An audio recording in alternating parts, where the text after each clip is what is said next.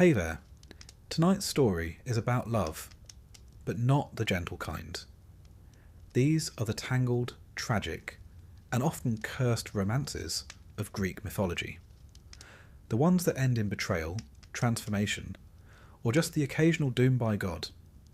From jealous gods to impossible fates, you'll hear about lovers who tried, and failed, to get a happy ending in a world that rarely allows it.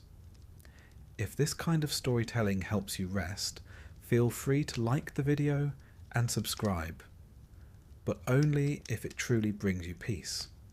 And let me know in the comments where you're listening from and what time it is. It's strangely comforting to drift off with others into the ancient quiet of myth. So, draw the curtains, let your heart slow, and let's begin with the most cursed love stories in Greek mythology. Once upon a time, though, as with all Greek myths, once is more a suggestion than a precise timestamp, there lived a man named Orpheus.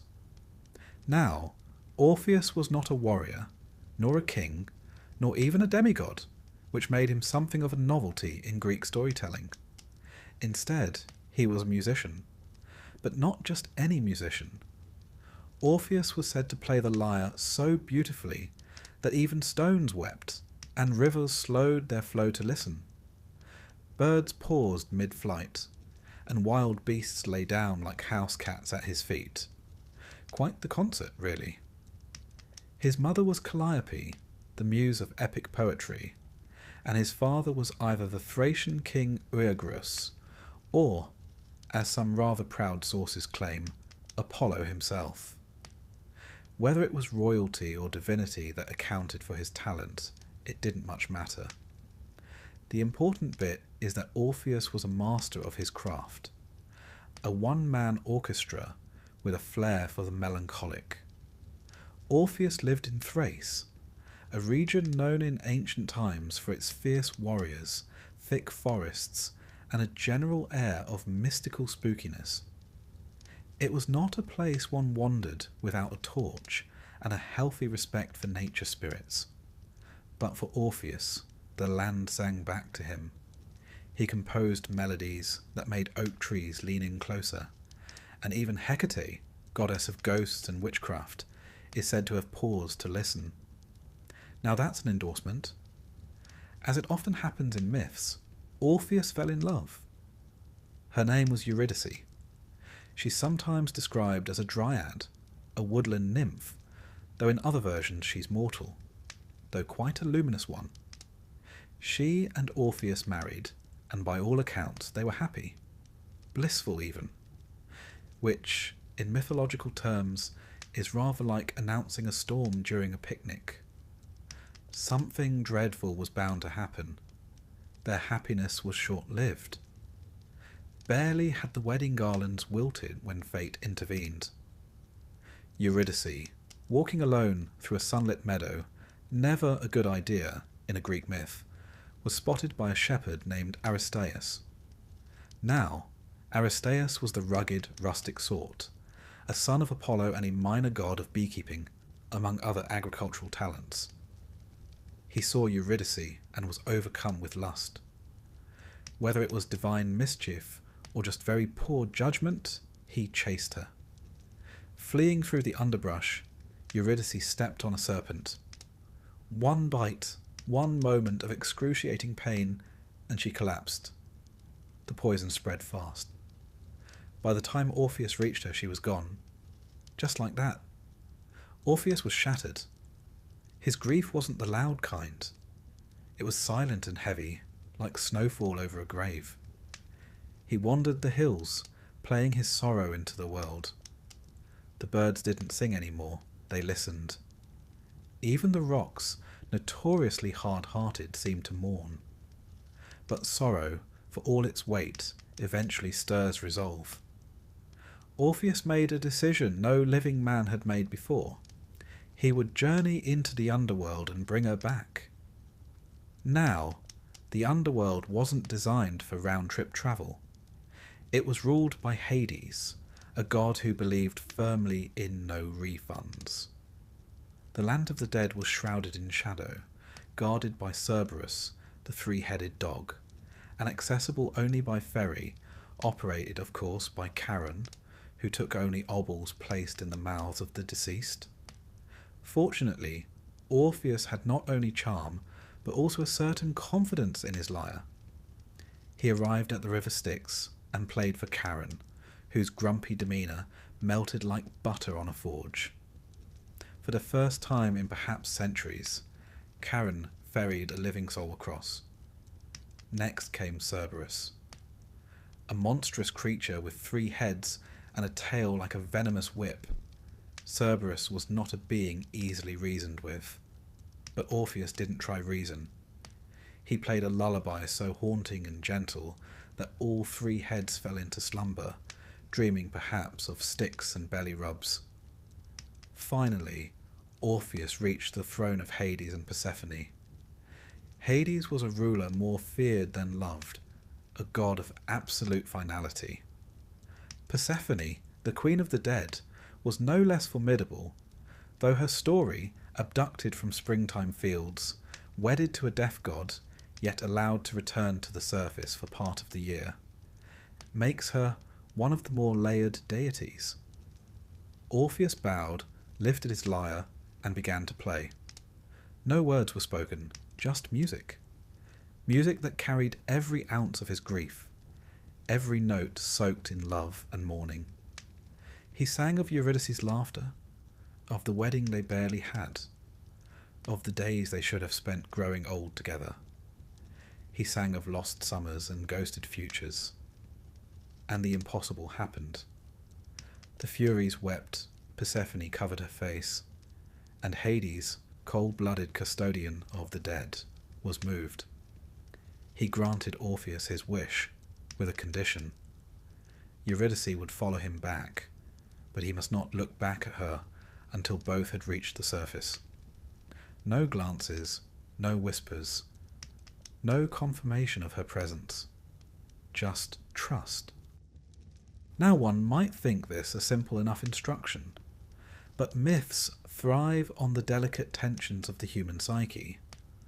Orpheus had just descended into hell itself.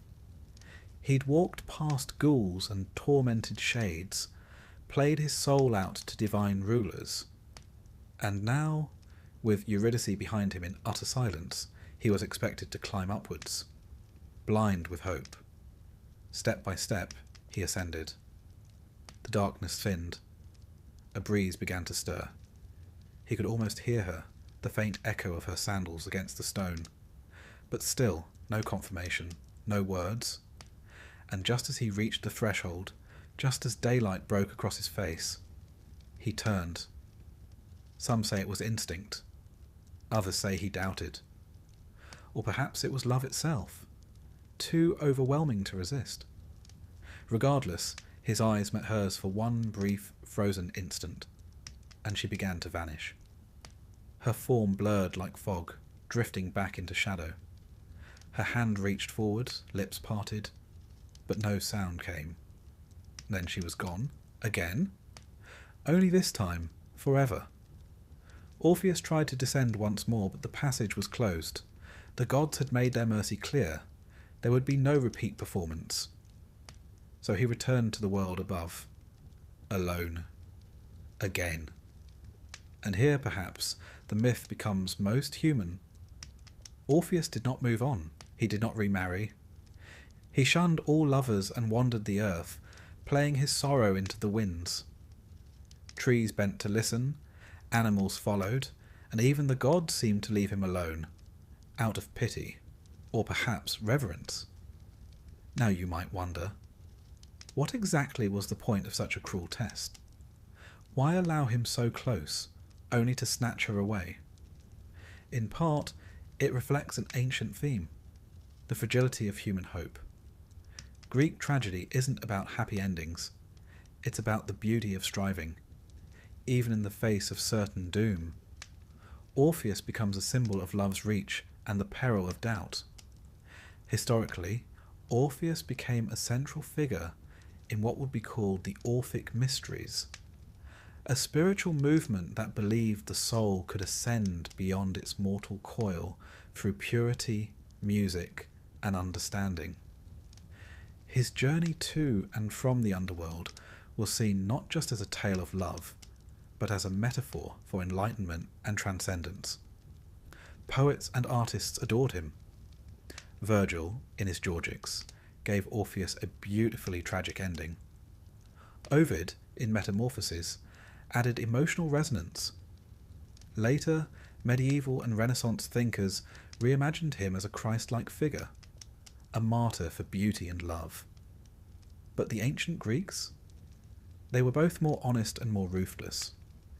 They believed in fate, and in their telling, Orpheus' end came not from age or grief, but from the Maenads, the wild, frenzied followers of Dionysus.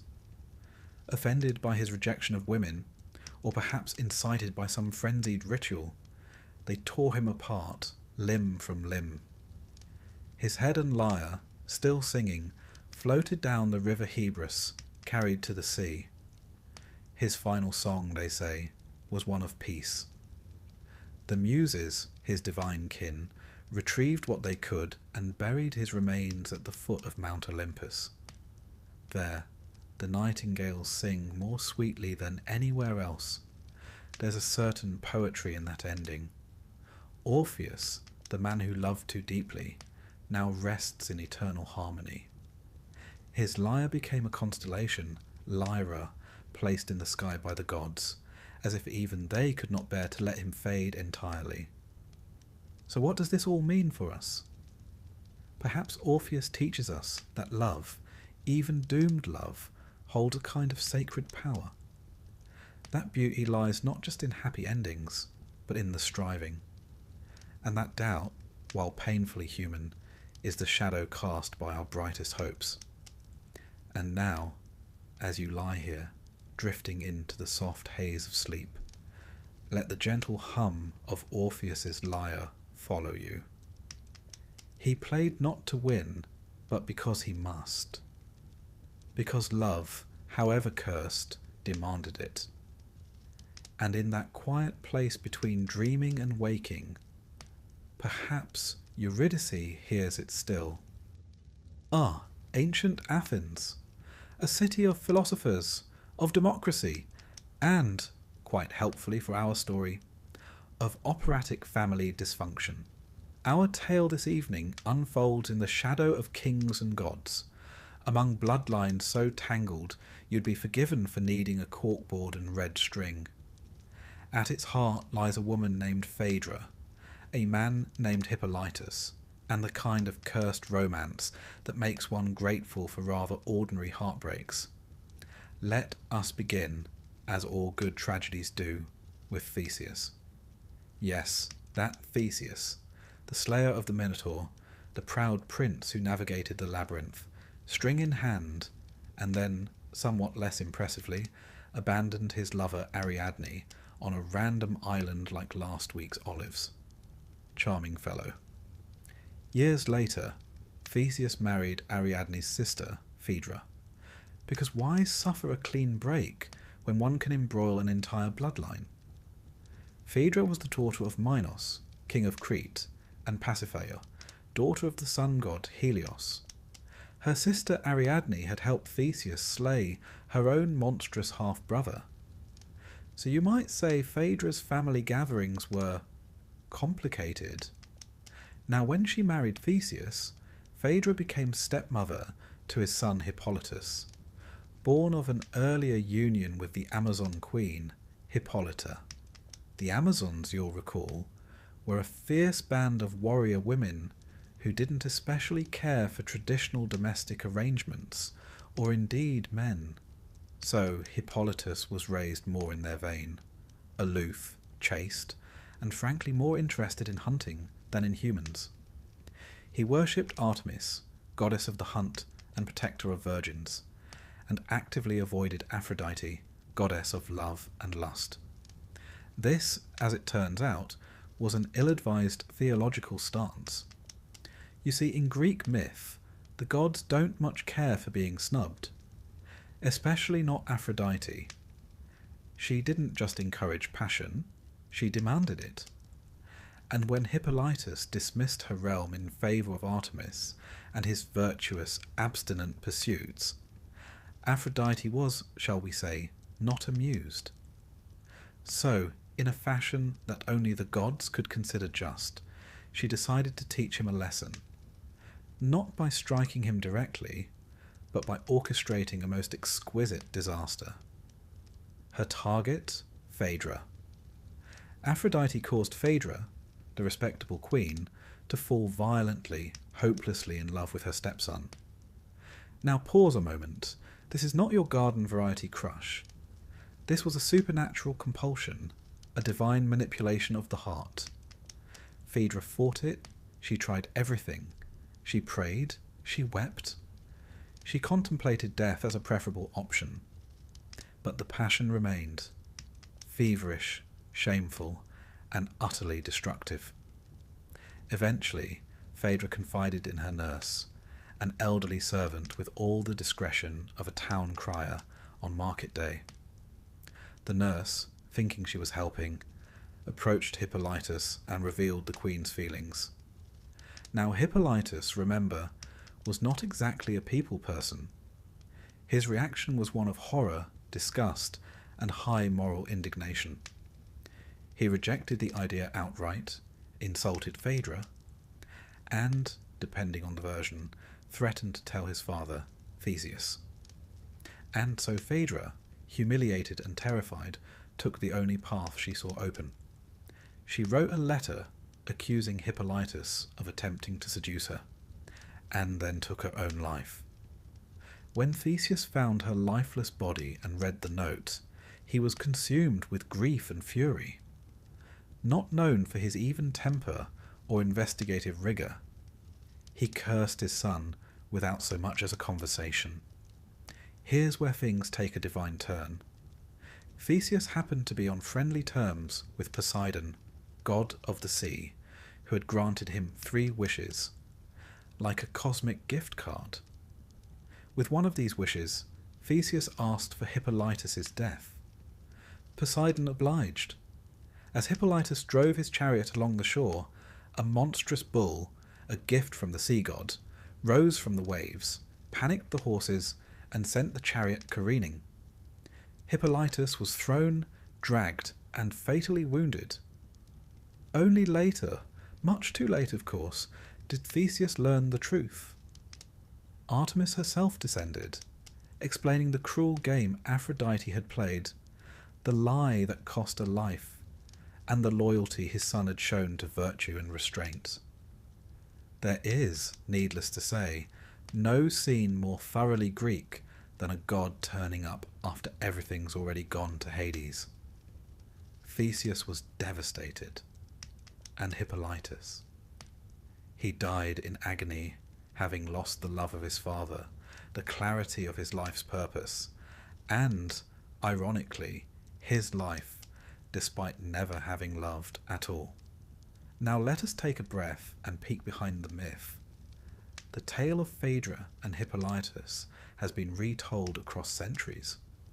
Euripides, that dark-hearted dramatist of the 5th century BCE, gave us one of the earliest full versions in his tragedy Hippolytus. In it, he explores themes of divine injustice, the dangers of repression, and the ruinous consequences of desire, particularly desire denied.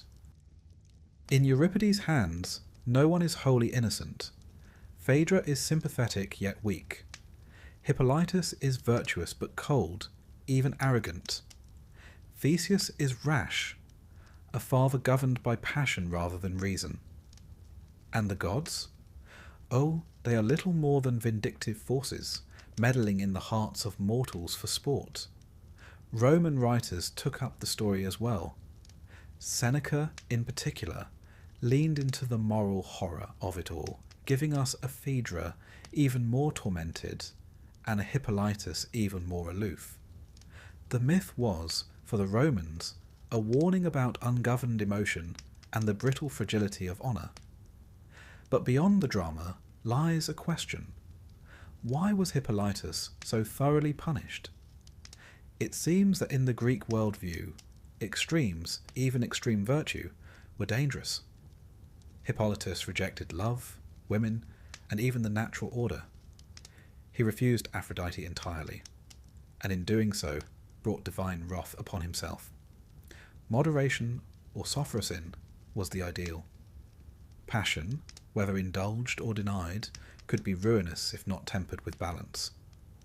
Phaedra, meanwhile, becomes the archetype of the woman torn by uncontrollable longing.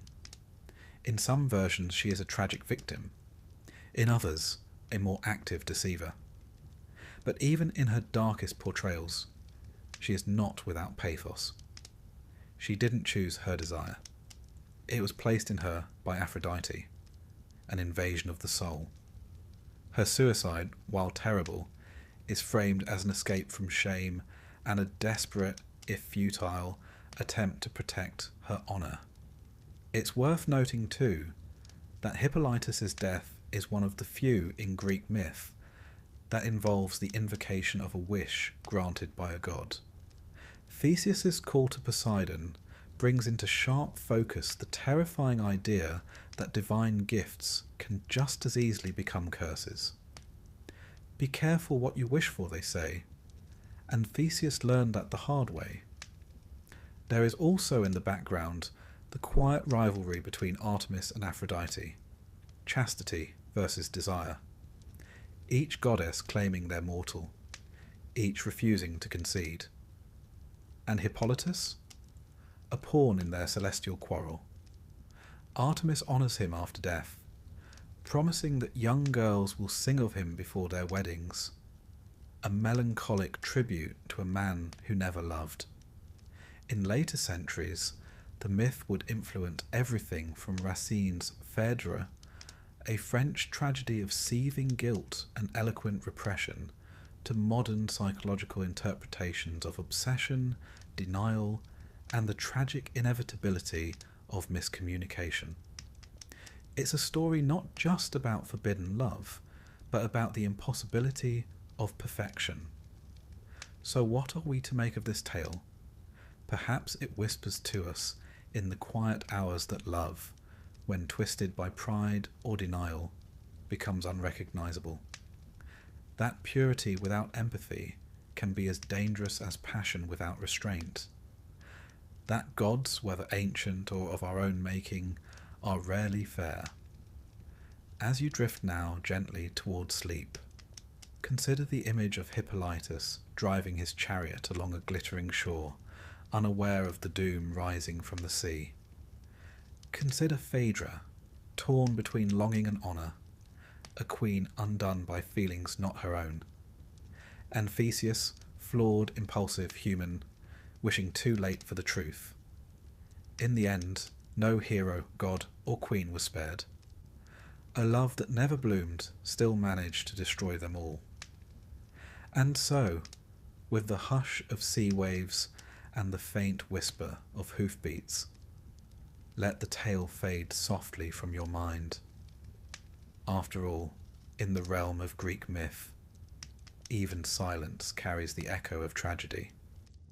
Let us dim the torchlight, settle deeper into our pillows, and drift to a time long before reason and restraint were fashionable. Back when the gods meddled freely in mortal affairs, and beauty could, quite literally, cause the fall of empires. Tonight's tale belongs to a love so cursed, so extravagantly disastrous, that even poets centuries later shook their heads in disbelief. Paris and Helen. She, the most beautiful woman in the world. He, a Trojan prince with the decision-making skills of a sleep-deprived squirrel. Together, they triggered a war that lasted 10 years, toppled a mighty city, and gave us one of the longest and bloodiest epics in Western literature. Romance, anyone? Let us begin, appropriately, with a wedding. But not of Paris or Helen. No, this was the wedding of Peleus, a mortal, and Thetis, a sea nymph. A curious pairing, certainly, but the gods were all invited, except, crucially, for Eris, goddess of discord. As you might imagine, Eris did not take kindly to being snubbed. So, in a move of divine pettiness that would make any soap opera villain blush, she crashed the party and tossed a golden apple into the crowd. Upon the apple were inscribed the words, "To the fairest." Now, if you know anything about Greek goddesses, you know this sort of thing is best avoided. Immediately, 3 stepped forward to claim the prize. Hera, queen of the gods, Athena, goddess of wisdom and war, and Aphrodite, goddess of love and beauty. Not a trio known for sharing. Zeus, wisely refusing to choose between his wife and 2 of his most powerful daughters, appointed a mortal judge, Paris of Troy, a prince known more for his looks than his wit. Poor lad. He was tending his flocks on Mount Ida when the 3 goddesses appeared, shimmering and radiant, each offering a bribe more tempting than the last. Hera promised him power, rule over vast lands and mighty kingdoms. Athena offered wisdom and victory in battle, eternal glory on the field. And Aphrodite, she offered him love, specifically the love of the most beautiful woman in the world. Paris, ever the romantic, or perhaps simply a man with an eye for aesthetics, chose Aphrodite. Thus, with the flick of a divine promise, the stage was set. Now, the most beautiful woman in the world was Helen of Sparta, daughter of Zeus and Leda. Yes, the same Leda whom Zeus seduced in the form of a swan, in what might be mythology's strangest courtship. Helen was raised by King Tyndareus of Sparta and eventually married Menelaus, the king himself. He was a capable ruler, brother to the more famously brutish Agamemnon, and not altogether thrilled when Paris turned up at his palace. Paris, fulfilling Aphrodite's gift, wooed, or, depending on the version, abducted Helen and whisked her away to Troy. Some say she went willingly, bewitched by Aphrodite's charm. Others suggest she had little choice in the matter. Still others believe a phantom Helen went to Troy, while the real one remained in Egypt. But let's not complicate things with metaphysics. What is certain is this: Helen's departure was seen as a grave insult, a personal betrayal to Menelaus, and a political one to every Greek prince who had once vied for her hand. You see, Tyndareus had cleverly made all of Helen's suitors swear an oath, known later as the Oath of Tyndareus, to protect and defend whoever she chose to marry. This turned out to be less a romantic safeguard and more a war clause. And so, the kings of Greece united, not merely to restore one man's pride, but to honour an oath, settle scores, and, if we're being honest, to indulge in a bit of conquering. The result was the Trojan War. The Trojan War. A conflict so grand and so devastating, it took not one, but 2 epic poems to contain it. The Iliad and the Odyssey. And that's just the beginning. 10 years of siege, countless deaths, and heroes like Achilles, Hector, Odysseus, and Ajax thrown into a whirlwind of battle, all for the sake of one woman's love. Or lust. Or really bad timing. Now, what of Paris and Helen during this war? Paris, though not devoid of courage, was no match for the great Greek heroes. He was better with words than weapons, and preferred archery to hand-to-hand combat, a rather unmanly thing in Homeric eyes. It was he who shot Achilles in the heel, though with some divine assistance, of course. Even his most famous kill comes shrouded in debate. Helen, meanwhile, remained in Troy, often portrayed as guilt-ridden and conflicted. Homer gives us glimpses of her regret, her sense of alienation. In the Iliad, she calls herself a shameless whore, blaming herself for the bloodshed. Yet we also see her cleverness, her nobility, and her strange affection for her new Trojan family, even as the Greeks pound at the gates. The war eventually ends, as you may recall, with the ruse of the Trojan horse, a grand deception led by Odysseus, who tricked the Trojans into wheeling their doom inside the city walls. That night, Greek soldiers emerged from the hollow belly of the horse and opened the gates. Troy burned. The city was razed, men slaughtered, women enslaved, children thrown from walls. It was not a rescue. It was a reckoning. And Paris, he died before the fall, wounded by the Greek hero Philoctetes, his pleas for healing ignored. Helen, remarkably, survived. Here history takes a twist. Helen was taken back to Sparta by Menelaus. Not executed, not shunned, but restored as queen. In Euripides' play Helen, she's even portrayed as entirely innocent, a pawn of the gods. But what of the curse? Ah yes, the curse. For the love of Helen, countless lives were lost. Kingdoms fell. Heroes perished. The ancient Greeks believed in Moira, in fate. And when one tampered with the cosmic balance, say by giving a mortal woman the beauty of a goddess, and then having her abducted by a Trojan prince, retribution was inevitable. Helen and Paris were not simply two people in love.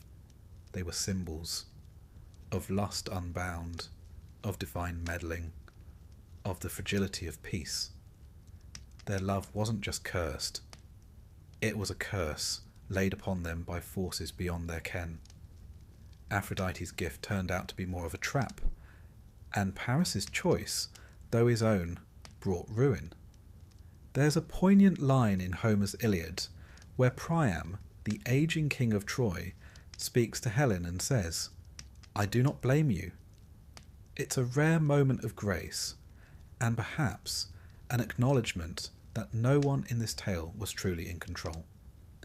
The gods pulled the strings, and the mortals danced or stumbled accordingly. And yet, generations later, artists and poets continue to return to Paris and Helen. Why? Because theirs is the quintessential tale of beauty and destruction, of the irresistible pull of desire, even when we know the cost. Helen becomes not just a woman, but an idea, of longing, of regret, of the havoc that follows when love is chosen above duty, above peace. In some versions, Paris and Helen are reunited in the afterlife.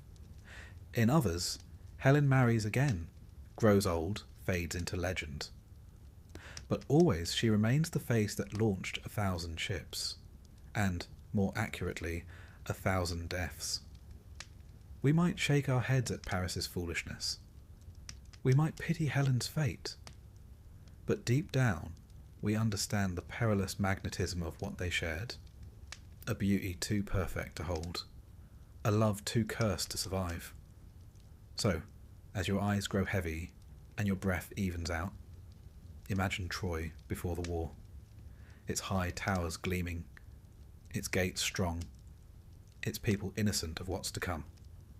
Picture Helen on the walls, watching the ships sail toward her, each bearing the weight of vengeance. And Paris beside her, hand in hers, neither of them fully understanding the price of that golden apple. A single choice, a whispered promise, and the fall of a city. Sleep well. Let us drift now into the hush of a forest glade. The leaves shimmer gently overhead. The air is heavy with birdsong, not quite real. And from somewhere, not far, not near, a music stirs, sweet and aching. A lyre strummed by fingers so gifted they might well have been kissed by the gods. Tonight, dear listener, we speak of Orpheus. Now, Orpheus wasn't your typical Greek hero. No sword, no spear. He didn't slay monsters or outwit sphinxes or start a war over some wayward lover. No, Orpheus wielded only music, and yet with that he could do what no blade could, move the world itself. The rocks wept at his songs. The rivers paused their flow. Trees leaned in, and wild beasts sat quietly at his feet. Even Hades, lord of the underworld and notoriously difficult at parties, would in time grant him audience. But let us not rush. We must first meet Eurydice. Eurydice was a dryad, a nymph of the trees. Beautiful, yes, but also wild in spirit, elusive as a breeze in spring. She met Orpheus, or perhaps he found her, singing in some quiet glade, and the two fell into a love so pure, so gentle, it seemed untouched by fate. They married beneath the trees. The Muses blessed the union, and for a moment everything was as it should be. Ah, but this is Greek mythology. And if there's one thing we've learned so far, it's that happiness is rarely allowed to flourish unpunished. Not long after their wedding, Eurydice was wandering through a field when she was spotted by Aristaeus, a minor god of agriculture and, ironically, beekeeping. He became, let's say, over-enthusiastic in his admiration and chased her. In her flight, Eurydice stepped on a serpent. The snake, perhaps insulted that its peaceful sunbathing had been interrupted, bit her. And just like that, she died. Now, in many stories, death is the end. But Orpheus was not content to mourn beneath the stars. He tuned his lyre, steadied his resolve, and descended into the underworld. Not metaphorically, literally. You see, unlike the Christian afterlife or the Buddhist wheel of rebirth, the Greek underworld was a shadowy, bureaucratic sort of place. There was paperwork, and rivers, and levels. The dead were sorted, seated, and generally discouraged from mingling with the living. But Orpheus, singing his sorrow, crossed them all. At the gates of the underworld stood Cerberus, the three-headed hound, a beast bred to devour hope. Orpheus played his lyre, and the great dog lay down and slept, all three heads dreaming different dreams. He passed the river Styx, that black ribbon of forgetfulness, where Charon the ferryman carried souls across for a fee, except this time no coin was needed. Music was payment enough. At last, Orpheus came before Hades and Persephone, lord and lady of the dead. Now Hades is often depicted unfairly, as cruel or malicious. But in truth, he was simply a man with a job no one else wanted, to oversee the realm where all things end. And he did it for the most part, without complaint. Persephone, of course, was the springtime bride who lived half the year below and half above. She understood sorrow. And so, when Orpheus played for them, he didn't plead, he didn't argue, he let the music speak. It was a song of loss, of sunlit mornings never to be shared, of laughter that now echoed too quietly, of a love that had bloomed and been severed in a moment.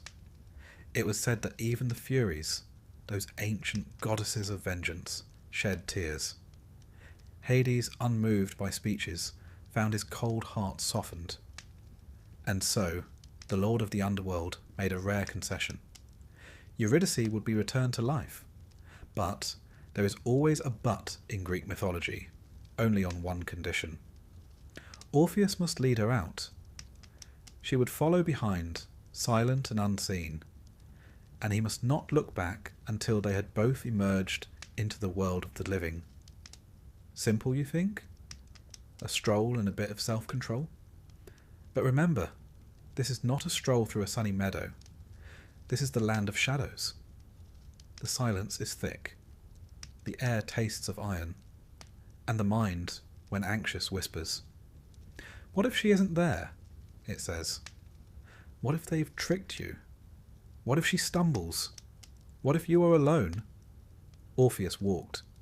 His steps echoed through the endless gloom. Behind him he felt a presence, light as breath. He resisted the urge to turn. Step after step, He climbed the dark tunnel toward the light, and then, just as the first sunbeam kissed his face, he turned. He turned. Eurydice was behind him, her hand reaching out, but she was still in the shadowed threshold, not quite free.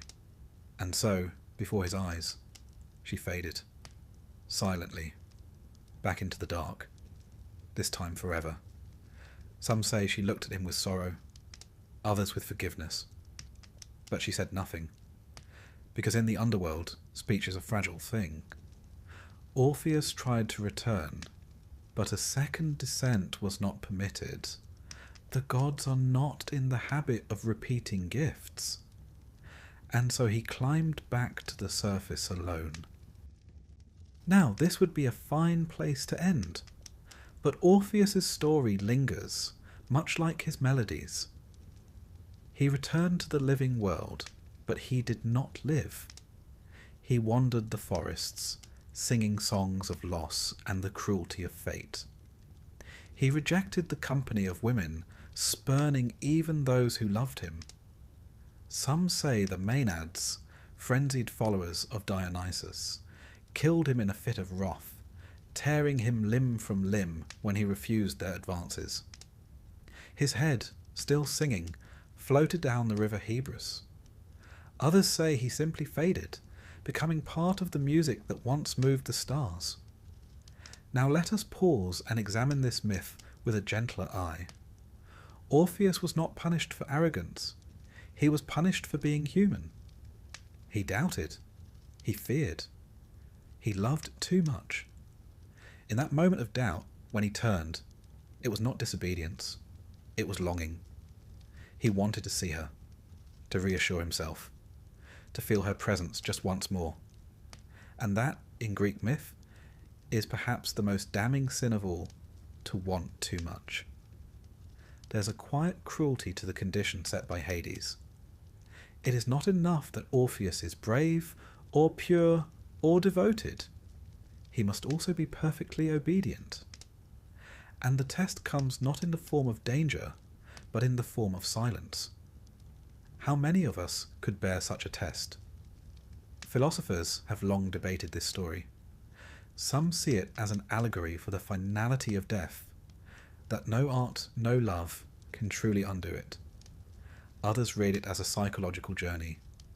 Orpheus's descent into grief, his struggle with hope, and his inevitable failure to let go. There is, too, the contrast of light and dark, of male and female. Orpheus, the rational, facing forward. Eurydice, the mysterious, trailing behind.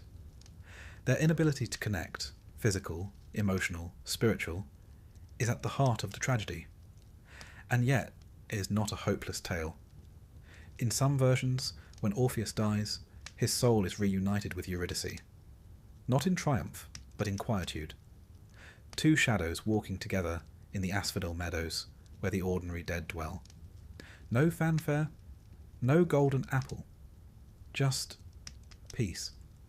We may ask, why does this story endure? Because it is perhaps the most relatable of all. We have all looked back when we should have forged ahead. We have all doubted the promises given to us. We have all lost something, or someone, and wondered if, by some act of will or love, we could bring them back. Orpheus reminds us that love is powerful but not omnipotent, that beauty can stir gods but not undo fate, and that the greatest tragedies are not born from hatred but from tenderness. So as you slip now into sleep, imagine a man with a lyre standing alone at the mouth of a cave, the birds quiet, the trees leaning in, and somewhere just behind him, a figure fading into the mist. A single glance, a lifetime of regret, and yet still the song goes on. Settle in, dear listener. Let the world grow quiet around you. In this chapter, we descend into one of the darkest corners of mythic romance, a tale not of hearts gently entwined, but of loyalty twisted into vengeance. A love so cursed, even the gods seem to wince and look away.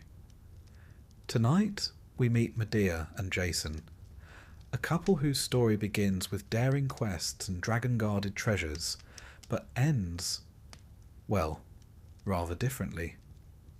If you've ever thought your exes were a bit dramatic, rest assured, they've got nothing on this pair.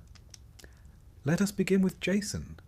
Jason was the rightful heir to the throne of Iolcus, a city in Thessaly. Unfortunately, as so often happens in Greek mythology, someone else had pinched the crown. His uncle Peleus, to be precise. When Jason came of age and demanded his birthright, Peleus, instead of simply giving it up like a reasonable chap, said, yes, of course. But first, if you wouldn't mind terribly, just pop off and fetch the golden fleece. Now, the golden fleece was no ordinary garment. It came from a divine, flying ram, and was said to be imbued with magical properties and royal legitimacy. It also happened to be located in the distant land of Colchis, at the eastern edge of the known world, modern-day Georgia more or less, guarded by a sleepless dragon. Naturally. Jason, being a hero, or at least pretending to be one, accepted the quest. He assembled a ship, the Argo, and a crew of the greatest heroes of the age, Heracles, Orpheus, Atalanta, and more. They were called the Argonauts, and their journey was the Avengers, endgame of ancient Greece. But it is in Colchis that our story of love and of blood begins. Here we meet Medea. Now, Medea was no simple maiden. She was the daughter of King Aeetes of Colchis and a granddaughter of the sun god Helios. She was also a sorceress, trained in the magical arts, particularly skilled in potions, herbs, and, you guessed it, creative revenge.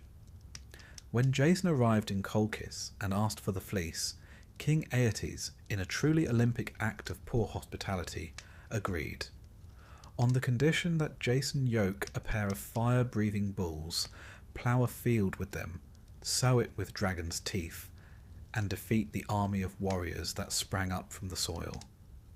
A fair day's work.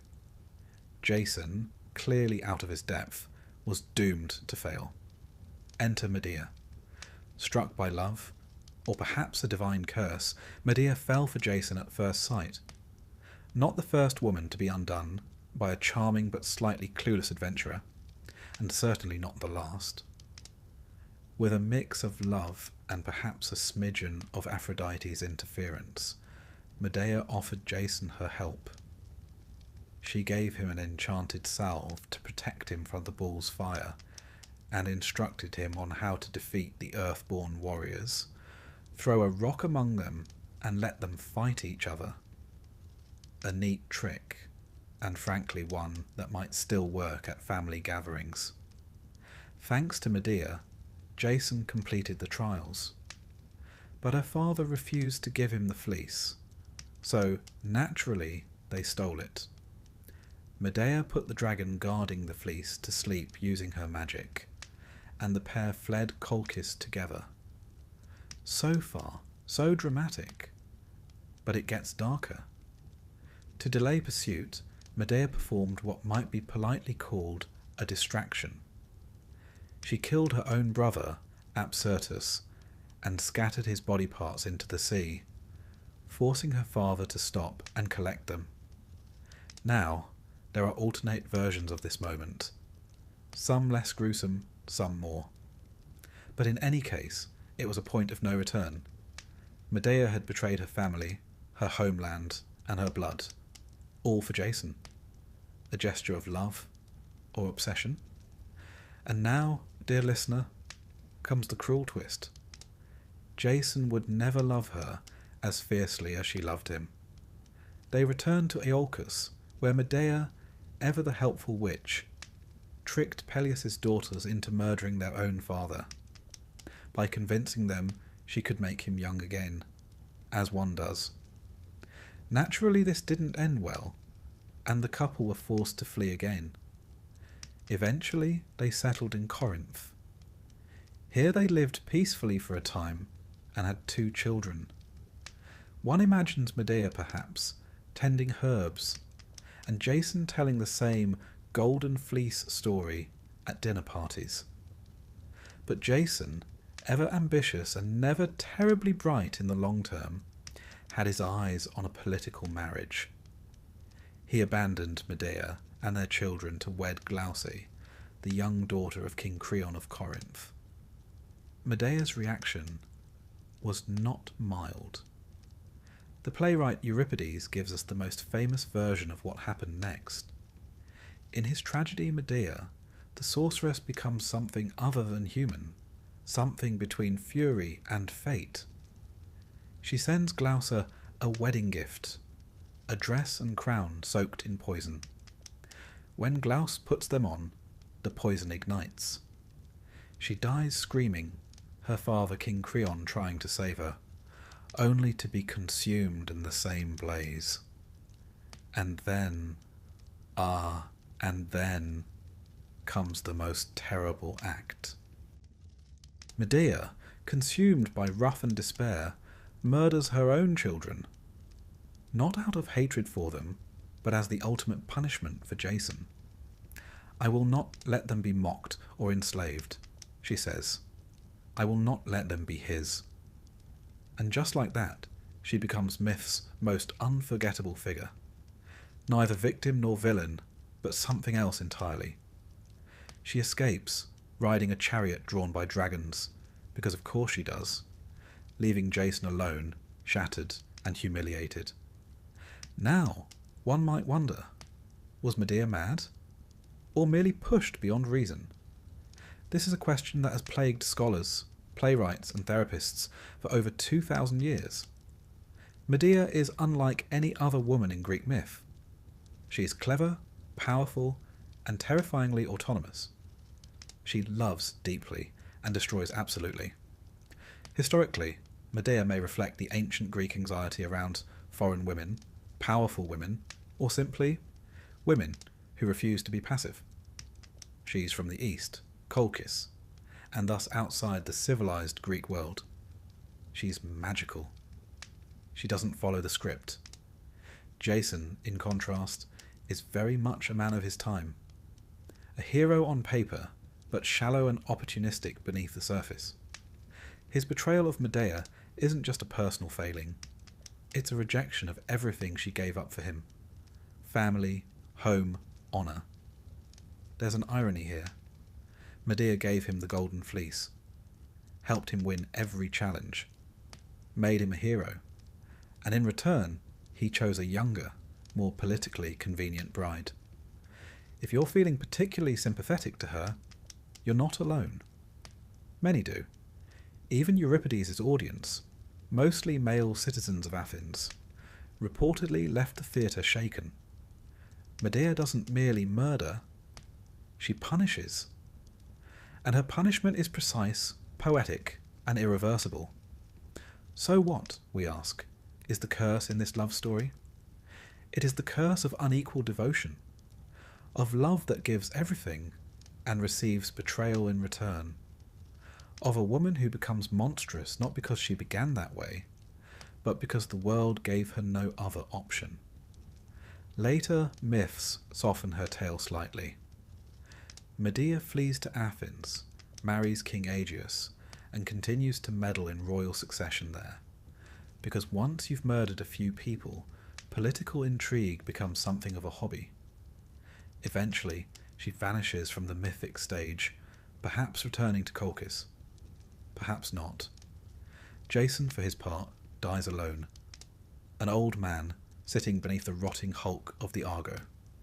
The ship collapses, and a beam falls on him, ending the life of a man once called a hero. A curiously mundane death, really. No monsters, no glory, just gravity. Perhaps it's fitting. The myth of Jason and Medea is less a story of love than a warning. Be careful whom you betray, especially if she's descended from the sun and owns a flying dragon chariot. But it is also, in its own twisted way, a deeply human story. Love that consumes. betrayal that stings, and the terrible things people do when they feel cast aside. As you rest now, and the night deepens around you, let us leave Medea, not with the blood nor the fire, but in the moment just before it all unravelled. A young woman watching the sea, holding a golden fleece in her hands, and believing, perhaps foolishly, that love would be enough. Sleep well. Let us drift now into a tale drenched in silence, restraint, and ruin. A story that unravels not in battlefield clatter or divine thunder, but in hushed corridors, aching hearts, and a single, devastating lie. It begins in Athens, under the watchful eye of a king, and ends on a dusty road beside a shattered chariot. This, dear listener, is the story of Phaedra and Hippolytus, a love that was never requited, never consummated, and yet managed to destroy nearly everyone involved. It is perhaps the quietest and most suffocating of our cursed romances. We begin, as all Greek tragedies must, with lineage, and what a tangled web it is.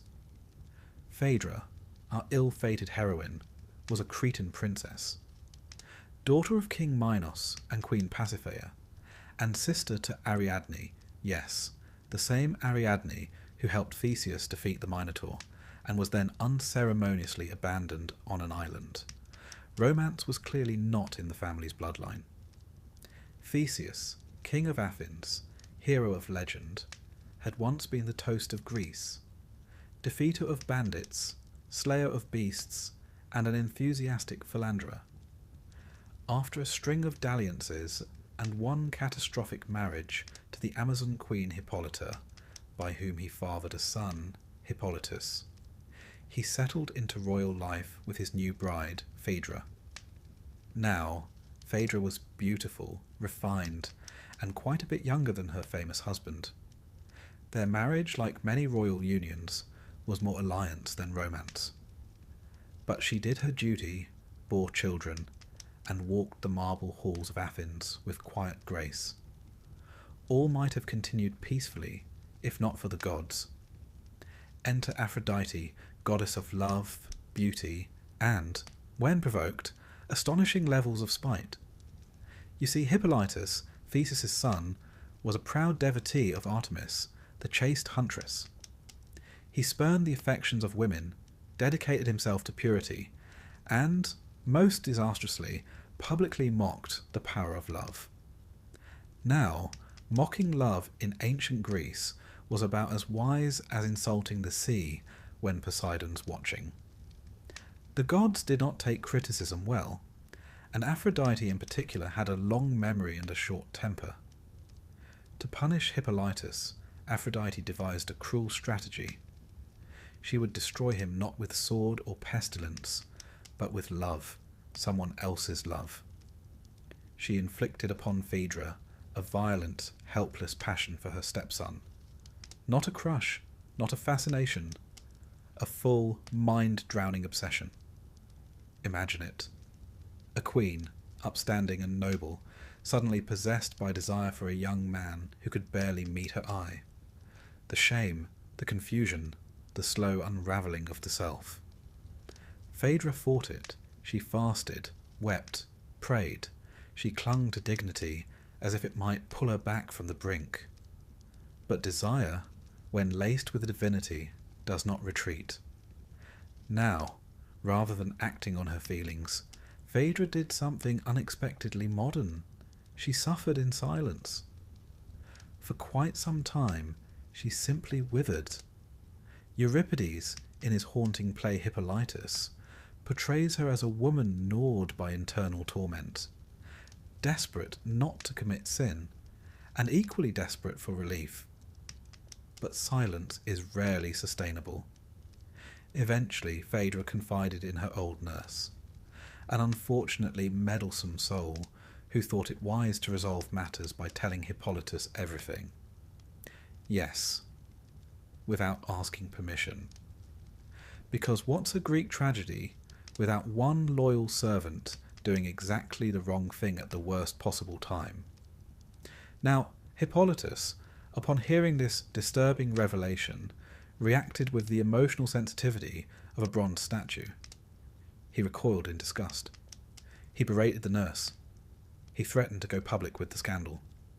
Now, a lesser woman might have screamed, or fled, or begged. But Phaedra, already on the edge of despair, took a different path. She wrote a note accusing Hippolytus of trying to seduce her, then took her own life. It's the sort of moment that lands like thunder. Quiet, sudden, and irreversible. Theseus returned home to find his wife dead and a damning letter in her hand.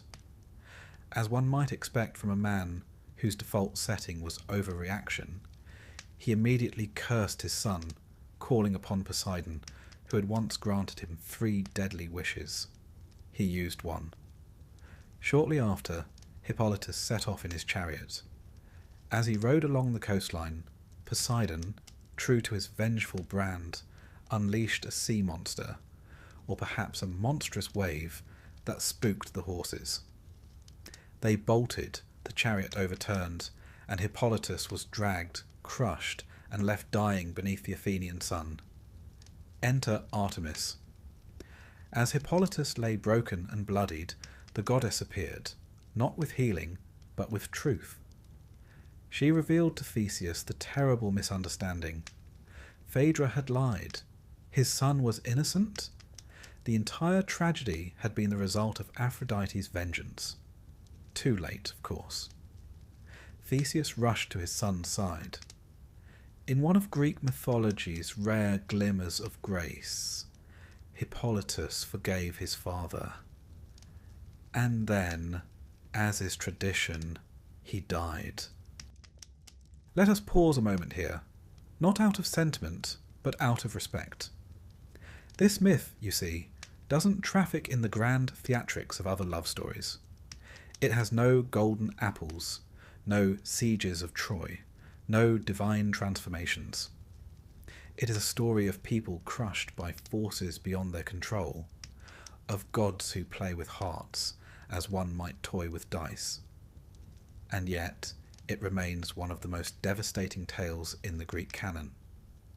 Euripides' Hippolytus, first performed in 428 BCE at the city Dionysia, was awarded first prize. This wasn't his first attempt, mind you. An earlier, now lost version had portrayed Phaedra as more openly lustful and less morally tormented, something the Athenian audience found a bit too scandalous for comfort. In the second version, Euripides gave Phaedra her dignity. She is a victim, not a villain. Her passion, though unnatural, is fought against with everything she has. Her downfall is not that she loved, but that she could not confess, that she could not find a path out of the silence. As for Hippolytus, he is, to modern eyes, a bit of a cold fish. His obsession with purity borders on the pathological. In rejecting love altogether, he insults Aphrodite, yes, but also becomes incapable of compassion. His horror at Phaedra's confession is understandable. His refusal to offer any kindness is not. The myth, then, is a meditation on extremism, on the dangers of denying part of one's nature. Love, the Greeks believed, was not optional. It was a force to be honoured, feared, and integrated. To reject it entirely was to invite disaster. And what of Theseus? He spends most of the myth off stage, arriving only in time to misjudge everyone and kill his own son. It's oddly poetic, given that Theseus's mythic career is full of grand gestures and poor follow-through. One might think of him as the original all-action, no-introspection hero. A sword in one hand and a tragic misunderstanding in the other. In some later traditions, Artemis is said to have taken Hippolytus after death and restored him to life in a distant land under a new name, Virbius, a god of the forest in Roman lore. Worshipped in Italy, he became a local deity of the grove, a shadow of his former life.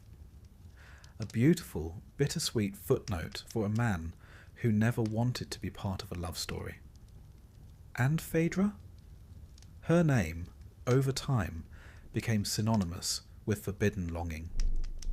In later European literature, Racine's Phaedra, for example, her tale is retold again and again, each version wrestling with the same uncomfortable question. What do we do with desire that shouldn't exist? What happens when love becomes a curse? It's a question that echoes down the centuries in whispered stories and silent tears. Because Phaedra's tragedy is not just that she loved wrongly, it's that she had no place to put that love. No one to tell. No language for it that wouldn't bring ruin. So, as we draw this chapter to a close, let us imagine them once more. Phaedra, pacing her chamber, lips bitten, eyes hollow. Hippolytus, aloof and proud, walking through a world he refuses to understand. Theseus, returning home to a silence more terrible than any monster's roar. And above them, as always, the gods. Watching, smiling, stirring the pot. Because in Greek mythology, love is rarely a blessing. More often, it is a test, a trap, a beautifully wrapped disaster. And nowhere is that more painfully clear than in the love that was never returned and never allowed. So sleep now, dear listener. Let the shadows of Phaedra's palace fade into dream. Let the whisper of Artemis's footsteps pass softly through your mind. And remember, some of the most devastating love stories are not those that end in betrayal or war, but those that were never allowed to begin. Let us now open the scroll on a love story so catastrophic, so calamitous, that it launched 1,000 ships. And, if you believe the poets, more than a few therapy sessions. It is a tale soaked in passion, betrayal, and the kind of poor decision-making that only comes from involving far too many gods in your dating life.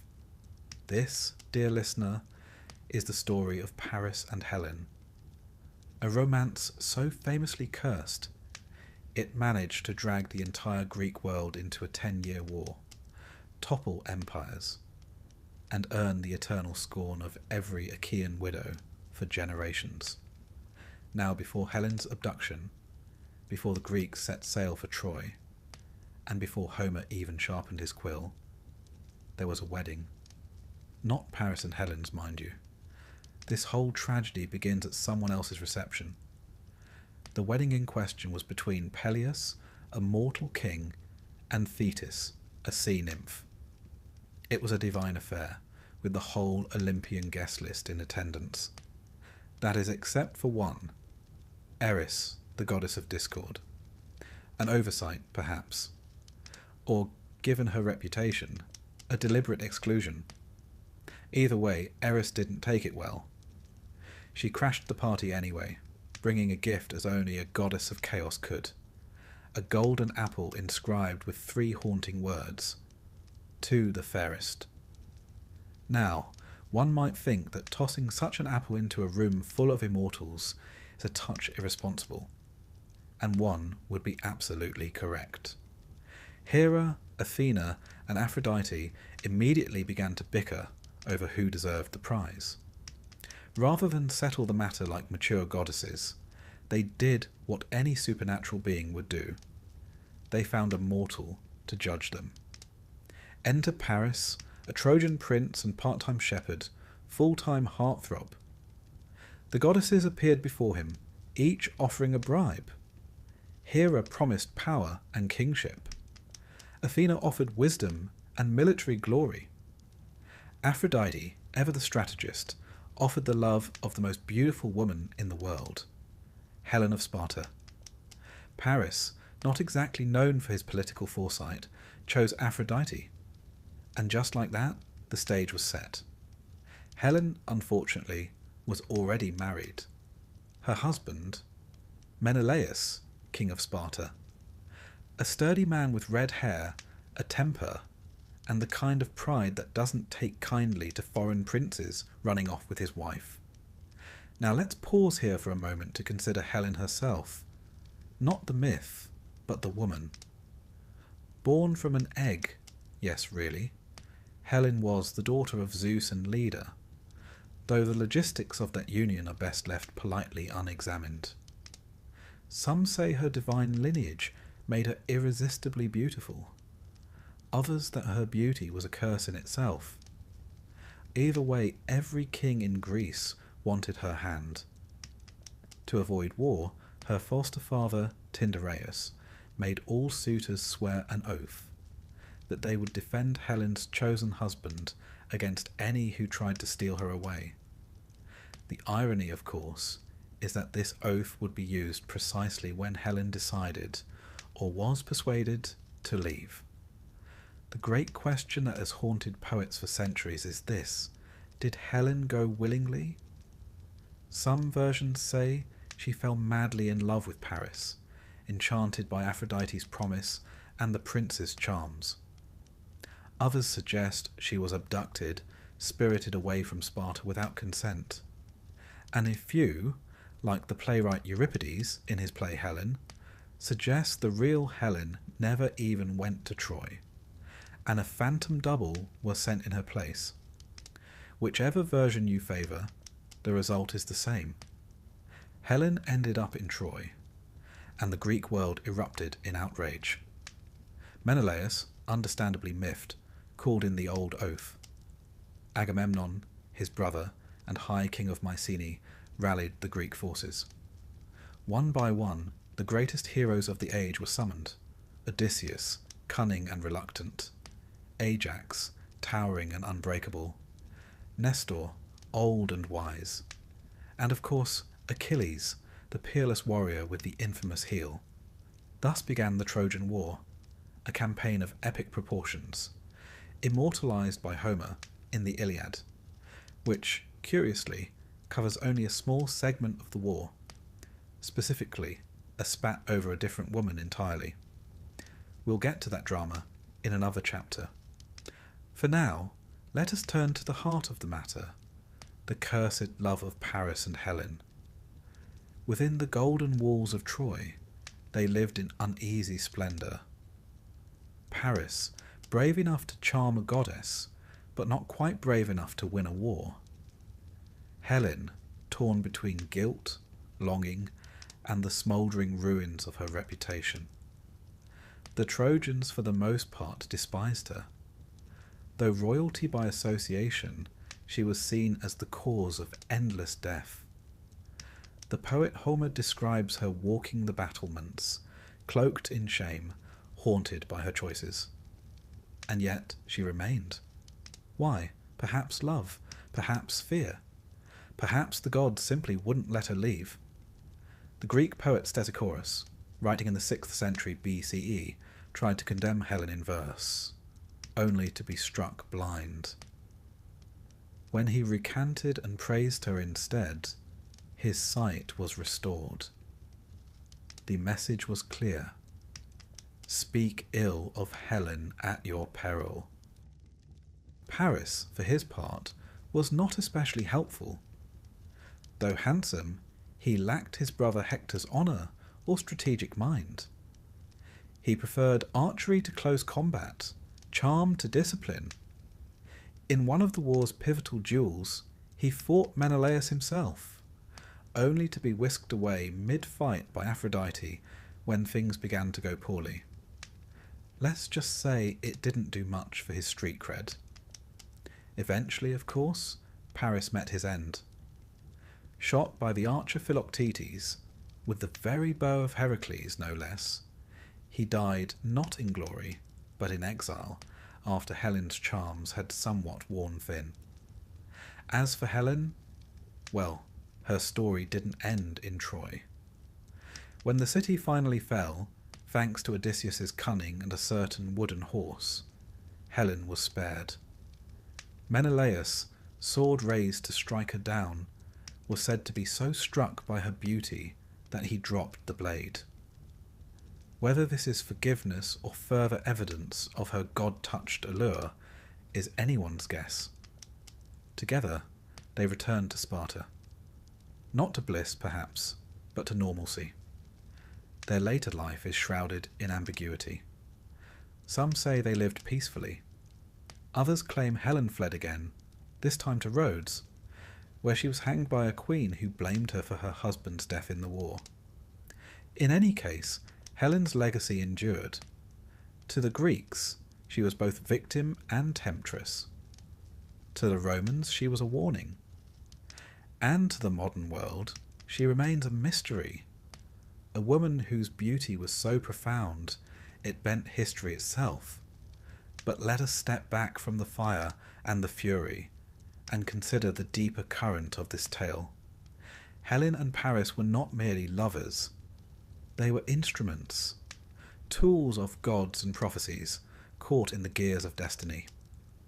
Their passion, whether genuine or divine-induced, ignited forces far beyond their comprehension. This is what makes their love so cursed.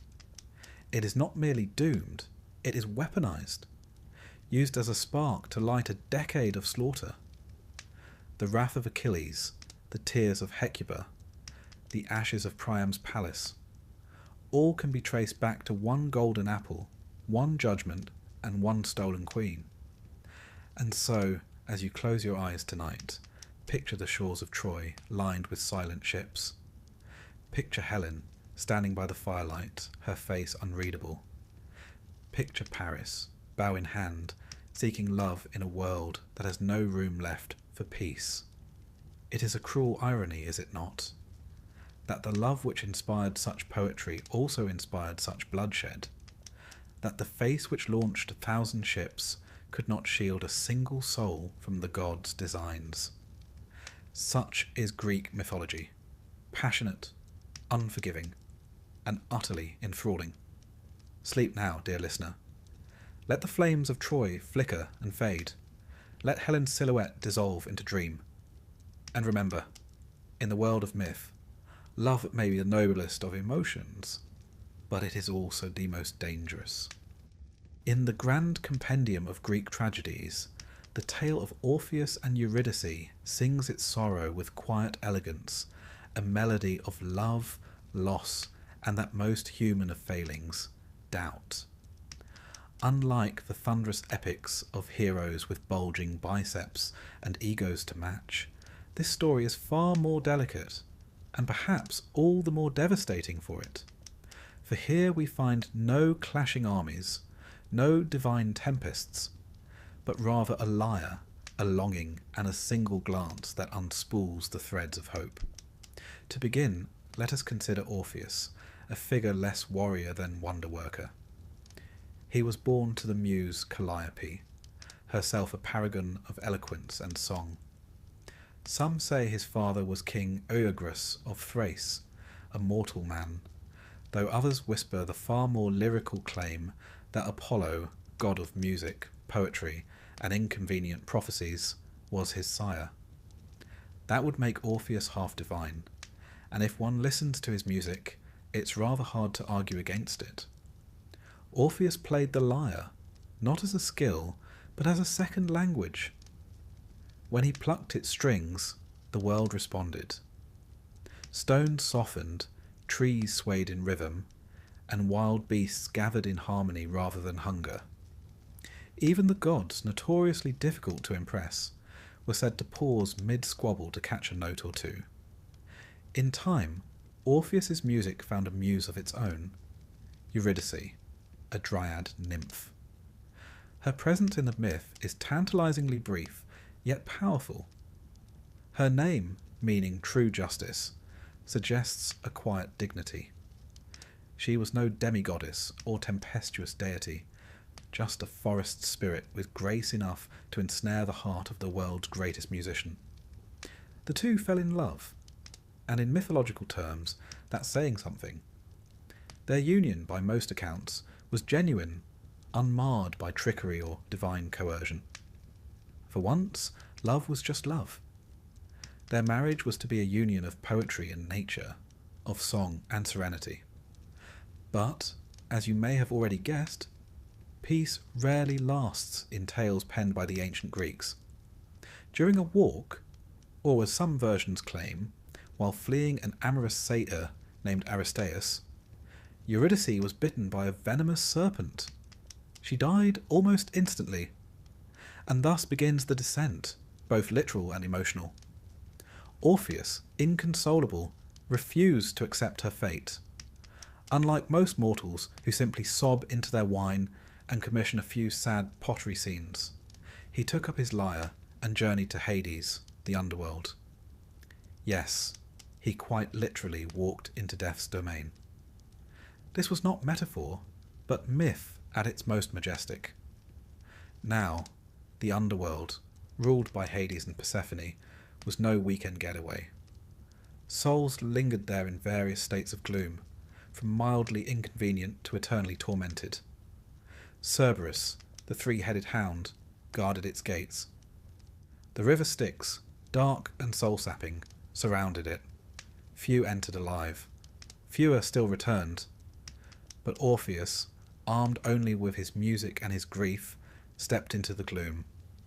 He played, and the underworld listened. The lyre's lamentation echoed through the caverns of death. The Furies, ancient spirits of retribution, paused their shrieking and wept. Charon, the grumpy ferryman of the Styx, offered him a lift without the usual fare. Even Cerberus, a creature best known for gnawing on heroes, curled up, soothed into a brief slumber by Orpheus's song. And when he reached the royal court of Hades and Persephone, he sang not of conquest, not of bargains, but of sorrow, of love lost, of hearts broken. He didn't demand Eurydice's return, he asked, a man stripped bare of pride, offering only melody. Remarkably, the rulers of the dead were moved. Whether it was the music, the mournful eyes, or perhaps just a slow day in the underworld docket, they relented. Eurydice could return to life. But naturally, there was a catch. Orpheus must lead her out. She would follow, silent and invisible. But he must not look back until both had reached the land of the living. It was, as the ancients loved to do, a test of trust, of restraint, of faith, a simple instruction, wrapped in impossibility. Orpheus accepted. They began the journey, step by slow step, through cavern and gloom, ascending a winding path that leads from death back to dawn. Behind him he heard nothing, not a whisper, not a sigh. Eurydice followed, but like a dream one tries to hold on to upon waking, she remained intangible. Doubt crept in. Was she really there? Had Hades tricked him? Was this some cruel joke by the gods?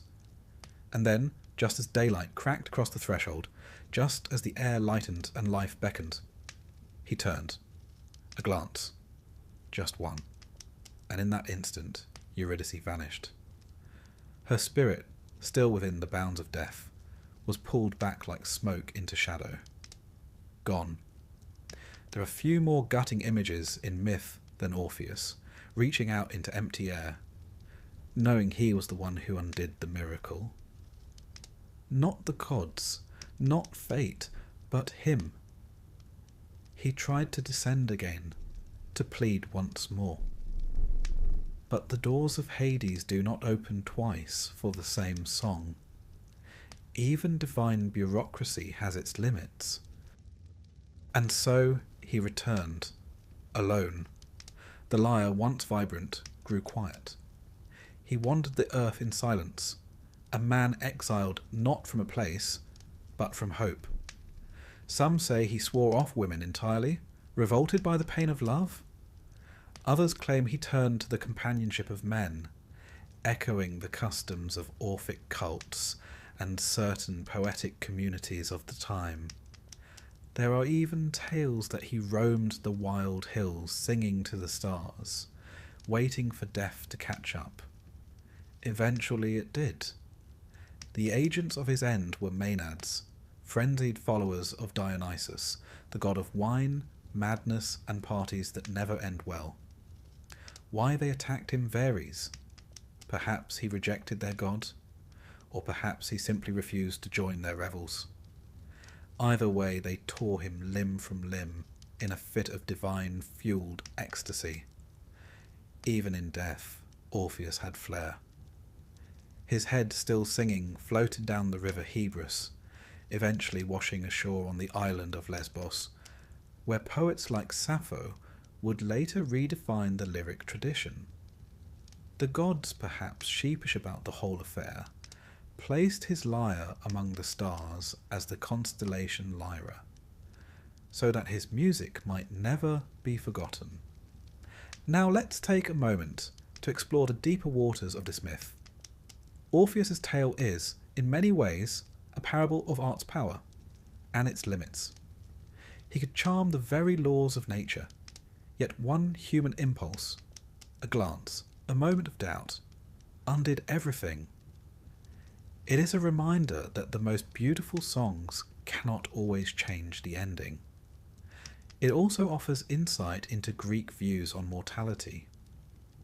The underworld in this myth is not a place of torture for the wicked, as later Christian ideas would propose, but a place of inertia, of loss. One does not burn in Hades. One simply ceases to grow. Orpheus defies this not with sword or spell, but with song. His journey reminds us that even in death's domain, beauty has power. Brief, fleeting, but undeniable. There's also a fair bit of philosophical heft here. The Orphic tradition, an actual religious movement in ancient Greece, believed in the soul's immortality, reincarnation, and the redemptive power of music and ritual. Orpheus, in this sense, becomes more than a tragic lover. He is a prophet, a bridge between life and death. And that glance? Oh, the infamous glance. Was it foolishness, impatience, or was it, perhaps, the final proof of his love? That he could not bear to wait another heartbeat without her presence confirmed. That as a musician, he had to see the beauty behind the song? One could say he failed, or one could say he proved what it meant to be human, flawed, yearning, and ultimately incapable of blind faith when the heart is involved. So now, as the lyre's echo fades and your breathing slows, let this tale settle gently upon your thoughts. Let Eurydice's footsteps echo just behind your dreams. Let Orpheus's song wind its way around your slumber. Because in the end, it is not the curse that defines the story, but the love that dared to defy it. And remember, dear listener, next time you're walking out of the underworld with your beloved behind you, don't look back, even if it's just to check whether they're rolling their eyes. Let us now delve into one of Greek mythology's most uncomfortable tales, a story so laden with awkwardness, repression, and tragedy that it might make a family reunion feel like a walk in Arcadia. This is the tale of Phaedra and Hippolytus, a cursed love story that manages to entangle gods, kings, and horses, and culminates in one of the most painful misunderstandings in all antiquity. Our story begins, as many do, with the house of Theseus, and I must warn you, this family makes Shakespeare's tragedies look like bedtime stories. Theseus, the famed king of Athens, was a hero of some repute, slayer of the Minotaur, frequent abductor of women, and possessor of a moral compass that spun rather freely. In his later years, Theseus married Phaedra, daughter of Minos, king of Crete, and Pasiphae, the same woman who, through divine mischief and bovine seduction, gave birth to the Minotaur. Yes, that Minotaur. Suffice to say, Phaedra came from a complicated lineage. Now, Phaedra herself was not initially marked for tragedy. She was royal, refined, and according to ancient dramatists, possessed of considerable beauty. But as is often the case in Greek mythology, her downfall came courtesy of the gods, specifically Aphrodite, who was having a bit of a sulk. You see, the object of Aphrodite's ire was not Phaedra herself, but Hippolytus, Theseus's son by the Amazon queen Hippolyta, or sometimes Antiope, depending on which mythological gossip column you read. Hippolytus was young, noble, and exceedingly devoted to Artemis, goddess of chastity and the hunt, and that's where the trouble began. Hippolytus had taken a rather public stance against the delights of love. He disdained Aphrodite and her followers, spurning all romance and sexuality in favour of virtue, wilderness, and a good gallop through the woods. This, to Aphrodite, was not just offensive, it was heresy. One does not simply ignore the goddess of desire without consequences. So, as a punishment, most cruel and cunning, Aphrodite decided to strike him where it would hurt the most, through love. Not his love, of course. No, she would make Phaedra, his stepmother, fall madly, hopelessly in love with him. What followed was an agony of silence and longing. Phaedra, struck by this unnatural desire, tried everything to resist. She withdrew from court life, fasted and brooded, always a worrying sign in ancient drama. Her nurse, a character who surely deserves some kind of tragedy support award, eventually dragged the truth from her, and then, in what might be the least helpful act of confidenting in history, told Hippolytus. Now, one must feel at least a modicum of sympathy for the lad.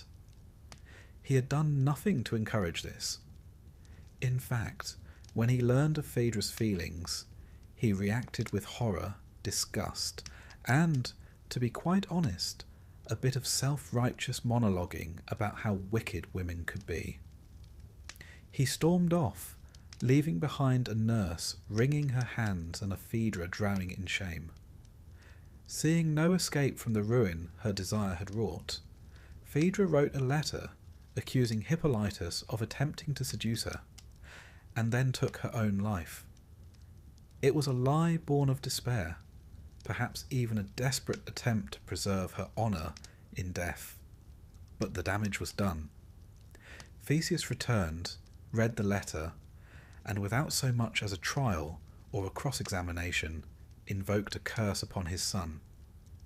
Not just any curse, mind you. He called upon his own father, Poseidon, to destroy Hippolytus. And Poseidon, never one to ignore a good curse request, obliged. As Hippolytus drove his chariot along the coast, Poseidon sent a monstrous bull from the sea. The horses panicked, the chariot shattered, and the young man was dragged to his death. Limbs shattered, body bloodied, virtue intact. It was only after his son lay dying that Theseus learned the truth.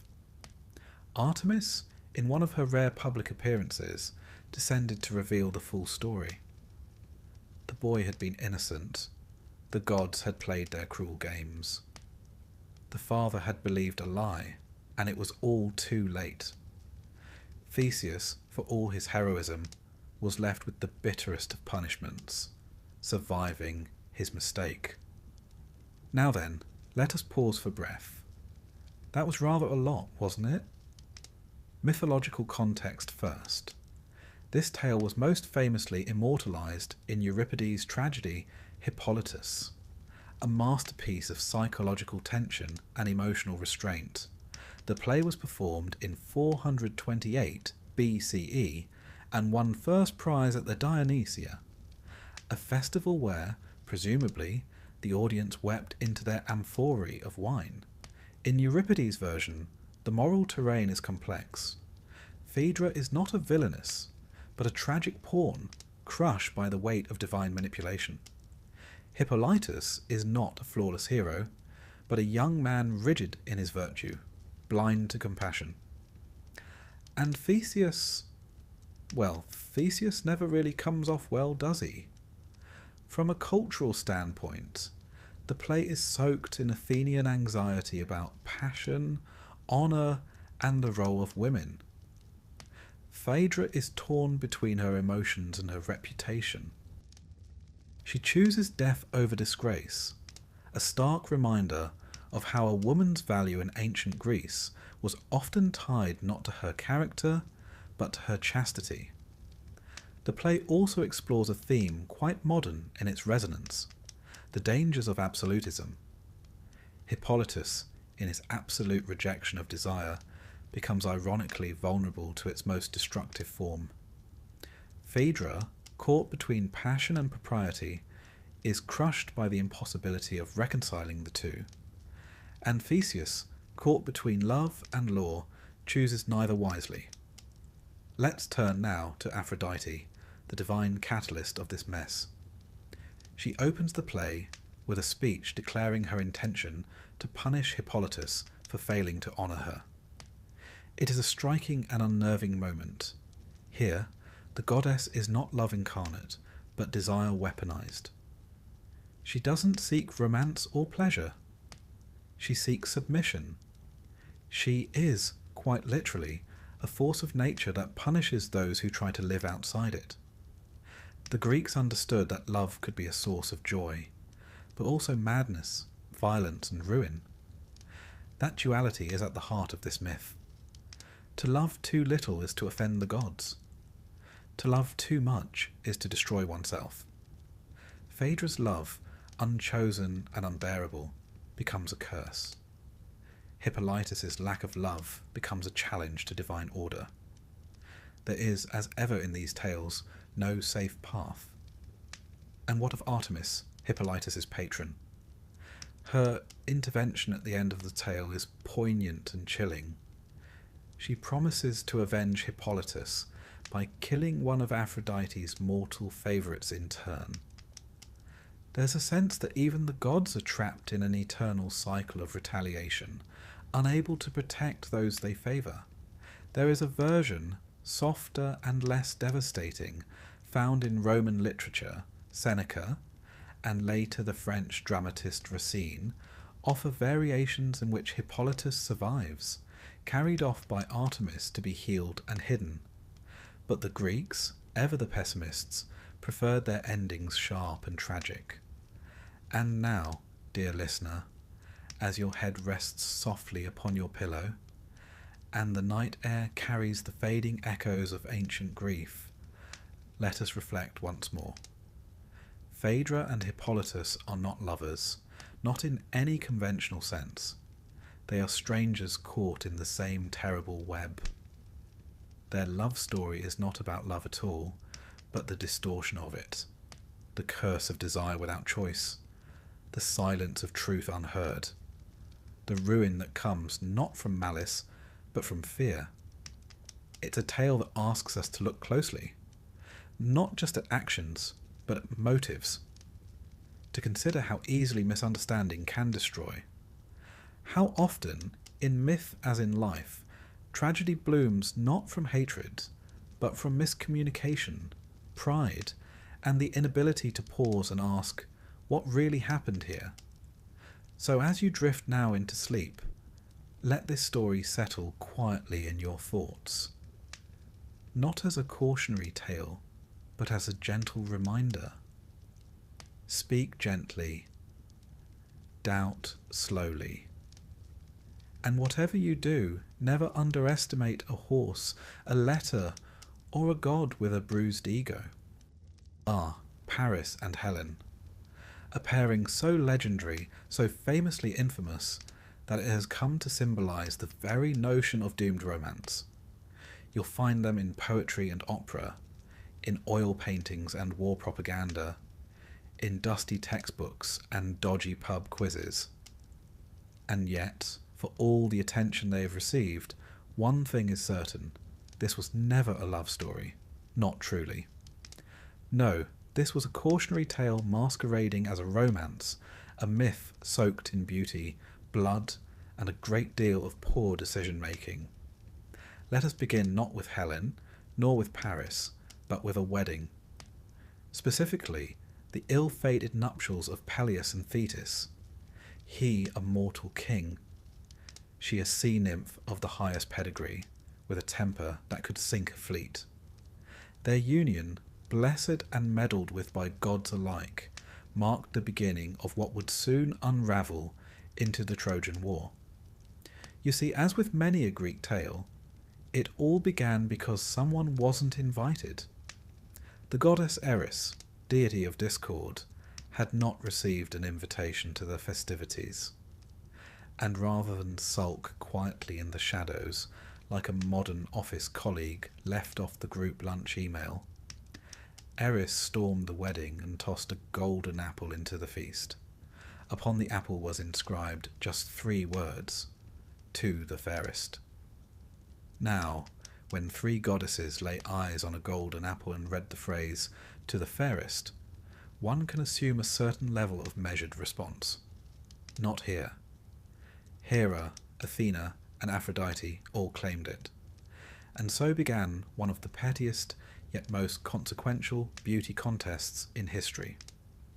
Enter Paris, a Trojan prince living rather peaceably on Mount Ida, having been exiled in infancy due to a prophecy foretelling he would one day bring ruin to Troy. Spoiler alert, the prophecy was quite accurate. The goddesses, unwilling to share a title or an apple, decided he would serve as the judge of their divine pageant. Each goddess, like a contestant on an especially high-stakes talent show, offered Paris a bribe. Hera promised power. Athena promised wisdom and military glory. Aphrodite, the ultimate romantic, offered him the most beautiful woman in the world. Paris, being young, impetuous, and deeply committed to surface-level beauty, chose Aphrodite. In doing so, he not only secured a place in history, but signed a celestial permission slip for disaster. And who, you ask, was this promised paragon of beauty? Helen of Sparta, daughter of Zeus and Leda, the latter famously seduced or assaulted, depending on one's translation, by Zeus in the form of a swan. Helen's beauty was said to be unparalleled, so much so that Theseus, yes, our old friend from chapter 9, once kidnapped her in her youth. But at the time of our story, Helen was married to Menelaus, king of Sparta and brother to Agamemnon, the king of kings in Mycenaean Greece. Paris, now committed to his prize, travelled to Sparta, was welcomed as a guest, and promptly seduced or spirited away Helen. Some versions say she went willingly. Others say she was taken. Greek myth is, as ever, delightfully inconsistent. But one thing is certain. Paris left with Helen, and Menelaus was furious. Cue the most ambitious retrieval operation of the Bronze Age, the Trojan War. Now it's worth pausing here to reflect. This wasn't just a domestic dispute. This was an all-star ensemble cast of Greek mythology. Achilles, Odysseus, Ajax, Nestor, Patroclus. A who's who of ancient heroism. And all supposedly rallied not merely to help Menelaus reclaim his wife, but to uphold a pact. When Helen was of marrying age, her suitors had all sworn to defend the chosen husband against anyone who tried to take her. You see, everyone expected trouble. Helen was, after all, the mythical equivalent of a diplomatic incident waiting to happen. But beyond the shimmering surface of abducted wife lies a tangle of deeper themes. Helen wasn't merely a prize passed between men. She became a symbol of male pride, national honour, divine interference, and the enduring fear of feminine allure. Her beauty was seen not just as a blessing, but as a destabilizing force, a thing too powerful to exist unguarded. And what of Paris? Was he a great lover? A romantic hero? Not exactly. In Homer's Iliad, he is portrayed as, well, a bit soft. more fond of lounging in his chambers with Helen than facing the Greek champions on the battlefield. His brother Hector, a genuine paragon of nobility, frequently rebukes him for his laziness and cowardice. Even Helen, in moments of weary honesty, mocks his martial inadequacy. Their relationship is complicated. In many retellings, Helen spends much of the war in Troy as a woman trapped by fate, by guilt, by circumstance. She is neither villain nor victim, but a blend of both. At times she regrets leaving Sparta. At others she blames the gods. Her ambiguity makes her one of the most psychologically rich characters in the mythological canon. Let us now turn to the war itself. 10 years of bloodshed, the death of heroes, the wrath of Achilles, the trickery of Odysseus, all to reclaim one woman, or more accurately, to restore male honour after it had been bruised. At least, that's what the song said. But beneath the surface, the Trojan War became a mythological crucible, a space where love, duty, revenge, and divine will collided. Helen's role after the war varies by source. In Homer, she is welcomed back by Menelaus. No trial, no execution, no banishment. It's as if the war never happened. The Trojans are dead, the city burned, but Helen returns to her palace and resumes her life. The ancient Greeks, it seems, had a rather flexible approach to reconciliation, provided you were beautiful enough. Later sources are less forgiving. Euripides, in his tragedy Helen, posits a version in which the real Helen was spirited away to Egypt by the gods, and a mere phantom, a cloud image, was taken to Troy in her place. This reinterpretation attempts to absolve Helen of blame entirely. A clever mythological loophole, one might say, though it does raise the question, why didn't the gods intervene earlier? The image of Helen, as seductress, scapegoat, symbol, is perhaps the most potent in all classical mythology. She becomes a mirror for whatever society wishes to see. To some, she is the ultimate femme fatale. To others, a tragic pawn. Her story shifts with the teller, reflecting the anxieties of the age. And Paris? His end, unsurprisingly, is not heroic. He is mortally wounded by Philoctetes, wielding the very bow of Heracles. Paris seeks help from Oenone, his former lover, and a nymph who had the power to heal him. She refuses, still hurt by his betrayal. And so Paris dies. Later, filled with remorse, she throws herself onto his funeral pyre. A rather fiery footnote to an already charred love story. One might ask, did Helen and Paris ever really love each other? Or were they both caught in a storm of divine meddling, political ambition, and their own vanity? There's a line in Euripides' Trojan Women where Helen defends herself before Hecuba, queen of the fallen city. She says, "It was the gods, not I." And perhaps that's true. In Greek myth, mortals are so often vessels for divine caprice, and yet they suffer the consequences. The tale of Helen and Paris endures not because it is romantic, but because it is recognizably human.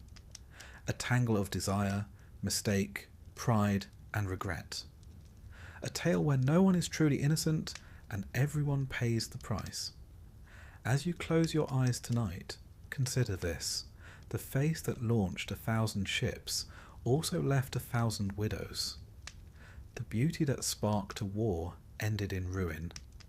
And the love that defied kings and gods alike ultimately led nowhere at all.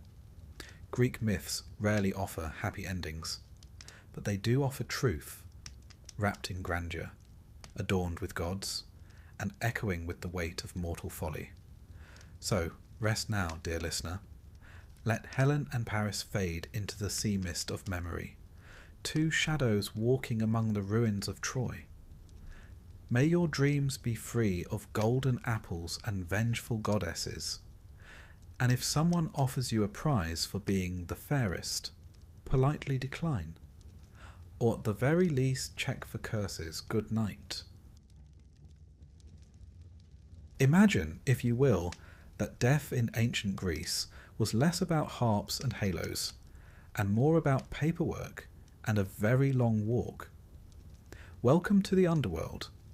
Not quite hell, not quite heaven, and certainly not the place you stumbled into uninvited. This was no vague afterlife, but a fully formed terrain, complete with rivers, gates, judges, and the sort of ambience that would make even the most persistent travel agent hesitate. The Greeks didn't imagine the afterlife as something celestial. Floating upward was more of a later innovation. No, to the ancient Greek, death was a descent. The underworld, or Hades, was believed to lie beneath the earth, a vast echoing domain where the dead, regardless of virtue or vice, ended up. There were exceptions, of course. We'll get to those who earned upgrades or demotions later, but the standard model was simple. When you die, you go down. This idea of downward is worth noting.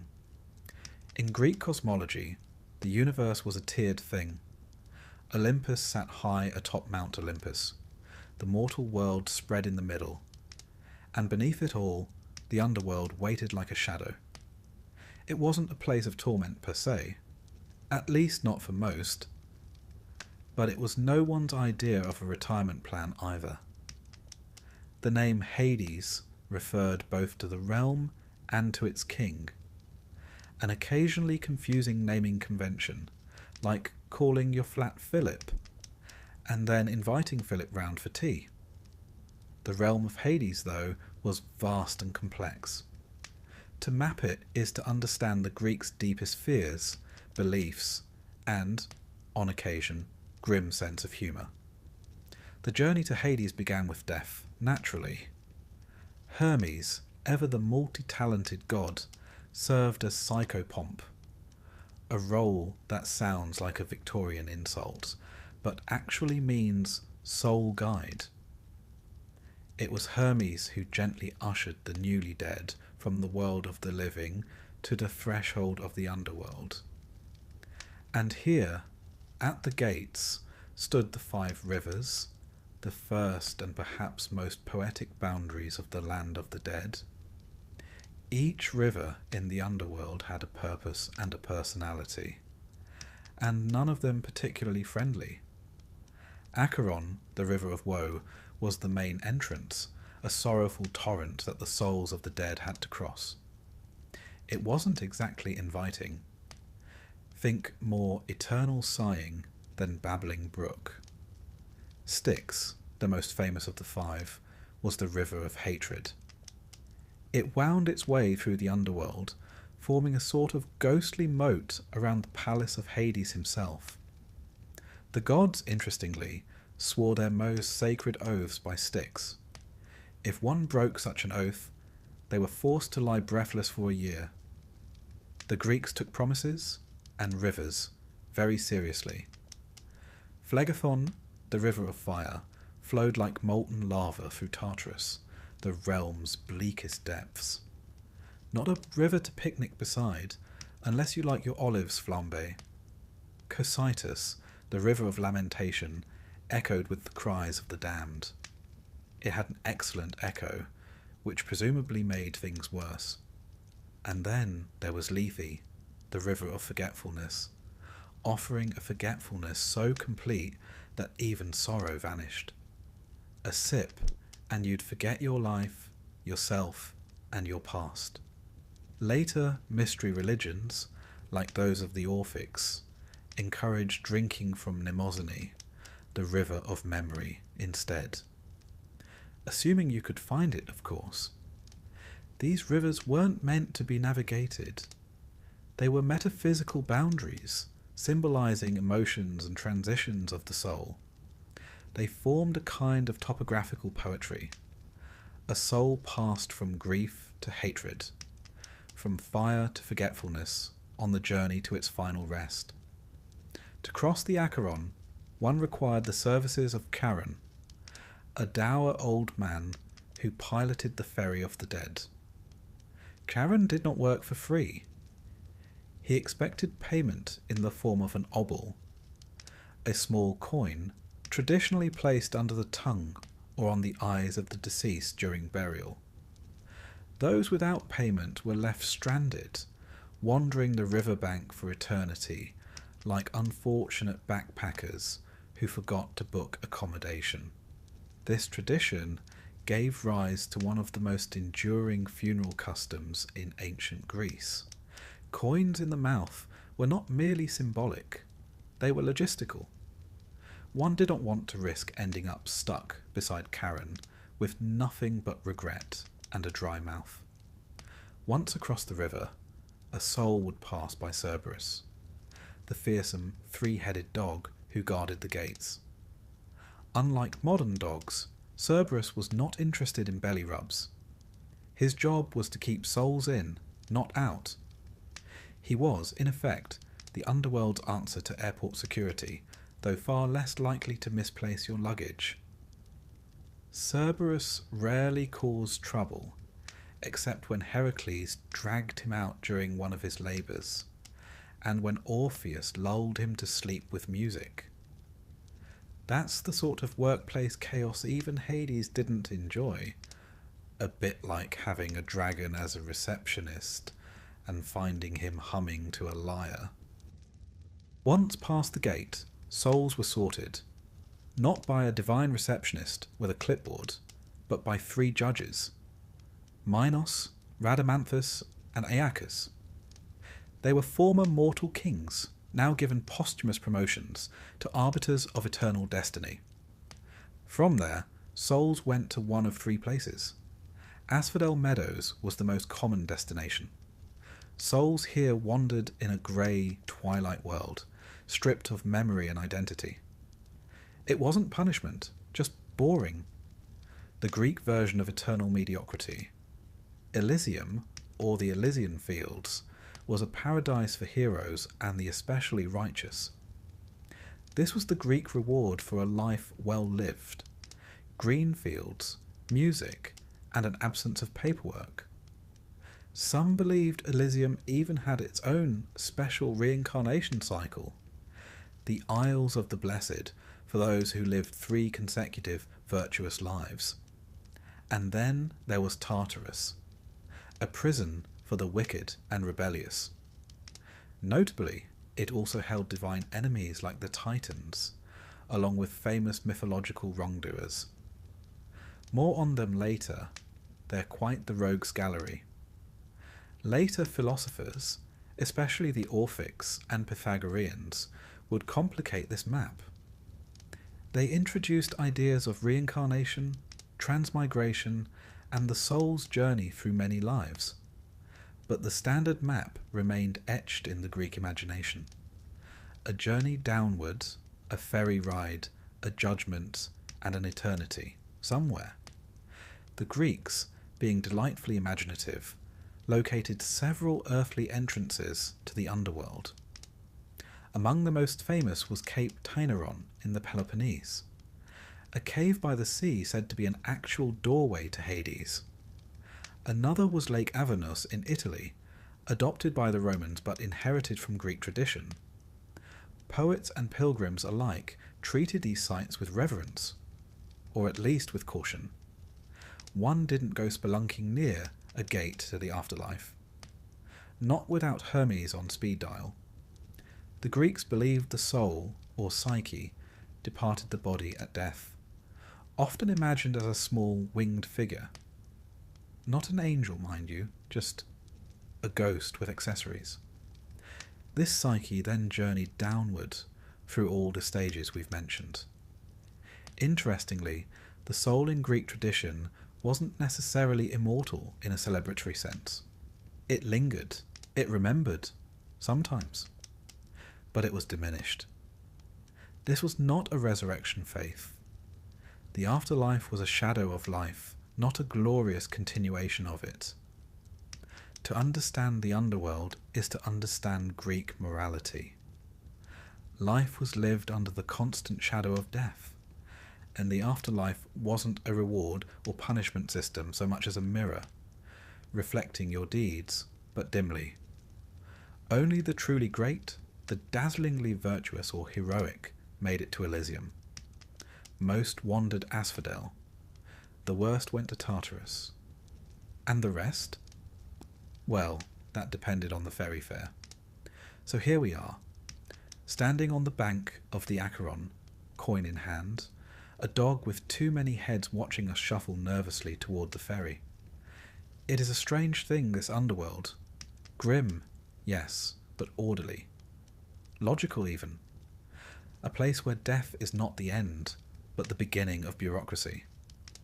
And for the ancient Greeks, it was precisely this structure, this detailed, mapped and river-crossed realm, that brought meaning to the unknown. The underworld was not chaos, it was navigation. And in that map, they found comfort. Next, we'll meet its rulers, the quiet king, Hades, and the unwilling queen, Persephone. But for now, keep your obol safe and don't pet the dog. When one pictures royalty, certain images come to mind. Golden thrones, courtiers fawning, banquet halls echoing with laughter. The underworld's rulers, however, are a rather different sort. Hades and Persephone do not throw feasts. They don't pose for coins. They reign quietly, more like librarians than monarchs. But make no mistake, theirs is a formidable kingdom, not of conquest, but of permanence. Let's begin with Hades himself, the eldest son of Cronus and Rhea. Yes, eldest, though often overshadowed by his more flamboyant brothers. Zeus got the skies, Poseidon got the sea, and Hades drew the short end, or depending on how you see it, the deepest one. He was given dominion over the land of the dead, which in ancient Greek cosmology was less of a punishment and more of a cosmic necessity. Someone had to tend the graveyard of the world. Contrary to popular interpretation, Hades wasn't evil. He was stern, yes, unforgiving certainly, but not malevolent. He ruled with order, not cruelty. In fact, the Greeks didn't even like to say his name aloud, not because they feared him as wicked, but because they respected his solemn distance. Euphemisms were preferred. Pluton, meaning wealthy one, was a common choice. It's a clever nod to the riches of the earth, gold, silver, and the dead, all found beneath the soil. His appearance in myths is rare, and when he does emerge, he's not tossing thunderbolts or turning into animals. He appears when duty calls, when lines are crossed, or when a bride must be taken. Ah yes, Persephone. Her story, like so much in Greek mythology, is layered. On the surface, it is a tale of abduction. Hades, stricken by love, or something close to it, bursts forth from the earth, seizes Persephone as she gathers flowers, and vanishes with her into the shadows. One moment she's picking narcissus in a sunlit field, the next she's hurtling into the abyss. Naturally, her mother, the goddess Demeter, is displeased. When a goddess of agriculture is upset, she doesn't send letters. She simply stops growing things. Crops failed. The earth withered. Humanity, caught in the divine domestic quarrel, began to starve. Eventually, a compromise was brokered. Persephone would spend part of the year with her mother, and part with her new husband. This seasonal arrangement became mythological shorthand for the changing of the seasons. When Persephone rises, spring returns. When she descends, the earth sleeps. But this tidy cycle masks the more disturbing undercurrents. The pomegranate, the fruit Persephone eats in the underworld, is more than a snack. By consuming it, she is bound to the realm of the dead. Some versions say she was tricked. others that she accepted the seeds willingly. Either way, the symbolism is rich. To eat of the underworld is to belong to it. The fruit is both wedding ring and chain. Now, as Queen of the Dead, Persephone becomes a dual figure, both maiden and matron, life and death. She is not merely Hades' wife, she is a sovereign in her own right, and her presence in the underworld changes it. She brings a certain grace, a balance. Where Hades governs with rules, Persephone governs with meaning. She is the mourner's comfort, the priestess's prayer, the spring within the soil. Their relationship, though born of force, evolves. Later myths portray a far more complicated, even tender, bond. Persephone is no prisoner sulking in shadows. She becomes the judge of souls, the enforcer of curses, the veiled queen before whom even the dead lower their eyes, and Hades, he is fiercely loyal. Unlike most Olympian gods, he has no dalliances, no swan-related scandals. His affection, however oddly acquired, is singular. The story of Hades and Persephone became the spiritual core of the Eleusinian mysteries, one of ancient Greece's most sacred religious rites. Held annually in the town of Eleusis, the mysteries promised initiates a deeper understanding of death and the hope, however dim, of something beyond it. The exact rituals remain, well, mysterious. The Greeks were excellent at keeping secrets when properly terrified, but we do know that the story of Demeter and Persephone lay at the heart of it, and that participants came away changed. Not immortal, but comforted.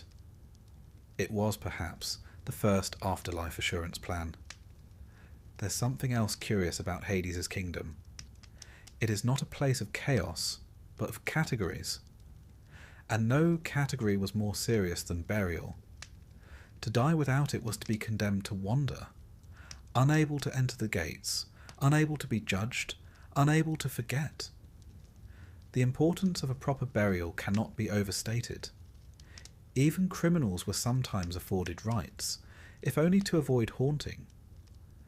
The soul, left unburied, became restless, angry, sticky, one might say in terms of haunting potential. This belief gave rise to entire myths. Antigone defying the law to bury her brother, Odysseus pouring libations to summon the dead, even Achilles dragging Hector's body around Troy, not just as insult, but to deny him peace. The dead had rights and the living had duties. It was a delicate ecosystem of remembrance. And yet, despite all the gravity, the underworld was not without its bureaucracy. The judges, Minos, Rhadamanthus, and Iacchus, presided over souls like a celestial tribunal. They were not Olympian gods, but mortals rewarded with posthumous promotions. Minos, in particular, was viewed as the chief judge. A former king of Crete, now sorting shades like a mythical civil servant. Their judgments were based on life's deeds, though the criteria were flexible. Heroism helped. So did piety. Excessive hubris, on the other hand, tended to result in more unpleasant accommodations. Still, most people didn't land in Tartarus. That was reserved for the worst offenders, oath breakers, kinslayers, and those who really annoyed the gods. The rest, as we've said, shuffled quietly off to the asphodel meadows, where they wandered like half-remembered dreams. But it is in Hades and Persephone's duality that we glimpse something timeless. They are not light and dark, but stillness and return. Hades is the final silence. Persephone, the whisper that breaks it. He holds the keys. She walks between worlds. Their reign is not built on thunder or glory, but inevitability. And in Greek thought, there is something sacred about inevitability. The underworld was not feared, because it was monstrous. It was feared because it was permanent. It was fair, unyielding. Even the gods bowed to its rules. When Sarpedon, the son of Zeus, died on the battlefield, not even his divine parent could intervene. His body was carried off, his soul dispatched, quietly, irrevocably, to Hades. Fate did not bend, not even for Olympus. And here, perhaps, lies the true power of the underworld's rulers, not in their wealth or their throne, but in their restraint. Hades never rebels. Persephone never abandons her post. They do not flaunt, they do not conquer. They endure. In a pantheon filled with drama, they remain silent and eternal. It's rather elegant in its own way. Most gods demand attention. Hades and Persephone ask only to be remembered. So the next time you hear the rustle of wind through dry leaves, or feel the hush of winter settling over the earth, you might think of them, the quiet king and the queen who returns. They are not here to punish, they are here to remind that everything ends, that everything returns. And somewhere in the dark beneath the earth, they are waiting, not with malice, but with certainty. Now, let us leave their shadowed court behind, for in our next descent, we'll meet the judges of the dead themselves, and explore how morality, memory, and myth intertwine in the soul's final trial. Just be sure to bring your best defense. If you thought death in ancient Greece meant a simple fade to black, think again. The Greeks had a deep fondness for formality, and the afterlife was no exception. Once you'd been ferried across the river, nodded politely at the three-headed dog, and stepped into the shadowed halls of Hades, there was one final obstacle to overcome: judgment. Because even in death there's paperwork. Welcome then to the tribunal of the dead, presided over not by gods, but by three rather serious-looking mortals who had earned, through various deeds in life, the eternal privilege of sorting souls like celestial customs officers. Their names were Minos, Rhadamanthus, and Aeacus. Collectively, they judged every soul that entered the underworld. Individually, well, they each brought their own flavour to the court. Let's begin with Minos, former king of Crete, builder of labyrinths, wrangler of minotaurs.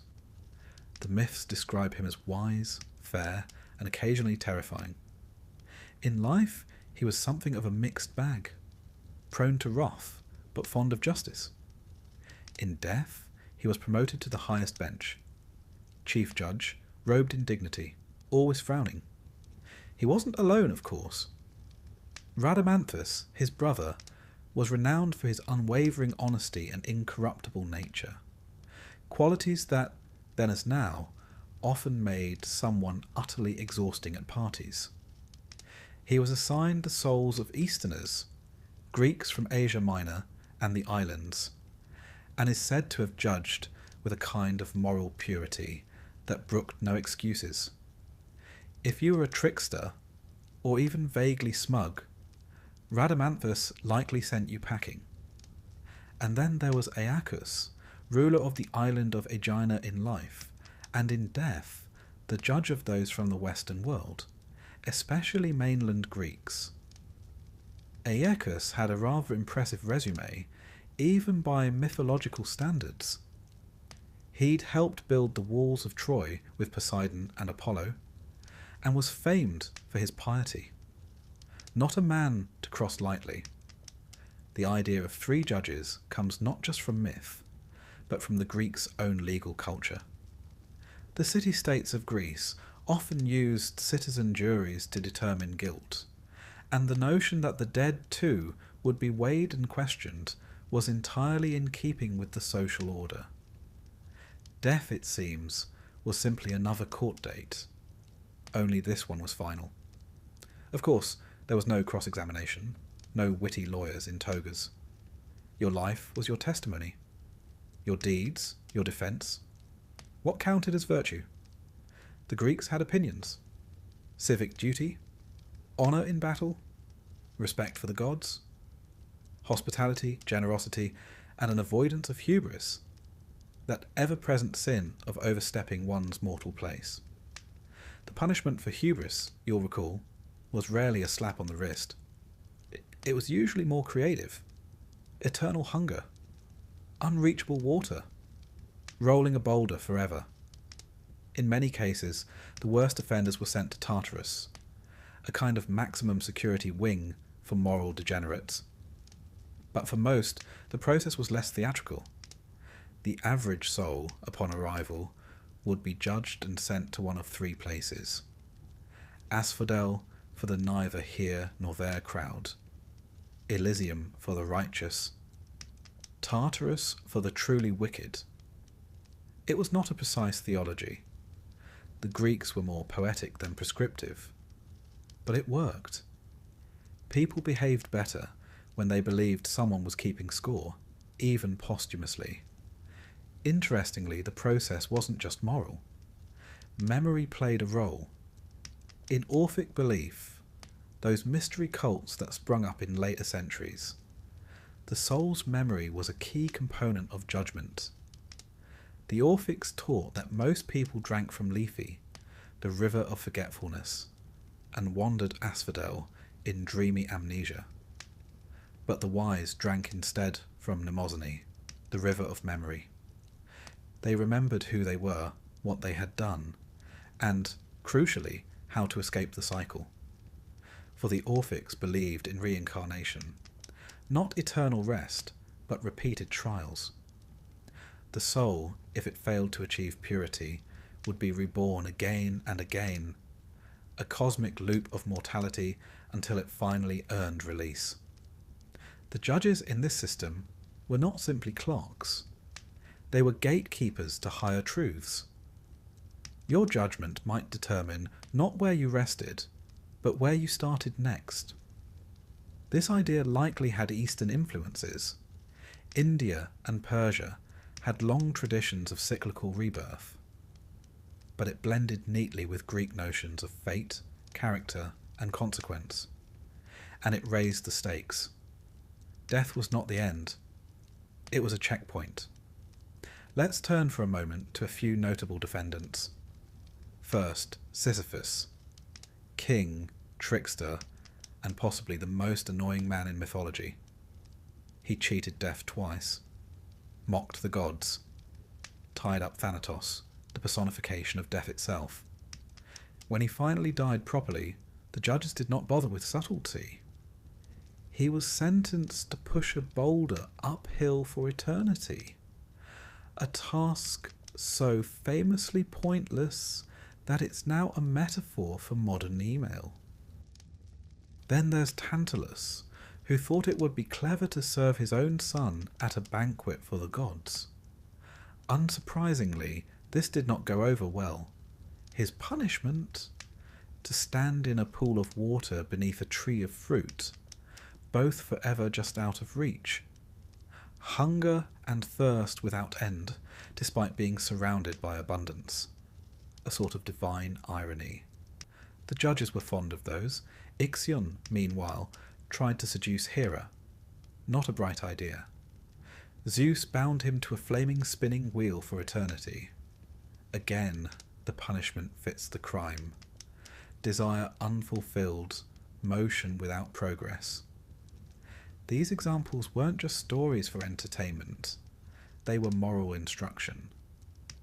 The Greeks used myth to teach what not to do, especially when dealing with family, hospitality, or divine beings with trust issues.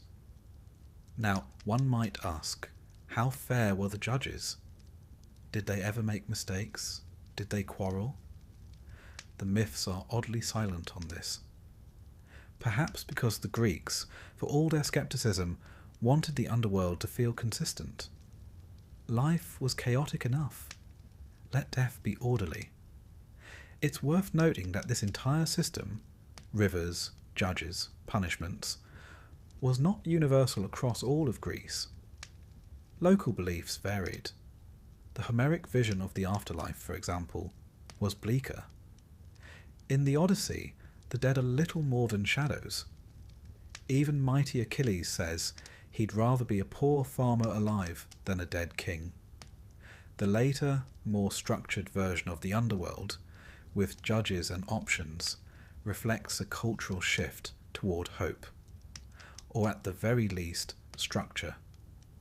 Philosophers played a role in this evolution. Plato, in particular, loved the idea of posthumous judgment. In his dialogue, Phaedo, Socrates waxes lyrical about the soul's journey. In the Republic, we find the myth of Air, a soldier who dies, sees the workings of the afterlife, and returns to tell the tale. In Air's vision, souls choose their next lives based on their past deeds. It's a mix of free will and consequence, laced with poetic justice. Plato's point is clear. How you live matters. Not because a god is watching, but because reality itself keeps score. That idea that there is an order to the universe, and that death is not the end, but the audit, and are stuck. It influenced not only later Greek thought, but Roman religion, early Christian eschatology, and even Renaissance notions of cosmic justice. So what does it all mean?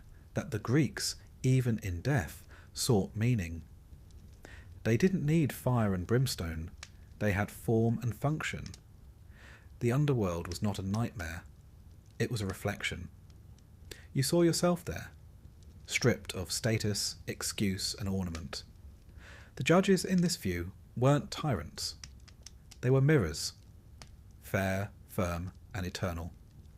And perhaps that's why the Greek underworld endures. It wasn't a place of horror, but of memory, of consequence. A reminder that every choice, every action, ripples beyond the grave. Of course, if that all sounds a bit too serious, you could always be buried with a second coin, just in case you want to appeal the verdict. Now then, shall we continue our descent? We've met the rulers. We've stood before the judges. In the next chapter, we take to the waters, the 5 rivers of the underworld, each more poetic and unpleasant than the last. Bring sturdy boots and maybe a towel. The Greeks, being who they were, never let a good story get in the way of a practical detail, even in death. And so, when they imagined the underworld, they didn't picture a vague, empty abyss. They envisioned a terrain, a map, a landscape with rivers. 5 of them, to be precise. Each one a symbol, each one a passage.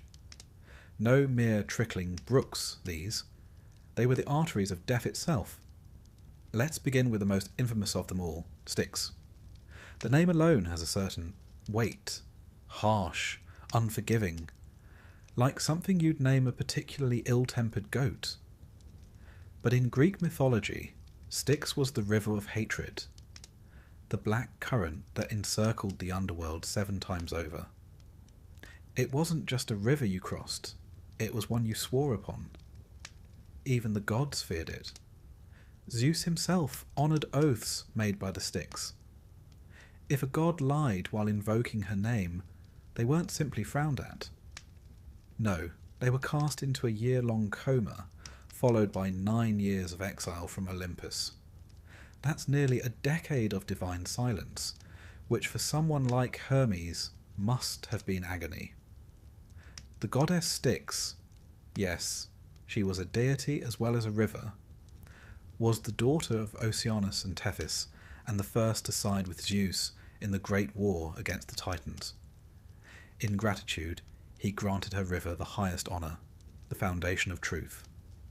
All oaths sworn upon it were binding. Mortals had the fates.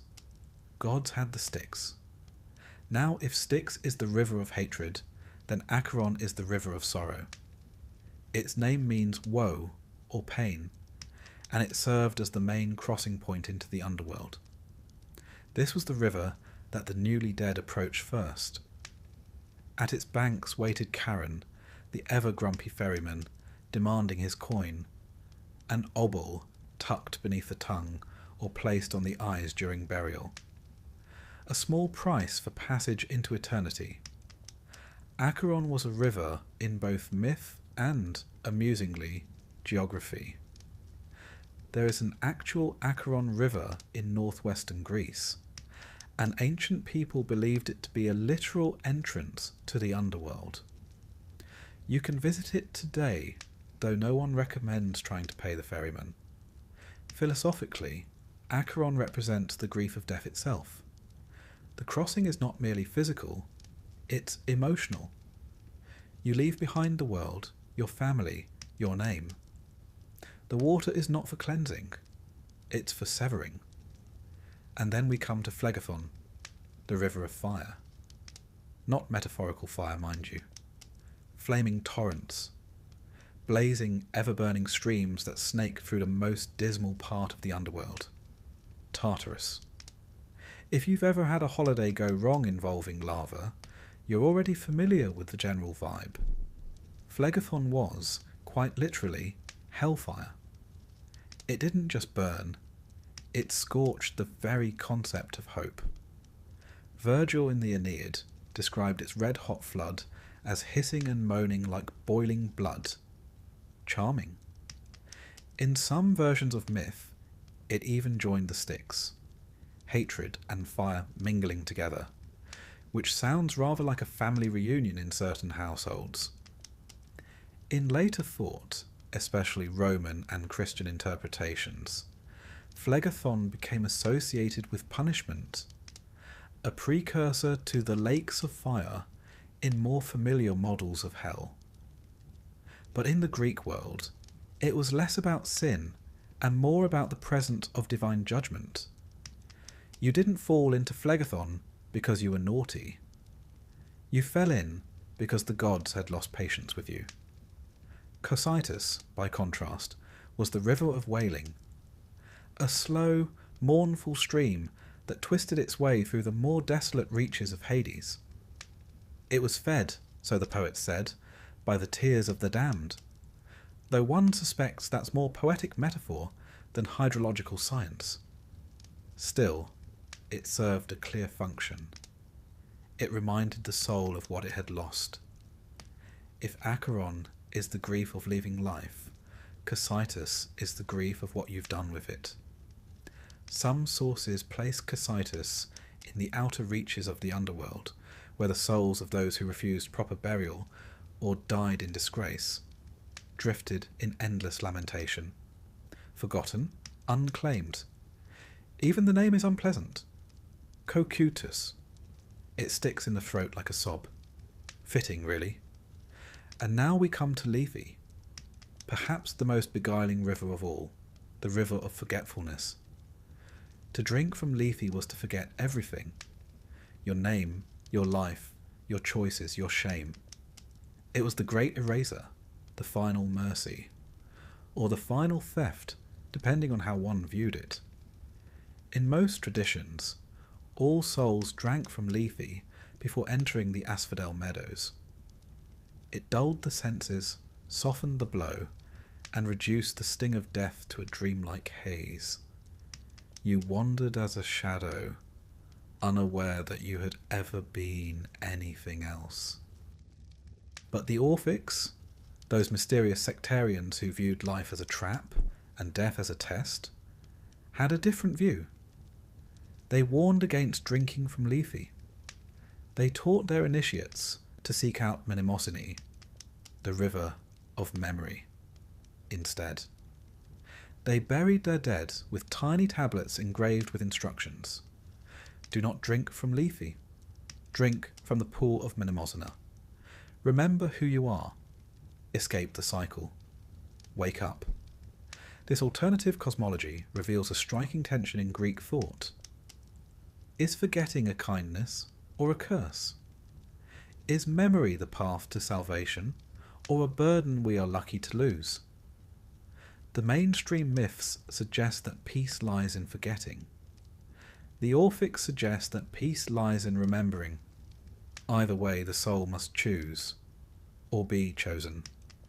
These 5 rivers weren't just scenic backdrops. They were psychological states. Sorrow, rage, forgetfulness, fire and lament.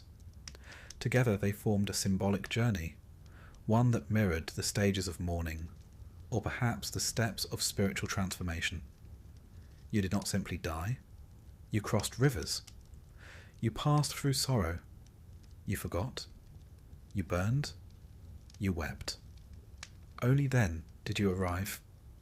It's worth remembering that the underworld, for all its drama, was less about punishment than transition. These rivers weren't obstacles. They were elements of change. Death was not a door. It was a river delta. Every path split and flowed and rejoined in mysterious ways. In art and literature, the rivers appear frequently. In the Odyssey, Odysseus must summon the dead near the Acheron. In Plato's Phaedo, Socrates describes the great chasms of the earth into which these rivers fall. In Roman epic, the influence persists. Aeneas must navigate these same waters, guided by the Sibyl in his journey through the underworld. Even Dante, in his Inferno, borrowed the names, though he twisted their meanings to fit a new theological framework. Phlegethon becomes a boiling river of blood for murderers. Cocytus is a frozen lake of treachery. The Greek subtlety is gone, replaced by moral bookkeeping. But the names endure, and so too do the metaphors. We still speak of crossing rivers, of burning bridges, of drinking to forget. These ancient currents flow into our language, our imagination, our dreams. The Greeks didn't just map the afterlife. They mapped the inner life with rivers that reflected the soul's passage more accurately than any chart or compass. Today, one might be tempted to dismiss these as quaint fables, dusty footnotes in a forgotten religion. But think of how we still talk about loss. Grief comes in waves. Memory flows, sorrow pools, fire consumes. The metaphors have never left us. The rivers are still there. So when your own days feel like wandering between banks, when you wade through sadness, or forget your purpose, or burn with regret, you are, in a sense, walking old paths. You are retracing ancient watercourses. You are remembering what the Greeks already knew, that death is not a moment. It is a journey. And the soul, like a leaf on the current, drifts slowly into something deeper. And in the next chapter, we'll meet the ferryman who starts it all. Charon, keeper of the crossing. Just don't forget your coin. He's terribly fussy about that. By now, you've died. You've descended. You've passed judgment. You've crossed, at least metaphorically, a number of troubling rivers. And just before you truly enter the realm of the dead, there's one more figure standing between you and the next stage of your existence. He doesn't smile. He doesn't ask how your journey was. He's not even particularly chatty. This is Charon, the ferryman of the underworld, the man with the boat, and the world's most stubborn coin policy. Charon, whose name means something between fierce brightness and keen gaze, depending on how poetic your ancient Greek is one of the most iconic figures of the underworld. And rightly so. He's the first employee you meet. Less a greeter, more a gatekeeper, and absolutely allergic to small talk. His job is simple.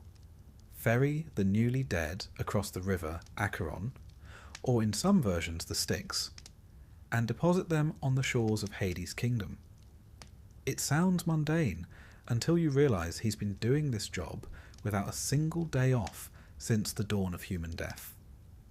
No wonder he's cranky. But before we get too deep into his performance review, let's talk logistics.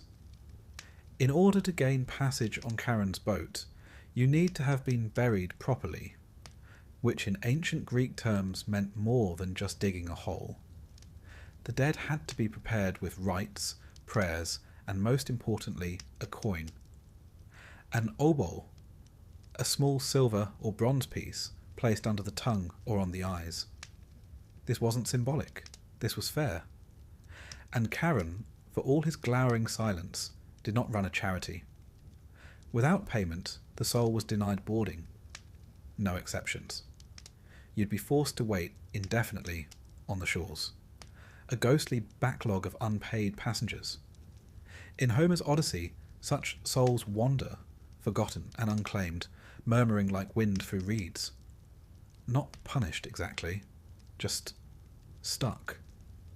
Which, arguably, is worse. This is why, across the Greek world, burial customs were taken so seriously. To die without one was a kind of spiritual homelessness. Even enemies were sometimes buried out of sheer fear of divine retaliation. Leaving a corpse unburied was not just an insult, it was a curse. It invited hauntings, plagues, and all manner of civic inconvenience. The dead were expected to behave, but only if the living did their part first. Charon, then, became more than just a mythological boatman. He was a symbol of transition and of obligation. He stood for the idea that death had terms, and if those terms weren't met, the dead suffered a slow, bureaucratic purgatory, not because they were evil, simply because they weren't processed. Now, visually speaking, Charon evolved quite a bit. In early Greek vase paintings, he's a ragged old man with a hood, a heavy beard, and a long pole. Practical, unsentimental. The kind of fellow who looks like he's been commuting the same route since before Prometheus stole fire. Later, Roman interpretations turned him more skeletal and monstrous. Gaunt, grim, with hollow eyes and hollow cheeks. The prototype for our modern Grim Reaper. But the Greeks preferred their Charon weary, not wicked. He was never depicted as evil. He didn't torture. He didn't judge. He simply performed his duty with the kind of grim professionalism you might expect from a career tax auditor or an underpaid museum guard. He shows up in vase art, solemn and unsmiling, greeting Hermes as he delivers yet another batch of souls. The two rarely chat. There is, after all, work to be done. Even the gods seem to leave him alone. Hades didn't micromanage, and Hermes just dropped the souls off at the terminal like a supernatural delivery driver. Charon got them across. No fuss, no glory. Charon's boat, interestingly, was never described in much detail. The Greeks weren't terribly concerned with nautical specs. There are no poetic flourishes about carved wood or sails woven by nymphs.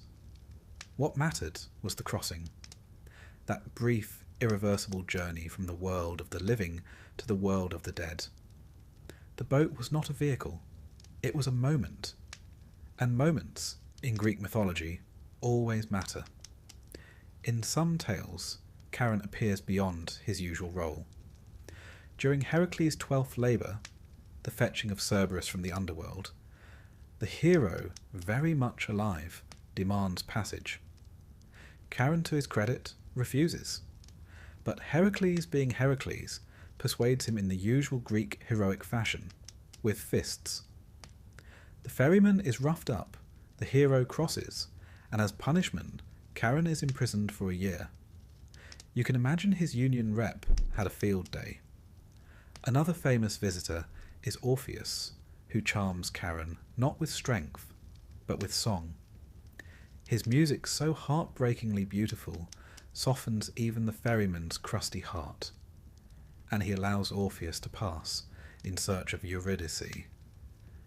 It's a rare moment of leniency, or possibly just a welcome break from centuries of silence.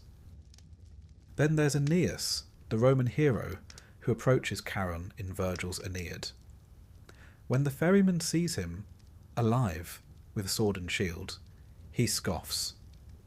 "No living man crosses here," he says, in so many Latin words. But when Aeneas produces the golden bow, a sort of divine hall pass, Charon mutters, grumbles, and waves him aboard. He doesn't like it, but rules are rules. These stories reveal something crucial. Charon is not cruel. He's lawful. He obeys the order of things. He respects the boundaries between life and death. And when those boundaries are broken, even by heroes, even by fate, he does not rejoice. He winces. Because really, it's just more work for him. In Greek tragedy and philosophy, Charon looms large. He is not a personification of death, that would be Thanatos, but rather its administrator. He doesn't come for you. He waits, always waiting, a shadow by the shore. He became so iconic that his name and his crossing entered common expression. The fare to Charon was a phrase for death itself. Poets described their characters as boarding the boat or handing over the obol. The metaphor was so entrenched that even centuries later, in Christian and Islamic lore, echoes of the ferryman persist. There's even archaeological evidence of his importance. Excavations across the Greek world, from Attica to Sicily, have uncovered graves with coins purposefully placed in mouths. Inscriptions on Orphic tablets speak directly to Charon. "Tell him I am a child of earth and starry heaven. Let me pass." Even in death, it seems, there was protocol. And in a way, Charon's presence raises deep questions. If you must pay to enter the next world, what does that say about justice? About economy? About legacy? The Greeks weren't sure. But they knew one thing. Death had structure. You didn't just vanish. You queued, you waited, and when your time came, you climbed aboard. There's also something slightly comedic about him. Here is a man, assuming we can call him that, who has had the same job for all eternity, who meets millions of souls and says nothing, who rows in silence, always forward, never back, who never once takes a wrong turn, who has probably, at some point, cursed every philosopher, hero and singer who tried to sneak in under special terms. Some versions of the myth even hint that Charon once had a temple of his own, a minor shrine in a forgotten village, or perhaps just a quiet offering placed on a dock. A crust of bread, a coin, a whisper. Not because people loved him, but because they respected him. Because they hoped one day when they met him, he might not be in one of his moods. And yet, for all his gruffness, he's essential. Charon is the transition, the moment of crossing, the boundary made visible. The Greeks didn't picture death as a fall or a door, but a journey. And every journey needs a boatman. So if you ever find yourself on a misty riverbank, staring into dark waters, and you see a hunched figure waiting with a pole, be respectful, be ready, and for heaven's sake, have exact change. Because no matter how brave you are, no matter how wise, how famous, how prepared, no one rides for free. Now that we've crossed into the underworld, met its rulers, judges, rivers, and ferrymen, it's time to turn our gaze deeper still.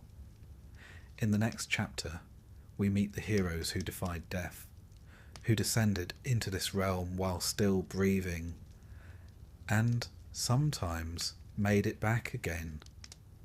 They are not many, but their stories still echo in the dark. For most mortals, death was a one-way journey.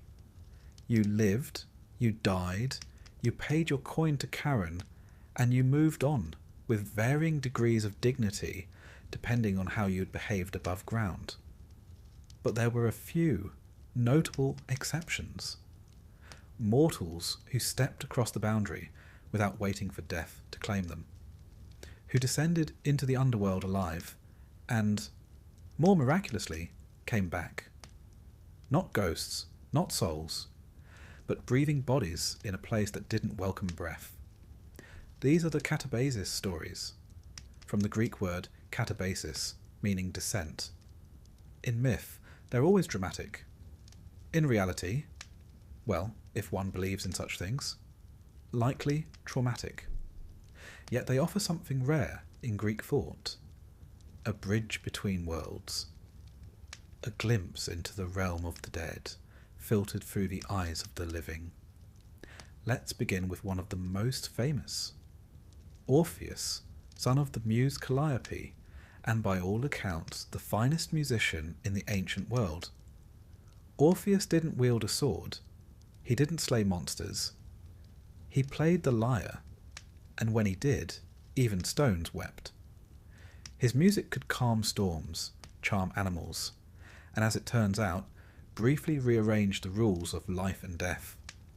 When his wife Eurydice died, a serpent bite, as always in myth, Orpheus was inconsolable. But rather than curse the gods or tear his robes, he did something far more unsettling. He walked into the underworld. No army, no trickery. Just a man and a lyre, stepping past the gates of Hades as if he had an appointment. And incredibly, the underworld listened. Cerberus laid down his many heads. The Furies, normally immune to sentiment, stopped gnashing their teeth. Even Hades and Persephone, notoriously unmoved by mortal pleas, found themselves blinking back a tear or two. Orpheus asked for one thing: Eurydice returned to life. He didn't beg. He sang. The rulers agreed, with one condition. Eurydice would follow him back, but he must not look back at her until they reached the upper world. If he turned, even for a moment, she would be lost. And so he walked, step by step, through the blackness. Her footsteps behind him, faint, but there. He reached the surface, saw the sunlight rise, and turned, just before she crossed. One glance, and she was gone, this time forever. The myth, of course, is tragic, but it speaks to a deeper idea, that death is not only final, but perilously delicate. Even love, even art, can't defy it fully. And Orpheus, for all his gifts, forgot that the rules below are not like those above. Now, if Orpheus's journey is poetic, Heracles is muscular. His katabasis was one of his 12 labours, to descend into Hades and bring back Cerberus, the three-headed hound, alive and uninjured. Why? Well, because King Eurystheus, who issued the labours, was running out of ideas. And perhaps because even a petty king enjoys seeing a demigod squirm. Heracles prepared carefully. He was nothing if not methodical in his violence. He sought the help of Hermes and Athena, was purified in Eleusis, and then marched boldly down into the realm of the dead. No lyre, no tears. Just brute force and a lion-skin cloak. He asked Hades politely for Cerberus. Hades, perhaps bemused, agreed, on the condition that Heracles subdue the beast without weapons.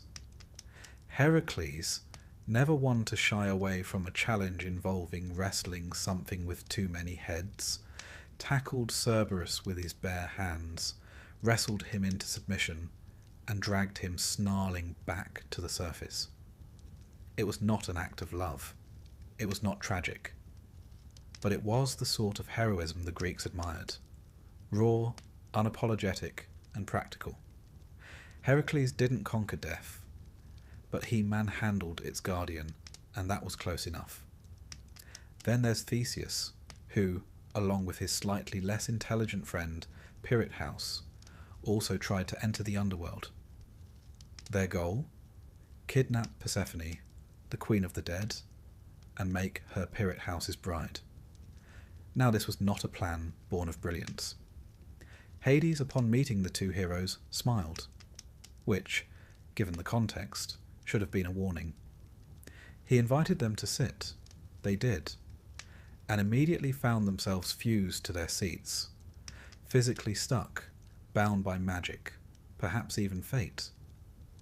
They remained that way, eternally immobilized on the so-called chair of forgetfulness, until Heracles, during his own catabasis, found them and managed to free Theseus. Pirate House, however, was left behind. The gods were not keen on rescuing someone whose great ambition was to seduce the wife of death. The tale is instructive. Don't mess with the queen of the underworld, and never go adventuring with a friend who has ideas above his mythological station. One of the most haunting catabasis stories, though, is found in Homer's Odyssey. In Book 11, Odysseus is told to seek prophecy from the dead, specifically from the blind seer Tiresias. To do so, he sails to the edge of the world and performs a ritual, digging a trench, pouring libations of honey, milk, wine, and blood, and calling forth the spirits of the dead. And they come, in droves. Not just Tiresias, but warriors, queens, mothers, lost shipmates. Even Achilles, who declares mournfully that he would rather be a poor man alive than a king among the dead. It's a chilling thought.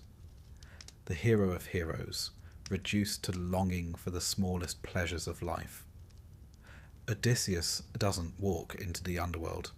He stands at its edge, but what he sees leaves him shaken. The dead do not sleep peacefully. They hunger. They crowd. They long for remembrance. The journey is not a triumph. It's a reckoning. These catabasis tales serve several purposes. They are, first and foremost, dramatic. The living walking among the dead has a certain flair, but they also reinforce core ideas of Greek thought, that the underworld is not a place for the living, that its laws are absolute, and that those who defy them rarely emerge unscathed. And yet, the very fact that these stories exist, that mortals did descend and return, suggests something hopeful, a crack in the stone, a thread of possibility. Death is final, yes, but not always impenetrable. Later traditions would expand on this. In Roman myth, Aeneas doesn't just visit the dead. He meets his father, receives wisdom, and sees the souls of future Romans waiting to be born. For Virgil, the underworld is not only memory, but prophecy. In the Orphic mysteries, the soul descends not once, but many times, through lifetimes, seeking purification. Their catabasis is not a single heroic feat, but a spiritual map. The soul falls, forgets, remembers, and returns until it finds release. Their heroes are not warriors, but initiates. These stories influenced everything that came after. Dante's Inferno, with its guided tour through hell, is one long catabasis. Christ's descent into the underworld in Christian tradition echoes the same structure. Even modern literature borrows the trope. The hero who must descend into darkness, face death, and come back changed. In all these tales, the descent is not punishment, it's transformation. And perhaps that's what the Greeks understood best, that to face death, to look into it, walk beside it, and still return, is the greatest knowledge of all. The hero doesn't conquer death. He survives it. He sees its rules. And he learns how to live differently. So whether one carries a lyre, a club, or a coin, the lesson is the same. Those who walk into the underworld must leave something behind, and never return quite the same. In the next chapter, we'll travel deeper than any hero ever dared, to Tartarus, the prison beneath even Hades. A place not for mortals, but for monsters, titans, and those who offended the gods in ways that simply couldn't be ignored. Bring a torch and a sense of proportion. Beneath the underworld, beneath the rivers, beneath the meadows of Asphodel and the fields of Elysium, lies something darker, older, less a place, more a consequence. A pit not carved into the earth, but into the bones of myth itself. Welcome to Tartarus, the prison of the damned and the divine, the abyss at the edge of everything. In the beginning, there was chaos, and out of chaos came Gaia, Earth, and from Gaia, both Uranus, the sky, and Tartarus, the pit. The ancient poets were quite clear on this. Tartarus was not just a location. It was a primordial being, a presence, a kind of cosmic depth. If Gaia was the ground beneath your feet, Tartarus was the endless drop beneath that ground, the no further of the universe. Later, the word Tartarus became shorthand for the lowest region of Hades. But originally, it was far worse. In Hesiod's Theogony, it said that an anvil falling from heaven would take 9 days to reach Earth, and another 9 to fall from Earth to Tartarus. That's how far down we're talking. Not a hole, but a boundary. A containment zone for what even the gods couldn't allow to roam free. Tartarus was used to imprison the Titans, those colossal, elemental beings who ruled before the Olympians. During the Titanomachy, the great war between the gods and their predecessors, Zeus and his siblings fought from Mount Olympus, while the Titans hurled mountains from Orpheus. When the dust finally settled, the Olympians won, with some help from the Hecatoncheires, 100-handed giants useful in a scrap. And the Titans, locked in Tartarus. They weren't just dropped in like stones down a well. They were bound in chains of adamant, an indestructible divine metal, and sealed away. Cronus, once king of the cosmos, now languished in silence. Some versions say he sleeps still, others that he contemplates revenge, but none suggest escape, because Tartarus isn't a prison you can leave, it's a punishment you become. Yet the Titans weren't the only residents. Enter Sisyphus, the most clever man who ever lived, and perhaps the most irritating. King of Corinth, Sisyphus had a habit of angering the gods. He chained up Thanatos, the personification of death, to prevent people from dying. For a while this worked surprisingly well, until Ares intervened, furious that no one was dying in battle anymore. When Sisyphus was finally caught, he convinced his wife not to bury him, then complained to Persephone that he hadn't received proper rites, and thus couldn't be dead yet. She let him return to the living world to sort it out, whereupon he promptly refused to come back. Twice he escaped death, but third time's the charm. He was sentenced to Tartarus, where he now pushes a boulder up a hill for eternity, only for it to roll down just before reaching the top. Every time. Hope followed by failure. An endless loop of almosts. And then there's Tantalus, who thought it wise to test the gods' omniscience by serving them a stew made from his son. The gods, fortunately, noticed the suspicious flavour. Tantalus was punished by being placed in a pool of water beneath a fruit tree. But whenever he reached to drink or eat, the water would recede and the fruit lift away. Hunger without satisfaction. Desire without reward. From him we get the word tantalize, a reminder that language remembers cruelty. There's Ixion too, mortal king, murderer, and general menace, who tried to seduce Hera. Zeus, testing him, created a cloud in Hera's shape. Ixion, ever charming, fell for it. From that union came the race of centaurs. Zeus, unimpressed, bound Ixion to a flaming wheel that spins for eternity. The Greeks, you see, had a particular genius for fitting punishment to crime.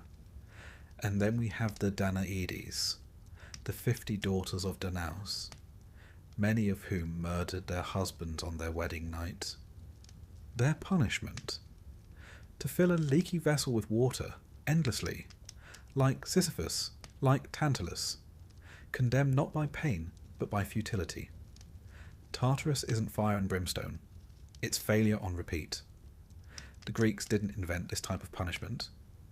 Mesopotamian and Egyptian myths have their own versions, but the Greeks made it elegant, personal, morally ironic. If you lied, you were denied truth. If you cheated, you were tricked. If you tried to surpass the gods, you were crushed by your own ambition. And speaking of ambition, one of the most fascinating inhabitants of Tartarus is a monster who never actually lived among men. Typhon. Born of Gaia and Tartarus, Typhon was a storm of a creature. He had 100 dragon heads, each spitting fire, and wings that stretched across the heavens. He challenged Zeus directly, and nearly won. For a time, the gods fled in fear. According to the Homeric hymn to Dionysus, they transformed into animals and hid in Egypt, a delightful bit of mythological crossover. But eventually, Zeus rallied, struck Typhon with a thunderbolt, and buried him under Mount Etna. Some say his fiery breath still fuels the volcano. Typhon wasn't placed in Tartarus just to contain him, but to ensure he could never rise again. Tartarus, in this sense, isn't a place. It's a lid. The Greek view of punishment wasn't purely about cruelty. It was about restoring balance. Cosmic crime demanded cosmic consequence, not in the name of revenge, but in the name of order. The universe had a rhythm, and those who disrupted it were flung to the margins, to Tartarus. Yet strangely, Tartarus wasn't just a place for punishment. In some esoteric traditions, particularly among the Orphics and Pythagoreans, Tartarus was also a place of purification, a fiery crucible for the soul, burning away its misdeeds, preparing it for eventual rebirth. Reincarnation, after all, was a deeply held belief in some Greek circles. To these thinkers, Tartarus was more than hell. It was transformation. Even Plato, in his dialogue Gorgias, offers a vision of the afterlife where souls are sent to Tartarus for temporary penance. Not everyone stays forever. Some return chastened, enlightened. That idea of punishment as cleansing marks a shift from myth to philosophy. But let's not romanticize it too much. For the poets, Tartarus remained the dark basement of the world, a place where screams echo endlessly and the air tastes of iron, a place not just beyond life, but beyond meaning. And if you think no one ever dared visit it, well, think again. Heracles, as mentioned, descended to fetch Cerberus. But some say he glimpsed Tartarus too, peered into its chasm, heard the weeping. He said nothing about what he saw. He just came back stronger. Orpheus, during his descent, heard a sound from a distance. Not music, not speech. A kind of grinding. Perhaps the wheel of Ixion. Perhaps something older. In later Roman poetry, Lucan describes Tartarus in horrifying detail, full of ghosts, gorgons, and the ashes of hope. It became the model for later Christian hell. But the Greek version always retained something cooler, more clinical. You weren't burned. You were bored. You weren't screaming. you were straining. It's also worth noting that Tartarus wasn't for mortals. Not most of them. You had to do something truly memorable. Kill kin, defy the gods, meddle with fate. Everyday cowardice or greed didn't get you sent there. No, that earned you the Asphodel Meadows, which, depending on your tolerance for grey landscapes, might have been just as bad. In this way, Tartarus stood apart. It was a warning, a boundary, and a narrative tool. And it's still with us, really. The word Tartarus has persisted into modern language. It shows up in video games, novels, theology, and even cooking, though Tartare's source is mercifully unrelated. It's our cultural shorthand for the worst that can happen. Not pain, not even fear, but eternal consequence. Because for the Greeks, that was the true horror. Not death itself, but what came after. Not punishment, but being remembered only for your crime. To live on in myth, not as a hero, but as an example, a warning. So next time you hear of someone getting away with it, remember, in Greek thought, no one truly does. Not in the long run. Not in the mythic rhythm of the cosmos. Justice may be slow, but it's thorough.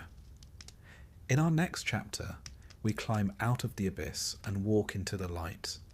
Not the world of mortals, but Elysium, the paradise of heroes, philosophers, and poets. But don't relax just yet. Even paradise has conditions. And sometimes the reward is more complicated than the punishment. If Tartarus is the grim basement of the cosmos, all chains, futility, and divine disappointment, then Elysium is its golden attic, a place of gentle winds, endless spring, and soft music played on harps that never go out of tune. But don't get too comfortable. This is Greek mythology after all, and even paradise comes with paperwork.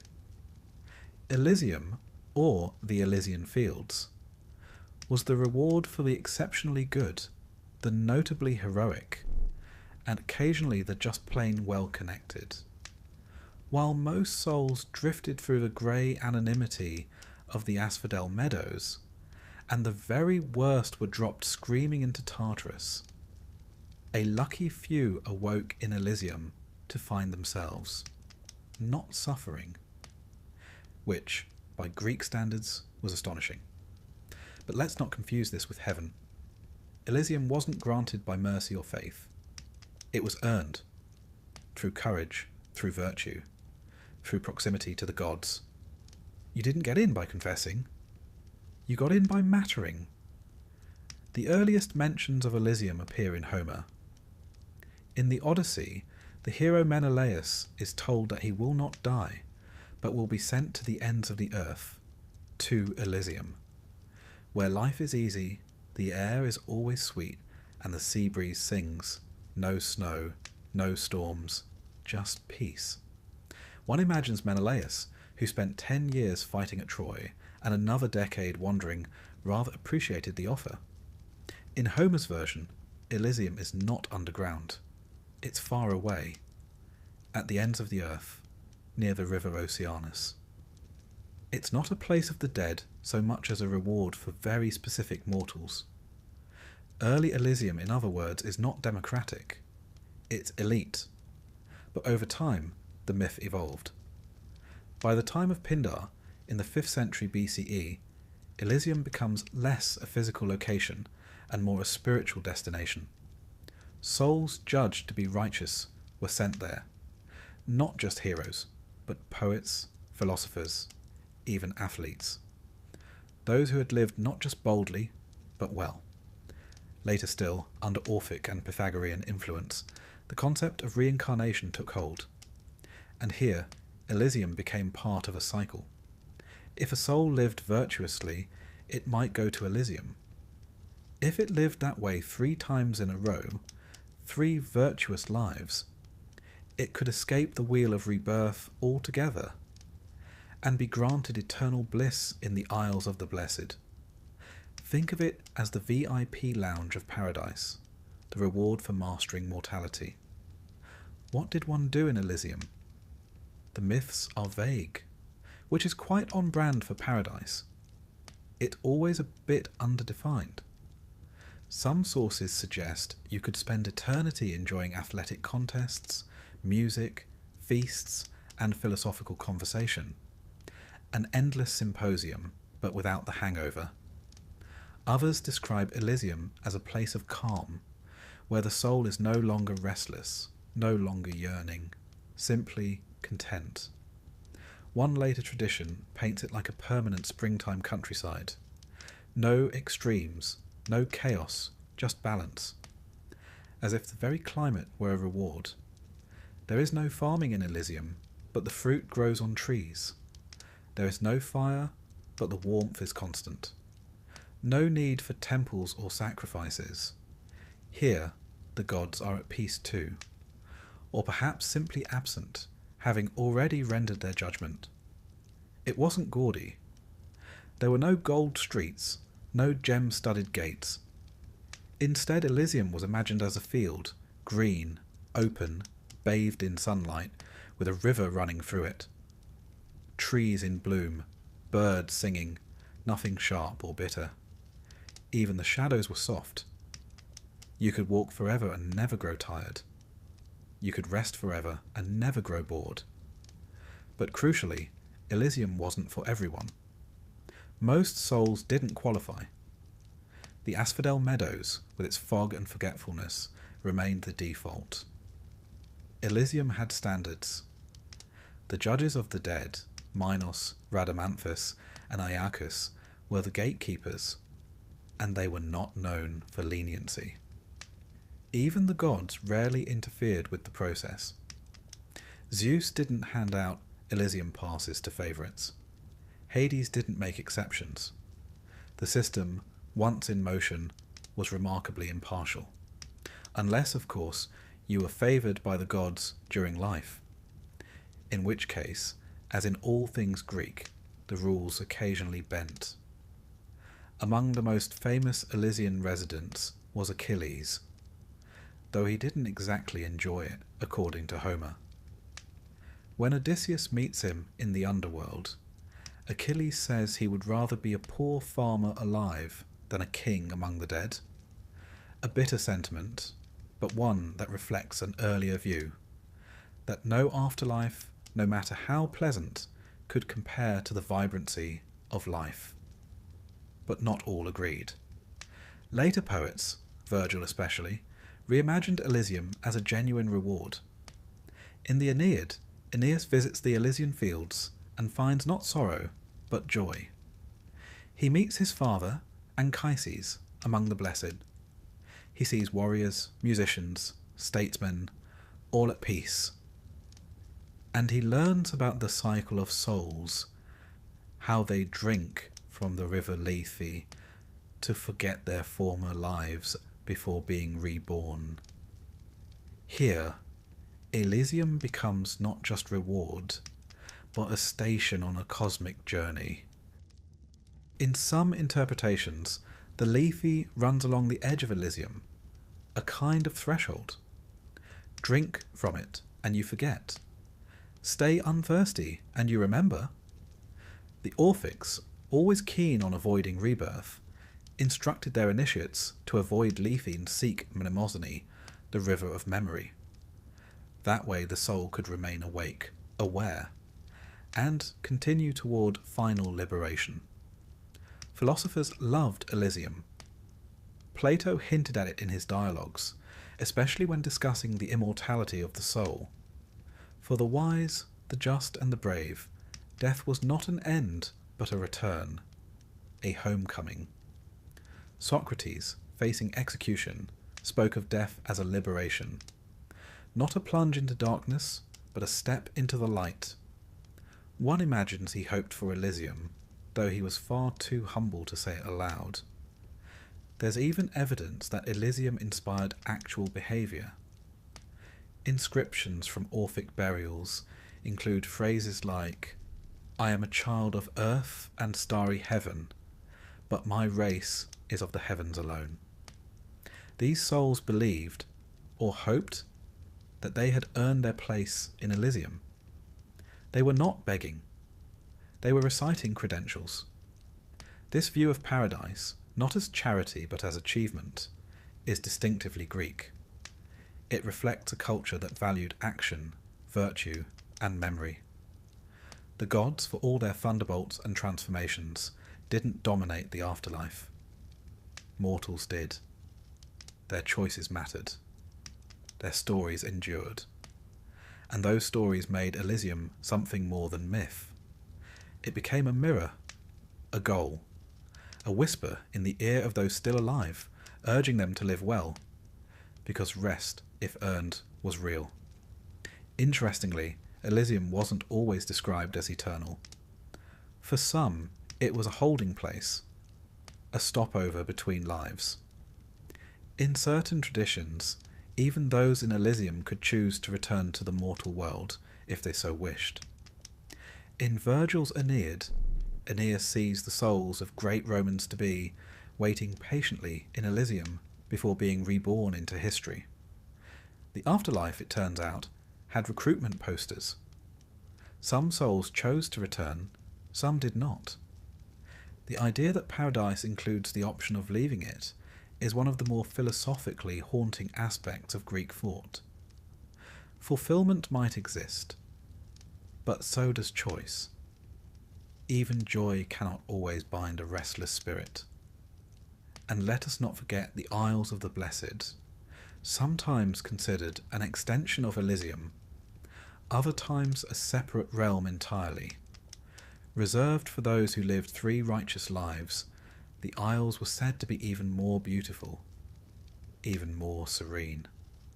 There, it was always spring. The breeze was perfumed. The stars shone closer. If Elysium was a dream, the Isles were the dreamer's final piece. Poets, too, imagined Elysium as a place of legacy, where bards might sit beside their muses, where wisdom flowed like wine, where the noise of war and politics faded into memory. It was not about doing any more. It was about being complete. It's a curious thing that the ancients, so often focused on glory and power, placed the greatest peace not in triumph, but in letting go. That after a life of striving, the prize was a green field and silence. Perhaps they understood what we often forget, that the highest reward is not to be remembered by others, but to no longer need to be. And so, Elysium waits, not with open arms, but with soft grass, warm sun, and the gentle hush of everything finished. In our next chapter, we descend once more, but not into punishment or paradise. Instead, we meet the beings who keep the underworld running. Creatures, spirits, and divine enforcers who inhabit the space between myth and metaphor. Cerberus, the Furies, the Shadows. Those who are not judged, but who judge. Those who do not rest and make sure others do. By now, we've met the kings and queens of the underworld. We've strolled through its fields, peered into its prisons, and crossed its rivers. But there's another class of inhabitant that we've yet to meet. The enforcers. The watchful eyes. The teeth behind the judgment. These are the creatures and spirits who dwell in the shadows, not to be judged, but to make sure judgment is upheld. They do not rest. They are not reborn. They are the staff. Let us begin with the most iconic of them all, Cerberus, the 3-headed hound who guards the gates of Hades. Sometimes called the Hound of Hell, though that's a later Christian phrase, Cerberus is not evil. He's simply thorough. He stands at the threshold of the underworld, not to keep people out, but to keep the dead in. It's an important distinction. The Greeks didn't worry much about demons dragging people to the afterlife. They worried about the dead wandering out again. Cerberus ensured the finality of death. If you passed him, you stayed past. Descriptions of Cerberus vary. In some myths, he has 3 heads, each snarling and independent, perhaps representing past, present and future. In others, he has 50, or 100. He may also have a mane of snakes, a serpent for a tail, and eyes that see both night and soul. Despite all this terror, Cerberus is remarkably ineffective against certain musical genres. Orpheus, on his descent, famously lulled the hound to sleep with his lyre. In other stories, Heracles subdues him with brute strength, dragging him into the sunlight as part of his 12th labour. A thankless task for Cerberus, who simply wants to do his job without being serenaded, strangled or kidnapped. Still, he is loyal, fearsome, tireless. And like most underworld entities, he doesn't hate, he simply functions. There is something almost tragic about him. The dog who never leaves his post, never runs, never plays, always watching, always waiting, but Cerberus is not alone. Wander deeper into the gloom, and you'll hear another sound, not growling but hissing, whispering. This is the realm of the Erinyes, the Furies. 3 of them typically: Alecto, unceasing; Megaera, grudging; and Tisiphone, avenger of murder. They are older than the Olympians, born, some say, from the blood of Uranus when he was castrated by Cronus. Others say they sprang from Night herself. Either way, they are vengeance incarnate. Unlike Cerberus, who stays in Hades, the Furies move freely.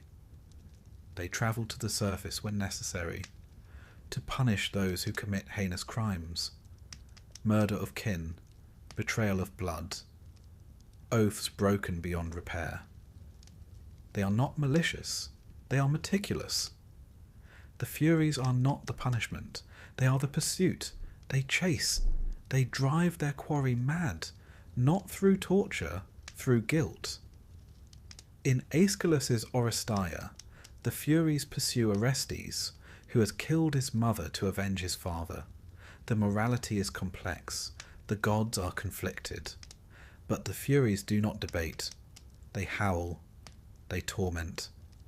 They claw at the mind until justice is acknowledged, or a new justice is invented to contain them. Eventually, Athena calms them, offers them a new role, as Eumenides, the kindly ones. A diplomatic rebranding, if ever there was one. The idea was to give them a shrine, honour, a role within the city's justice system. But one suspects they never quite stopped being Furies. Just quieter now, waiting. And then there are the Shades. The majority of souls in the underworld are not heroes or villains. They are the anonymous dead, the forgotten, the ordinary. These are the Shades, pale, insubstantial, without memory or form. In Homer's Odyssey, Odysseus must feed them blood in order for them to speak. Without it, they drift, murmuring, mindless. In early Greek thought, the shade, or psyche, is what remains of a person, not the full self, just the outline, like a dream of someone you once knew. They do not suffer, but neither do they thrive. They do not speak unless spoken to. They are not cruel, but they may be confused. Shades populate the asphodel meadows in vast numbers. Billions of them, one imagines, flickering like candlelight in mist. A field of memoryless souls, each one having lived, loved, died, and now indistinct. It is one of the more haunting visions of the afterlife. Not torment, not reward, just erosion. And yet, even the shades must be watched, managed.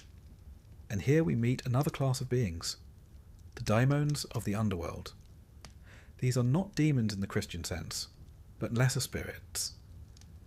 Some guide souls, some guard rivers, Some drift between roles, shadows in service to Hades. Among them are the carers, the spirits of violent death, war, plague, accidents. They do not kill. They arrive when death is inevitable, like buzzards, but with a sense of timing. Hesiod calls them daughters of night, sisters of doom. In battle, they drift above, waiting for blood to spill. They are drawn to it, not to cause it, to witness it. There are also spirits called lampades, torch-bearing nymphs who accompany Hecate, the goddess of witchcraft and crossroads. They guide souls in ritual. They flicker in the dark corners of the world, especially at the edge of night, or when the moon is thin.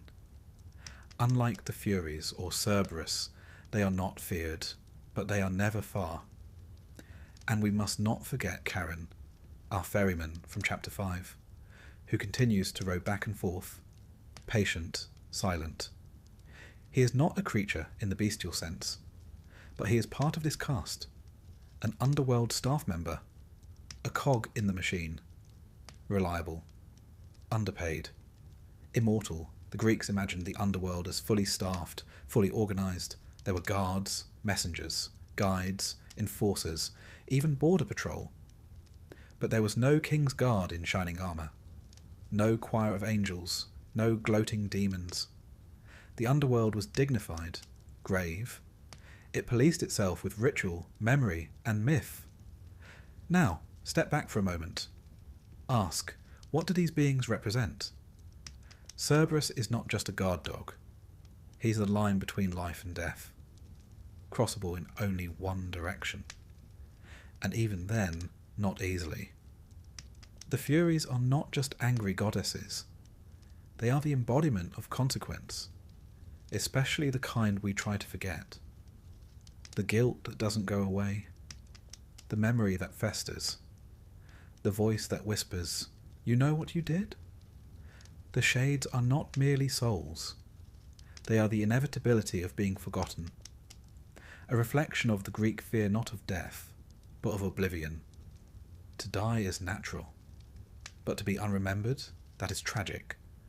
And the daemonic figures, the carers, the lampades, they remind us that not all of death is planned. Not all is fair. Some deaths come screaming, unexpected. Some slip through cracks. The underworld acknowledges them all, tracks them all, processes them all. Even the gods fear some of these beings. When Hera, queen of the heavens, seeks revenge, she doesn't always throw lightning. She whispers to the Furies. She stirs up the spirits. She moves the pieces that cannot be moved by Olympian decree. Hades and Persephone, too, rely on this retinue. They do not rule through fear. They rule through structure. And structure must be upheld, not by laws, but by those who live in the cracks between laws. The underworld creatures do not judge, they enforce.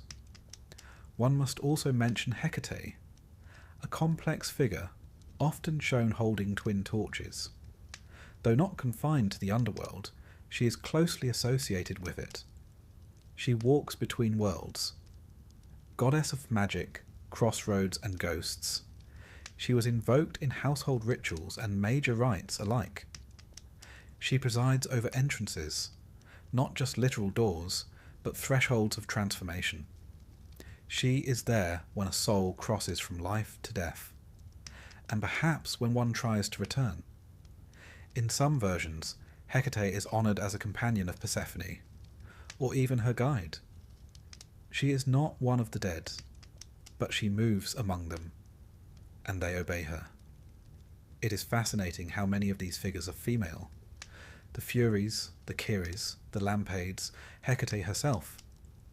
The ancient Greeks saw in death a feminine power, not soft, not maternal, but relentless, precise, watching. And that may be the most striking thing about these creatures of the underworld. They are not evil. They are inevitable. They do not break the rules. They are the rules. They are the jaws of justice. the teeth behind myth, the reminder that death, like life, has a bureaucracy, and it must be obeyed. And yet, in all of this, there is something comforting. The underworld is not chaos, it is order, it is staffed, it is monitored. One does not fall into it and vanish. One is received, processed, watched. That may not be cheery, but it is dignified. Perhaps that's why the Greeks feared the underworld, but did not hate it. They respected it. It was not wild. It was civilized, in a way that only eternity can be. Next, we reach our final descent, not into a place, but into an idea. What did the underworld mean to the ancient Greeks? What did death teach them about life? In our final chapter, we'll explore how philosophers, poets, and common people alike imagined what came after, and why it mattered so deeply to those still breathing. If you followed us this far, past the rivers and gates, past judgment, through the field and the fire, past guardians, singers, heroes and kings, you might be tempted to ask the ultimate question. What exactly was the point? What did the ancient Greeks believe about death? Not just its mechanisms, not just its geography, but its meaning. Why build an entire mythology, layer by layer, soul by soul, creature by creature, unless it taught you something about life? The underworld, for all its gloom, was not just a cosmic warehouse of souls. It was a mirror, a moral map, a story the Greeks told themselves and each other about how to live well and how to die well. In this final chapter, we look not just at Hades and Persephone, or Tartarus and Elysium, but at the Greeks themselves, and how the dead shaped the living. To begin with, we must recognize that the Greeks feared death deeply, but not in the way one might assume. They didn't fear fire or demons or eternal torture. Those are later anxieties. What they feared, more than pain, was erasure. To die was natural. To be forgotten? That was unbearable. This is why so many Greek heroes are obsessed with glory, kleos. Achilles doesn't fight at Troy for wealth or safety. He fights for memory, to be sung of, to be known. For the Greeks, fame was a form of afterlife. Not in heaven, but in story. The only immortality a mortal could truly earn. This fear of being forgotten shaped everything, from funeral rites to epic poetry. Yet the dead had to be buried, mourned, named. Their tombs marked, their deeds recorded. A nameless grave was a kind of second death, and the underworld was filled with those who had not been remembered, shades who had lost not only their lives, but their identities. The idea of psyche, the soul, evolved over time. In Homer, the soul is something like breath. When you die, it leaves. It has no power, no self. In later thought, particularly under Orphic and philosophical influence, the soul becomes more a moral essence. A passenger, perhaps, travelling from body to body. Capable of growth. Even salvation? This led to the idea that death wasn't the end of a person, but the next step in a process. A transformation. For the Pythagoreans, the soul was divine. Trapped in the body like a prisoner in a cell. Death released it. If you lived wisely, the soul ascended, or escaped the cycle of rebirth altogether. The Orphics went further. They offered detailed instructions for the soul's journey. Small gold tablets, found in graves from southern Italy to Crete, bear cryptic inscriptions. One reads, "I am a child of earth and starry heaven, but my race is of the heavens alone." You yourselves know this. I have drunk from the cold spring of memory. These were not prayers. They were passwords. The soul, upon death, recited them to prove its identity, its purity, its belonging. In these traditions, the underworld became less a final resting place and more a kind of checkpoint, a border crossing. Souls were weighed, tested, moved, perhaps judged, certainly observed. But while mystery cults and philosophers developed these ideas, most Greeks remained grounded. They mourned their dead with ritual and reverence, not for fear of punishment, but for fear of absence. To leave the dead unburied was to disrupt the order of things, to anger the gods, but also more tenderly to break the bond between generations. Funeral practices were precise.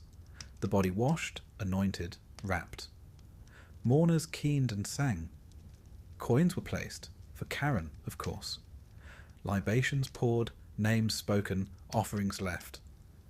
A procession led the dead to their tombs, where they were laid with items from life, cups, mirrors, armour, toys. Not because they would use them, but because they spoke of who the dead had been. And the living returned to the tombs. Anniversaries, festivals, shared meals among the stones. The dead were not shut away, they were hosted. This closeness to death shaped Greek architecture, poetry, even politics. Pericles, in his famous funeral oration, didn't praise the dead simply for dying bravely. He praised them for giving Athens its memory, its identity. In remembering the fallen, Athens remembered itself. And so, the underworld was not a terrifying unknown. It was a structured unknown. And that made all the difference.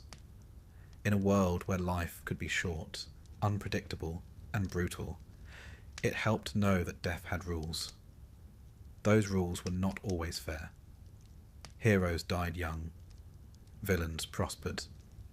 But the Greeks believed that death eventually revealed the truth. In Hades there were no lies, no disguises, only memory, only record. Plato plays with this idea in his Myth of A soldier dies, visits the afterlife, and returns to tell what he saw. Souls choose new lives, some foolishly, some wisely. Odysseus chooses the life of a quiet man. Orpheus avoids music. Ajax, still bitter, picks a life where no one will notice him. And the cycle continues. Plato's message is clear. How you live shapes how you die. And how you die shapes how you live again. But even this philosophical system retains something deeply human. It doesn't deny grief. It doesn't banish sorrow. It just gives it form. Greek funerary art often shows quiet scenes. A woman looking into a mirror, a man bidding farewell to his dog, a mother and child. These aren't moments of victory. They're moments of intimacy, of loss, of love. And that in the end is what the underworld reflects. Not just justice, but emotion. Not just fate, but feeling. Hades, the god, is not a monster. He is a bureaucrat, a warden, a silent witness to all things finished. Persephone is not simply a victim, or even a queen. She is a cycle, a symbol of return, of memory. She brings life to the dead, and death to the living. She is what the Greeks saw in the world itself, that everything dies, but everything changes. And change is not always loss. Even the punishments in the underworld, Sisyphus, Tantalus, Ixion, are not horror stories. They are metaphors, warnings. What happens when we refuse to accept limits? When we defy the gods, yes, but also when we defy meaning. The Greeks didn't believe in sin exactly, but they believed in harmony. And when that harmony was broken, the consequences echoed. Elysium too is a metaphor. A promise that peace exists, not because the world is fair, but because we can be. That the soul, shaped by choice, might one day find its field, its river, its rest. And in the middle, asphodel, the meadow of most souls, neither reward nor punishment, just being, the place of the majority, and perhaps the truest vision of death, not dramatic, not divine, but quiet, a return to the soil, a whisper of what was. Today we inherit these myths without always realizing it. When we speak of crossing rivers, we echo the Acheron. When we speak of ghosts who linger, we recall unburied shades. When we fear being forgotten, or hope to be remembered, we walk in Greek footsteps. Even modern literature borrows this blueprint. Dante's Inferno, Tolkien's Paths of the Dead, Disney's Hercules.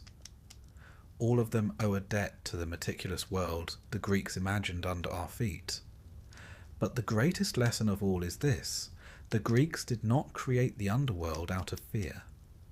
They created it out of need. They needed a story big enough to hold sorrow, a map big enough to fit all their ancestors, a place where their heroes could rest, their enemies could pay, and their questions could echo forever. They did not always agree on the details. Some believed in rebirth, some in rest, some in nothingness. But all believed that death meant something, that how you lived would ripple into the dark, that memory mattered. And so the underworld was not a horror. It was a human thing, wound around grief, honour, consequence and hope. You did not need to understand it fully. You only needed to walk forward. One step, one coin, one name spoken over your grave. And perhaps that's the final gift of Greek mythology. Not answers, but architecture. A shape for the shadows. A way of looking into the unknown and saying, yes, there's something there, and it means something. And now, dear listener, our journey too has reached its shore. The ferry waits, the wind stills, the light fades. But the story remembers, as all stories do.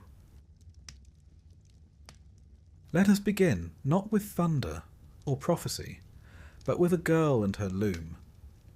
She was called Arachne, a mortal with hands so deft they moved like wind through wool. Her tapestries shimmered with colour and precision, scenes so finely woven they seemed to breathe.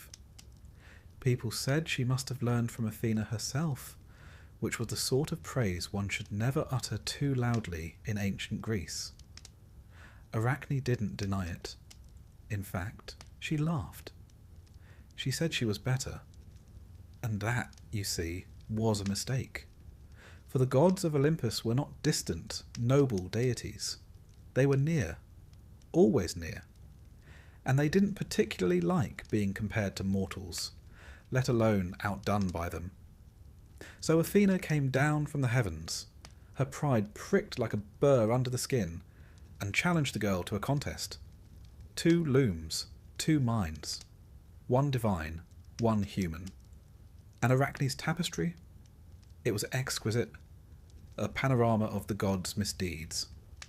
Zeus seducing women in a dozen disguises, Poseidon ravishing Medusa in Athena's temple, Apollo chasing nymphs who wanted nothing to do with him. The thread glittered with uncomfortable truth. Athena's work, by contrast, was flawless and stern, a depiction of piety and punishment. But when she saw Arachne's piece, she flew into a rage, not because it was wrong, but because it wasn't. She tore it apart and struck the girl down. Then, in that strangely poetic cruelty the gods so loved, transformed her into a spider. And so Arachne still weaves, but without fingers, without pride, without a voice. A cautionary tale, and one that sets the tone. Because in Greek mythology, if a god notices you, it rarely ends well. The Olympians, you see, were not above meddling. They did not dwell on high with benevolent detachment. number. They peered down, eyes sharp as hawks, looking for beauty, arrogance, wit, or defiance. Anything that might amuse or annoy them. Humans were their toys, their distractions, their cautionary examples. Take Semele, a mortal woman beloved of Zeus. He whispered sweet nothings into her ear and promised her anything she wished. And in a moment of fatal honesty, she asked to see him as he truly was, in all his divine radiance. Zeus warned her. He begged her to reconsider, but an oath was an oath, and when he revealed his true form, the brightness alone consumed her, burned to ash. Their unborn child, Dionysus, was saved only because Zeus sewed him into his own thigh, like a strange botanical graft. He was born later, with a head full of vines and madness. Another mortal, Io, suffered a different fate. She caught Zeus's eye, an unfortunate habit of many young women in mythology. To conceal her from Hera, Zeus turned her into a cow. A lovely cow, to be fair, but still. Hera, never one to be fooled for long, demanded the cow as a gift and assigned Argus, a giant with 100 eyes, to guard her.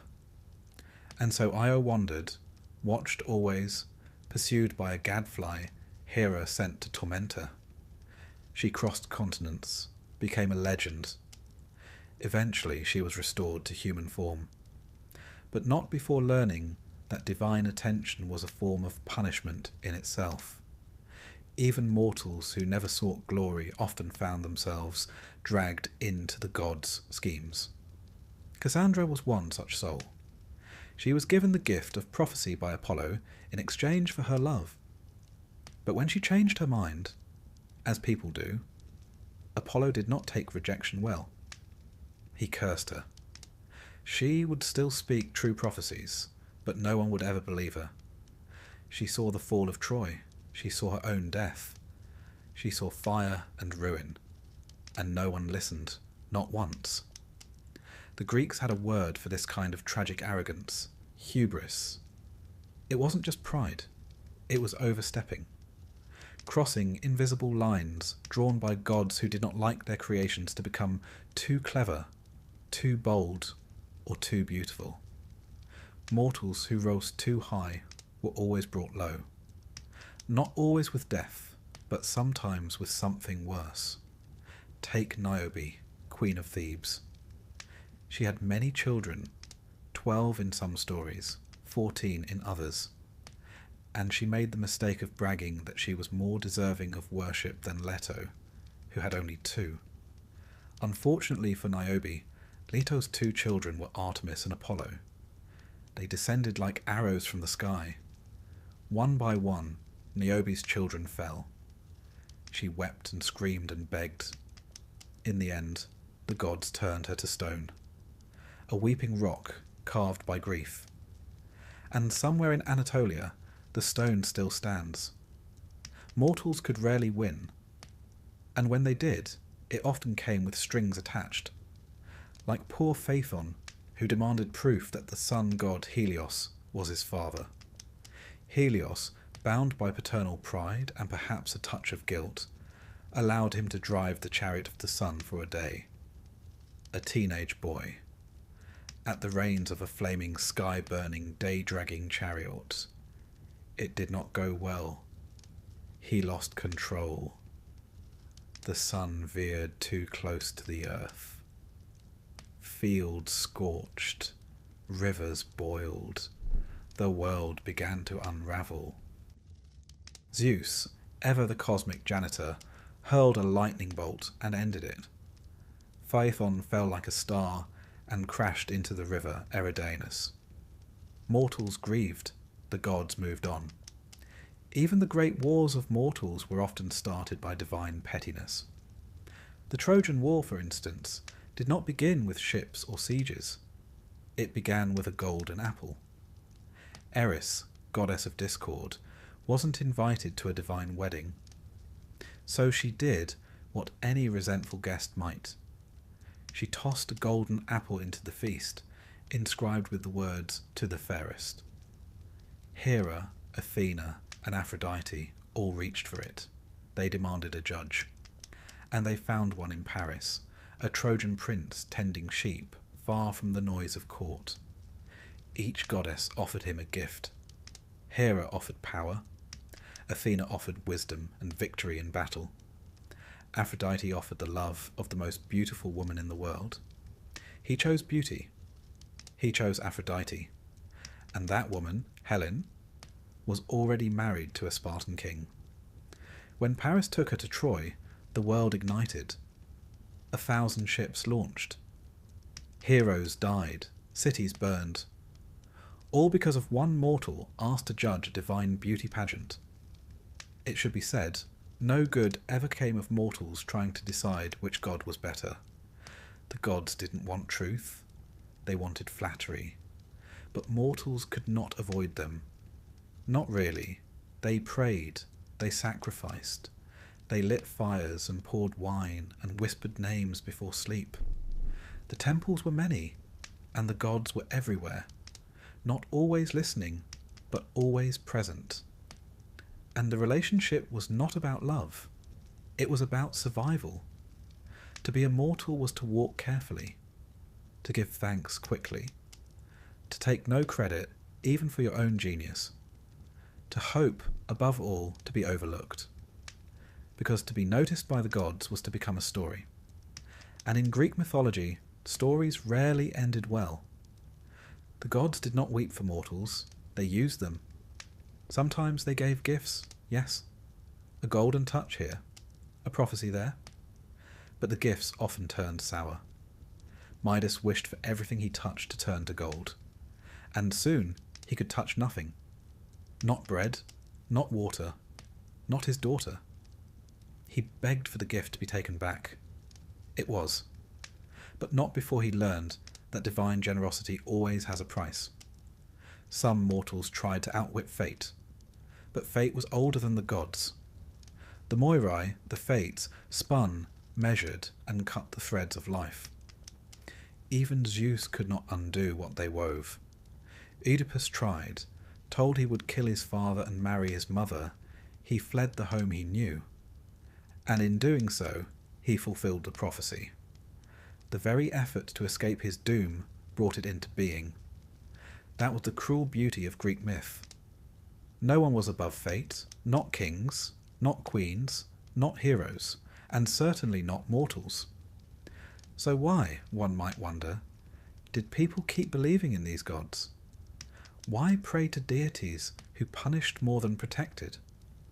Because the gods explained the world. The storms, the floods, the sudden illnesses, the way fortunes rose and fell. All of it could be seen in the stories. The gods gave shape to chaos. They made meaning from suffering. They were not just punishers. They were metaphors, archetypes, warnings in flesh. And for all their flaws, they were unforgettable. To be immortal in Greek mythology was to be temporary. A momentary flash of joy or error, a name in a line of verse, a thread in the great tapestry of fate. Sometimes brilliant, often blood-stained, always fragile. And somewhere above or beyond, the gods watched, amused, displeased, or merely curious. And you, little mortal, you simply did your best to survive the story. It's one thing to make a mistake and suffer for it, but imagine being doomed not because of what you did, but because of what your great-great-grandfather once said to a god, possibly while drunk, and possibly while losing at dice. In the world of Greek mythology, curses were not simply misfortunes. They were legacy items. Heirlooms passed down with the family name. You could inherit your father's nose, your mother's eyes, and a divine malediction that would ruin your entire bloodline for generations. It made for a dramatic family tree, heavy on nobility, light on happy endings. Consider, for example, the House of Atreus, a dynasty so steeped in doom that it makes the average soap opera look like a church picnic. The trouble began, as it so often does, with a quarrel between brothers. Atreus and Thyestes, sons of Pelops, squabbled over the Mycenaean throne. There was betrayal, adultery, and then, inevitably, cannibalism. Atreus, having discovered that his brother had an affair with his wife, decided the appropriate response was to serve him a feast of his own children, artfully roasted. Now, you might assume the gods would intervene here. Smite someone. Send a memo. But no. The gods simply nodded grimly and let the curse settle in like a stain. From that moment on, the family was doomed. Atreus' son Agamemnon went on to become the commander of the Greek forces in the Trojan War, a great honour. He also sacrificed his daughter Iphigenia to get a favourable wind, spent 10 years at war, and was murdered in his bath upon returning home by his wife, Clytemnestra, and her lover. His surviving children then had to decide whether avenging their father was more important than not murdering their mother. A difficult position, even by mythological standards. Orestes, the son, chose vengeance. He killed Clytemnestra, and was promptly hounded across the land by the Furies, ancient goddesses of vengeance, with snakes for hair and a passion for justice that did not forgive matricide. Only with divine intervention and a trial at the Areopagus in Athens was Orestes finally acquitted. But even then, the stain lingered. The House of Atreus was the cautionary tale of cautionary tales.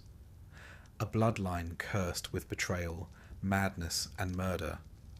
Not because each generation was evil, but because the weight of divine wrath could not be shaken off like old dust. And it wasn't just royal families who suffered this fate. Take Oedipus, poor, unfortunate Oedipus, born to Laius and Jocasta, king and queen of Thebes. Laius, like many mythical men, made a mistake. He abducted a young man, violating hospitality and sacred law. The gods frowned upon this, and a curse was laid. The prophecy came, their child would kill his father and marry his mother. Naturally, they did what any responsible parents might do. They tried to have the baby killed. But the servant they tasked with the job couldn't quite bring himself to do it. He left the child to die on a hillside instead. A shepherd found him. The boy was raised in Corinth, unaware of his origins. Years later, Oedipus, now a young man, heard a whisper of prophecy himself, that he would kill his father and marry his mother. Horrified, he fled Corinth, trying to outrun destiny. But you can't outpace the fates. He met Laius on the road. There was an argument, as ancient fathers and sons are wont to have. A fight broke out. One man died. Later, Oedipus married Jocasta, queen of Thebes, and had children. The truth came slowly, horribly. Jocasta hanged herself. Oedipus blinded himself. And their children, Antigone and her siblings, would inherit not just a ruined throne, but a family history thick with sorrow. Greek tragedy, you see, doesn't bother with happy endings. It begins with the seed of ruin and watches it grow. This idea that a family line could be cursed wasn't just poetic fiction. The Greeks believed in something called miasma, a kind of spiritual pollution. It could be inherited. You could be born unclean because of the sins of your ancestors. Blood cries out for more blood, and until the cycle is broken, through sacrifice, exile, or divine mercy, it continues. We might see it as metaphor today. Generational trauma. The sins of the father. But for the Greeks, it was very literal. A spiritual rot that clung to a name, not unlike mildew on stone. You could change your clothes, your city, even your gods, but the curse remained.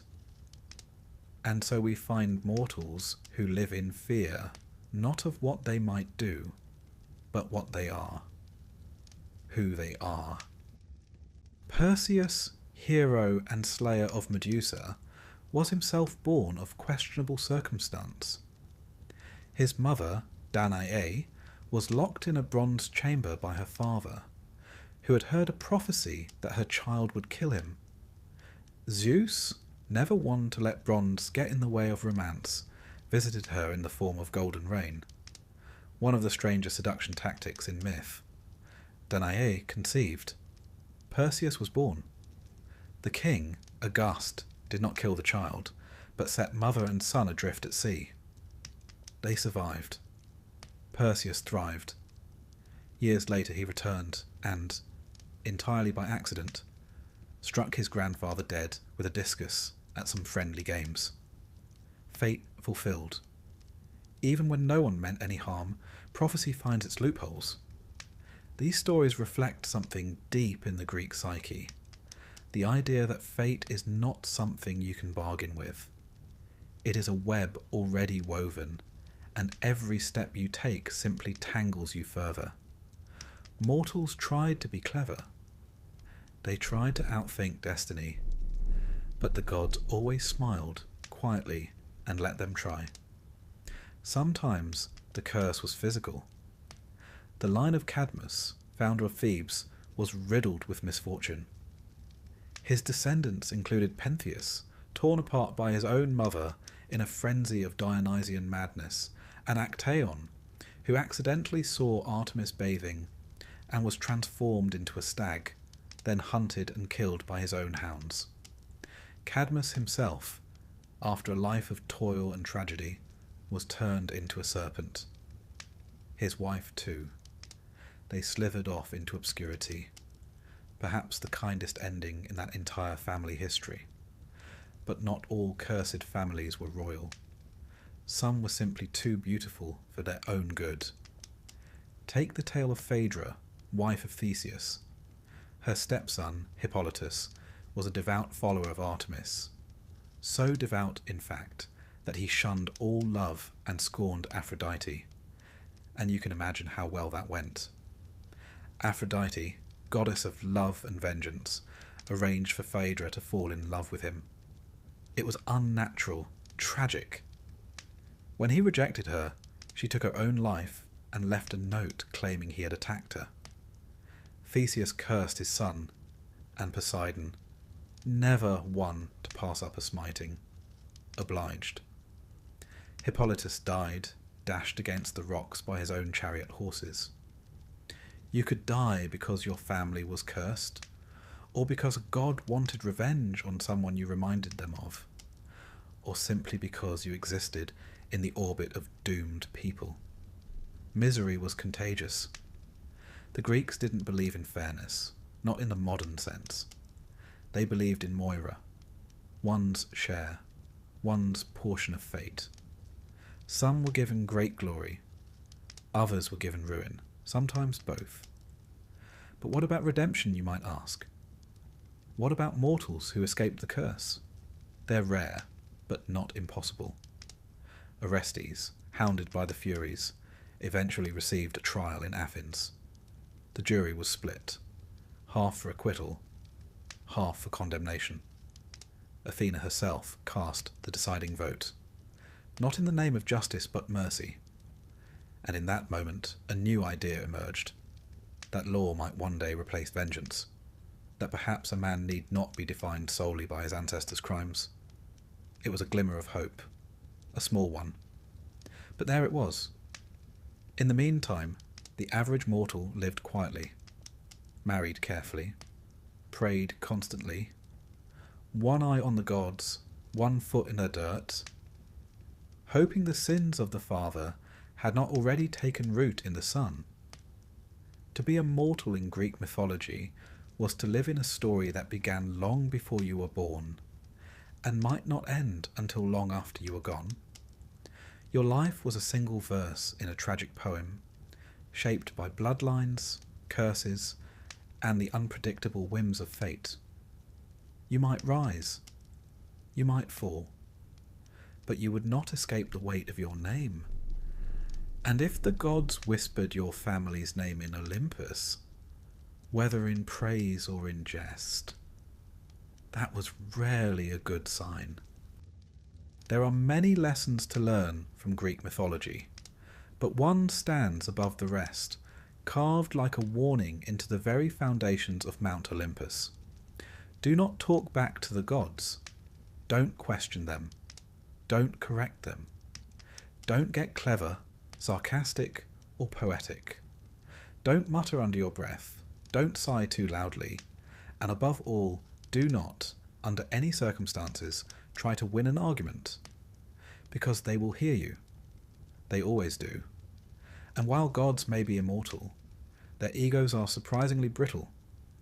Take the case of Pentheus, king of Thebes, young, proud, fond of order. He ruled with a sharp eye and a firm hand. And then Dionysus arrived. Now, Dionysus was not your typical Olympian.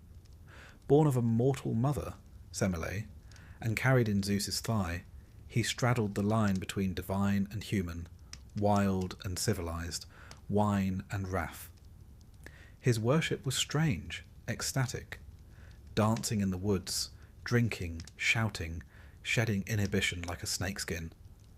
Pentheus, unimpressed, declared it nonsense. He banned Dionysian rites, arrested the god in disguise, mocked his long hair, and in the sort of fatal decision only a tragic character could make, decided to spy on the Bacchic women in their revels, dressed as one of them. He crept into the forest in a flowing gown, perched in a tree for a better view, and there, in the moonlight, the women saw him.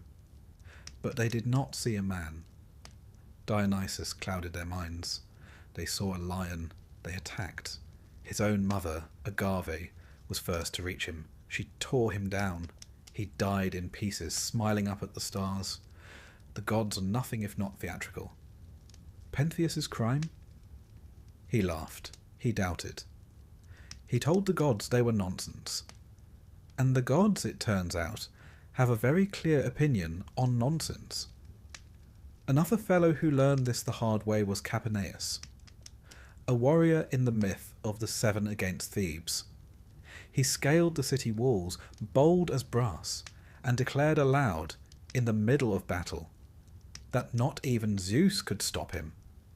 Zeus did stop him, with a lightning bolt, instant death, crisped mid-sentence. There's a curious silence that follows stories like these, a kind of collective holding of breath, because the moral is never subtle. Speak out of turn, and you will be turned to ash, or stone, or mist, or a cautionary statue in some temple courtyard. Even those who told the truth, not lies, but inconvenient truths, were punished. Cassandra, Princess of Troy, was given the gift of prophecy by Apollo. But when she rejected his advances, or rather accepted the gift and then rejected him, he cursed her. She would still see the future, yes. She would see it clearly, brilliantly, unbearably, but no one would ever believe her. She warned of the Trojan horse, of the sack of the city, of her own death, and every word fell like dust. Disbelieved, ignored, dismissed. The gods, you see, don't mind if you're right, as long as it's flattering. If it's not, well, you'll find yourself yelling into the void. And sometimes the punishment came not from the god directly, but through the very forces of fate itself. Take Arachne. You'll remember her from earlier. The weaver who dared claim she was better than Athena. The detail often overlooked in her story is this. She was right. Her tapestry was beautiful. It told the truth. It depicted the gods' crimes, their disguises, their seductions. And Athena, though furious, could not deny the skill. So she destroyed the work. And the girl. because it is not enough to be right. You must also be reverent. And in ancient Greece, reverence did not mean quiet belief. It meant submission. It's easy to judge the gods as petty, and to be fair, they often were. But their responses reflect something deeper about the way the Greeks saw the world. The gods were not moral exemplars. They were not just or fair in the way we use those terms now. They were powerful, and that, in the ancient world, was the only justice that mattered. Power could not be questioned without consequence. The gods represented not ideals, but forces. The sea was Poseidon, stormy, unpredictable, capable of bounty or destruction. Wisdom was Athena, cold, strategic, sometimes cruel. Love was Aphrodite, capricious, overwhelming, delightfully irrational. To insult a god was to insult the very fabric of the world. To question Artemis was to court death in childbirth.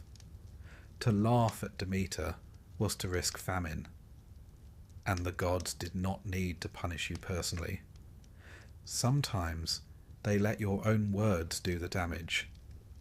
Consider Niobe again, the queen who bragged about her many children, mocking Leto for having only 2. It was not just pride, it was speech. She voiced disrespect. She put it into the world. And so Leto's children, Apollo and Artemis, struck her family down, one by one. When the last child died, Niobe fled to a mountain top and begged the gods to end her suffering. They granted her request, turned her to stone. Even her tears, they say, became part of the mountain, always weeping, never changing. It's tempting to imagine these stories as metaphors, cautionary tales for courtly behaviour. But in ancient Greece, they were lived truths. Not literal, perhaps, but deeply embedded in ritual and thought. People didn't just fear the gods, they feared saying the wrong thing near a shrine, making a joke during a sacrifice, yawning too loudly during a festival. Speech was power, and power could summon attention. And attention, divine attention, was rarely a blessing. The Greek term for this was asebeia, impiety. It didn't mean heresy in the modern sense. It meant acting improperly toward the divine, speaking out of turn, behaving without the right reverence. Socrates, the philosopher, was executed not for atheism, but for asebeia, corrupting the youth, introducing new gods, and failing to honour the old ones. The gods did not require you to love them, but they demanded respect. The curious thing is, the gods themselves rarely held to the same standard. Zeus was a serial adulterer. Hera was vengeful beyond reason. Poseidon flooded cities in fits of pique. Apollo flayed a man alive for losing a music contest. And yet, to question their actions was to invite ruin. It was a divine paradox. You were expected to worship beings whose flaws were legendary. And you had to do it with sincerity. And so, the average mortal developed a very pragmatic relationship with religion. You honoured the gods because it was safer that way. You made offerings. You said your prayers. You did not boast. You did not challenge. And if the gods smiled on you, wonderful. And if they didn't, you assumed you'd offended them somehow and tried harder. There's a quiet desperation in that, a sort of cosmic appeasement, a reminder that in a world ruled by immortals with bad tempers, the only real power mortals had was silence. Which brings us to another kind of punishment, not dramatic, not fiery, not sudden, but slow, oblivion. The Greeks believed in kleos, glory the kind that lives on in stories. But if you defied the gods in some quiet, unseen way, you might not be struck down.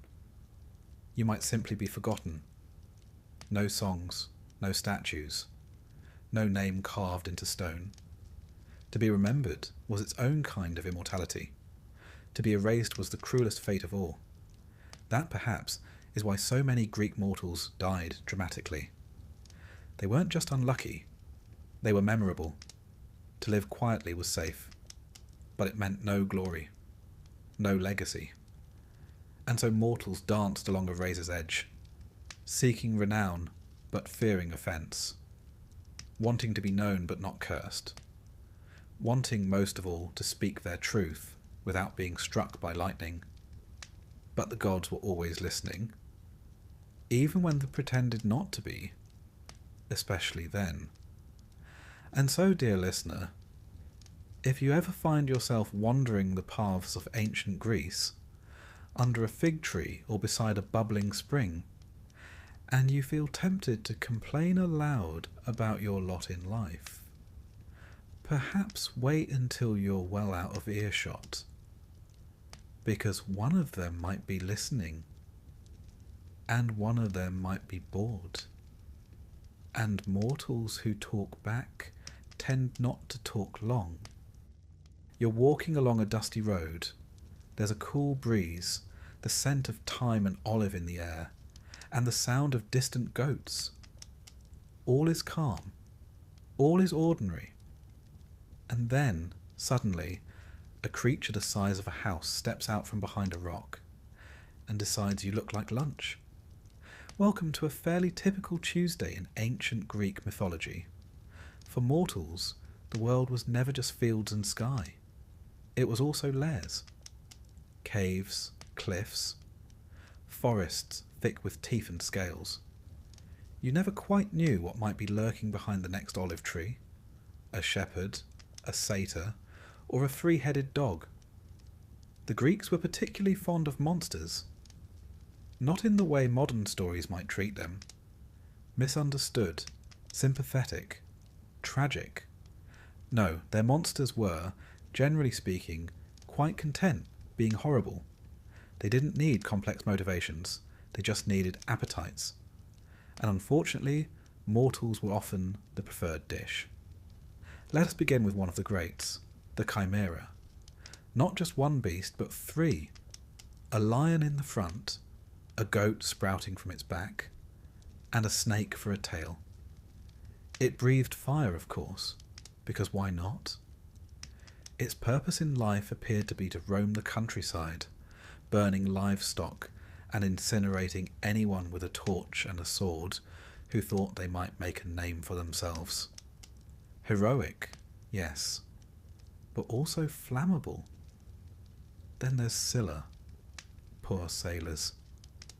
They thought the worst part of their journey was the open sea, the storms, the pirates, the hunger. But then they reached the straits, narrow and perilous. On one side, a whirlpool named Charybdis, which could suck down entire ships like a drunkard draining a wineskin. And on the other, Scylla, a rock-dwelling horror with 12 legs, 6 heads, and a fondness for plucking sailors off decks like hors d'oeuvres. There was no safe route. If you steered away from one, you veered too close to the other. And in life, as in myth, some choices are not about winning. They're about minimizing how much of your crew you lose. Or take the Minotaur. Half man, half bull. Raised in a labyrinth so complex that even its builder barely escaped. This monster was the result of a long and unfortunate chain of divine meddling and royal bad judgment. A queen enchanted to fall in love with a bull, an architect with too much imagination, and a child born of that union, imprisoned forever in darkness. The Athenians, having displeased King Minos of Crete, were forced to send 7 young men and 7 maidens every 9 years as tribute, to be released into the labyrinth. None returned.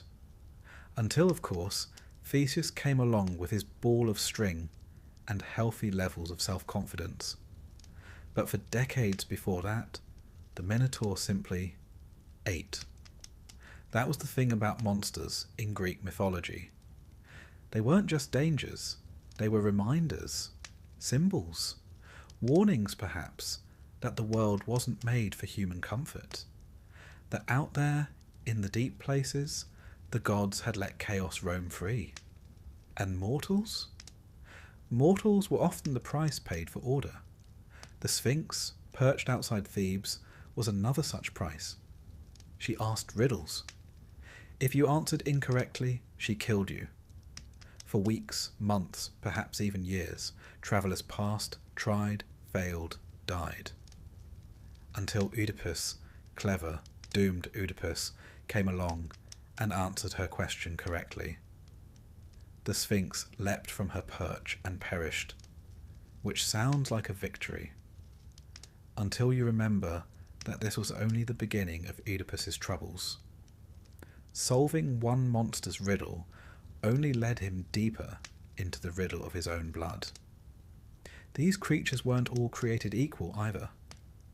Some were born of primordial forces, like Typhon, a storm demon so massive and terrible that the gods themselves fled Olympus when he rose.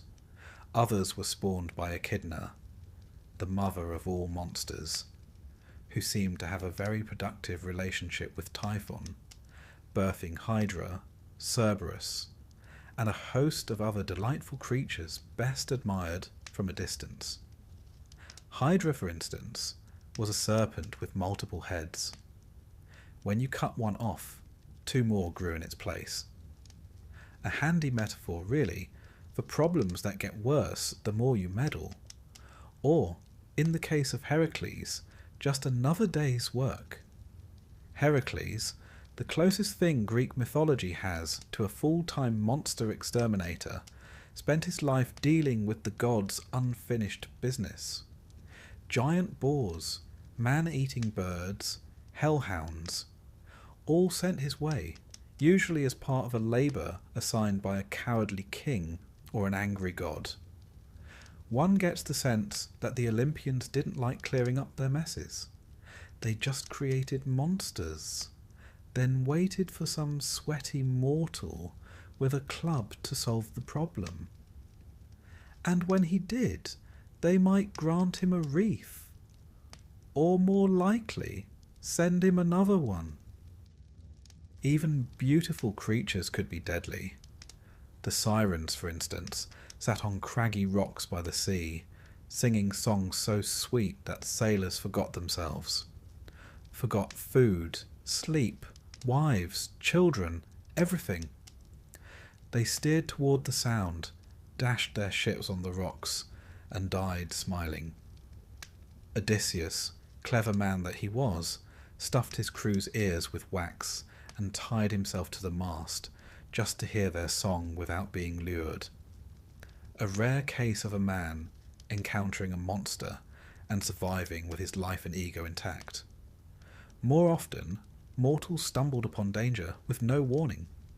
A flash of feathers, a shadow in the sky, a hiss from a cave.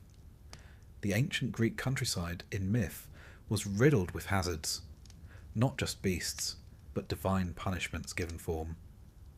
And yet, despite all this, monsters were necessary. They gave heroes something to fight. They shaped stories into arcs, from fear to confrontation to sometimes triumph. But for the ordinary mortal, the non-hero, the farmer or fisher or child caught in the crossfire, they were simply a reminder that the world was not safe. Imagine living in a time when no explanation existed for earthquakes or droughts, where disease had no clear cause, where lightning struck without warning. The world must have seemed full of unseen forces, and so the Greeks filled that uncertainty with teeth and wings and claws. But monsters were not just symbols of nature. They were also warnings about behaviour. Take Medusa. She began, in some versions, as a beautiful maiden. But after Poseidon assaulted her in Athena's temple, the goddess punished her, not Poseidon, by turning her into a gorgon, snake hair, petrifying gaze, solitude eternal. What was she really? A monster? Or a woman transformed by divine wrath into something others should fear? Perhaps both. The Greeks understood that monsters were not just born, they were made. Often they were mortals first, changed by curses, by jealousy, by vengeance. The line between human and beast was always thin. Lycaon, for example, was a king who served Zeus human flesh disguised as hospitality. In return, he was turned into a wolf. An early werewolf tale, if you like, but also a message: offend the gods, and you might lose more than your manners. Even lovers of gods could become monsters. Take Lamia, once a queen of Libya, beloved by Zeus. Hera, naturally, took offence.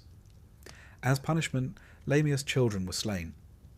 Grief drove her mad. Hera then added a cruel twist. Lamia was cursed never to sleep and to devour the children of others. She became a night-stalking demon, feared in lullabies. But beneath the horror was sorrow. Her monstrousness was not her fault. It was her sentence. In this way, monsters in Greek myth were often tragic. Not in a soft, modern sense, but in the hard, classical sense of the word. They suffered, they frightened, they died, but they were never senseless. They meant something. Even Cerberus, the three-headed hound of Hades, had his purpose. He stood at the gates of the underworld, let souls in, did not let them out. A monster, yes, but also a guardian, a cosmic border collie of sorts. And so mortals lived with monsters not just in story, but in worldview.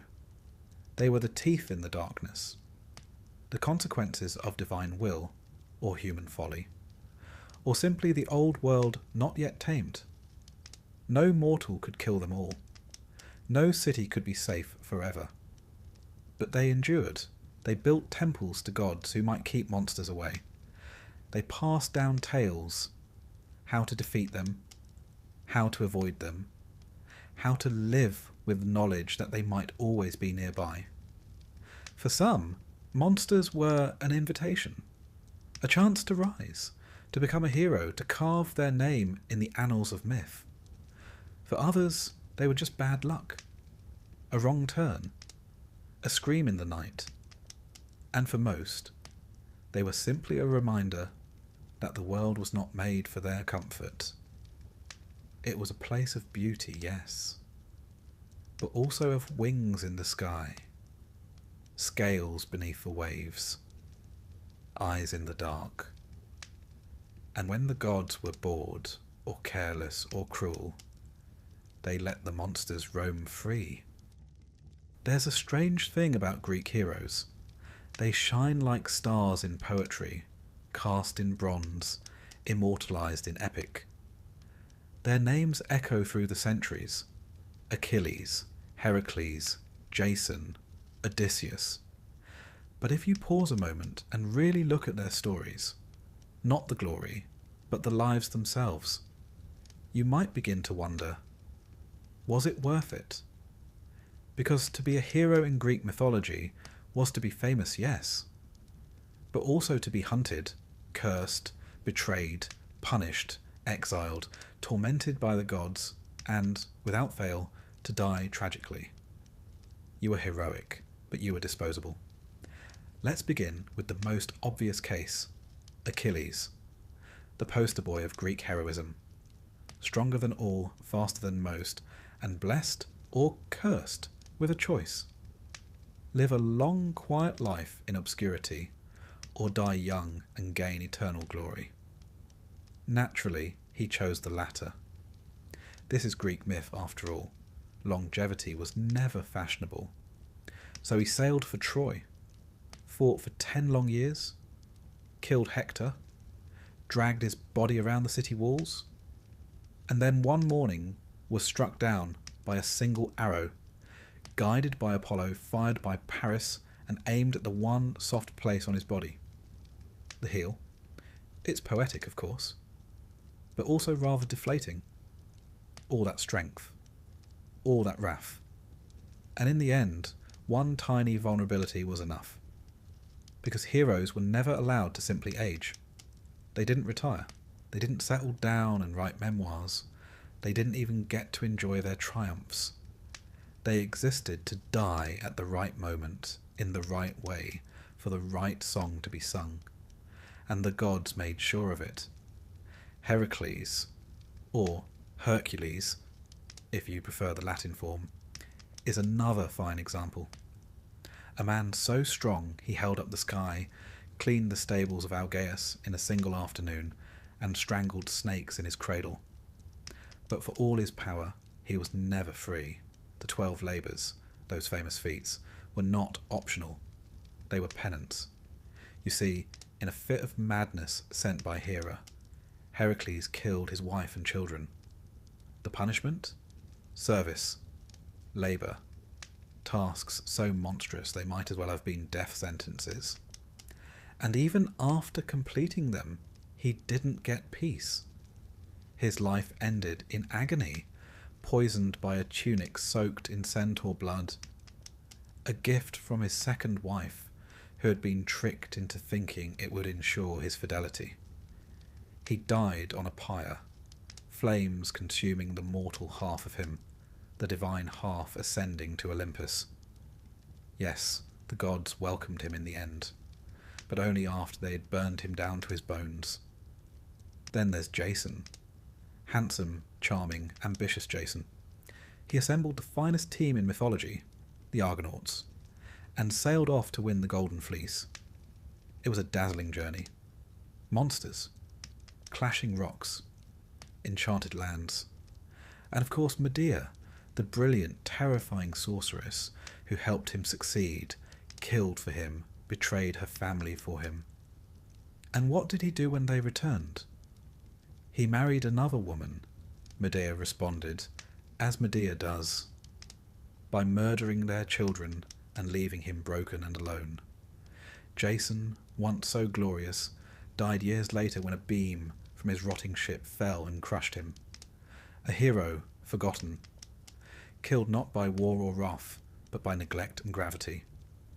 These men, lion-hearted, battle-scarred, were never truly safe. Not from monsters, nor from their friends, nor even from their own choices. Their greatness didn't protect them. In fact, it often attracted the worst. The gods were quick to take offence at mortals who gained too much glory. After all, divine attention was rarely a compliment. Ask Bellerophon. He was a proper hero. Tamer of Pegasus, slayer of the Chimera. A man favoured by the gods.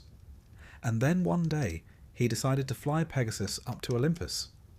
Not to conquer, just to visit. It did not go well. Zeus sent a gadfly to sting the horse. Bellerophon fell.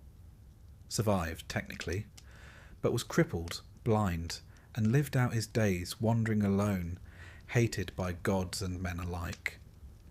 Because the one thing a mortal must never do is try to sit at the table of the divine. That's not to say heroism wasn't admired. The Greeks celebrated it in song and sculpture. But there was always a sense of danger about it. A sense that to rise too high was to invite the fall. And nowhere is that clearer than in the story of Ajax. A giant among men. A warrior of unmatched strength and courage. After Achilles' death, his armour was to be awarded to the next greatest Greek. Ajax expected it. Odysseus received it. Humiliated, maddened, Ajax plotted revenge. But Athena clouded his mind. He slaughtered livestock, thinking they were his comrades. When he came to his senses, grief-stricken and dishonoured, he fell on his own sword. No enemy defeated him. Only shame. It's important to understand how the Greeks viewed glory, kleos, as they called it. It was not just fame, it was the legacy of your deeds. What would be remembered after you were gone? What poets would sing? What statues would show? And because the afterlife was, frankly, rather dismal, grey fields, wandering shades, no wine to speak of, Kleos was the only immortality that mattered. To be forgotten was worse than death, and so heroes chased danger, risked everything. They weren't reckless because they were foolish. They were desperate for meaning, for memory, for a life that would echo. And yet, there's a quiet sadness to it all. Odysseus, for instance, won the war at Troy through cunning. The Trojan horse was his idea, and after the war, he spent 10 years trying to get home, battling storms, monsters, temptations, all because he had once boasted that his triumphs were his own, and Poseidon took that very personally. Even when he reached Ithaca at last, his troubles weren't over. He had to slaughter a houseful of suitors, rebuild trust with his wife, reassert his kingship. It was never over. Not really. Because in Greek myth, the hero never gets to rest. And when they do, it often means they're dead. Even the great Perseus, who slew Medusa and rescued Andromeda, ends not in triumph, but in obscurity. His victories made him famous, yes, but he fades from the story, settles down, vanishes from the epic stage. Glory, it seems, has an expiration date. The women of mythology, too, had their share of heroic suffering. Though less often sung by bards, their stories are no less seared by pain. Atalanta, for example, swiftest of runners, deadliest of hunters. She swore never to marry unless beaten in a foot race. Many tried, all failed. Until one man, Hippomenes, used golden apples from Aphrodite to distract her. He won, they married, and then caught in a moment of passion, they made love in a sacred temple. The gods, of course, were not amused. They were turned into lions, forever circling, never resting.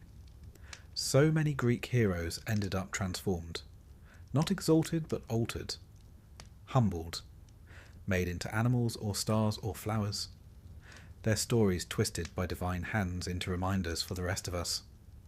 Be brave, yes, but not too brave. Be famous, yes, but not too proud. Live brightly, but do not outshine the gods. Even those who served the gods directly could not count on safety. Asclepius, son of Apollo, became so skilled in healing that he learned to raise the dead. A noble calling, perhaps, but one that annoyed Hades. Death was, after all, part of the cosmic order. So Zeus killed him with a thunderbolt. Apollo retaliated by killing the Cyclopes who made the bolt. In turn, Zeus banished Apollo to serve as a mortal shepherd, a cascade of punishment. Even the divine could be demoted, the heroic undone. And yet, despite all this, the danger, the madness, the inevitable fall, mortals still aspired to be heroes. They volunteered for quests, they prayed for signs, they followed omens into forests full of fangs and fire, because obscurity was worse, cowardice unthinkable, a quiet life almost shameful. The Greeks didn't want safe stories. They wanted ones worth telling. And so, over and over, mortals gave themselves to the gods and the monsters and the wars and the wounds. Not for peace, but for song. The bards remembered them. We remember them. They were chewed up by myth, yes, but they were not forgotten. They were heroic, and they were disposable. But perhaps, just perhaps, they knew that going in. Love, they say, makes the world go round. But in Greek mythology, it more often sends it spinning wildly off course than straight into a ditch. Because in the world of gods and mortals, love wasn't the soft, rose-petalled notion we like to imagine today.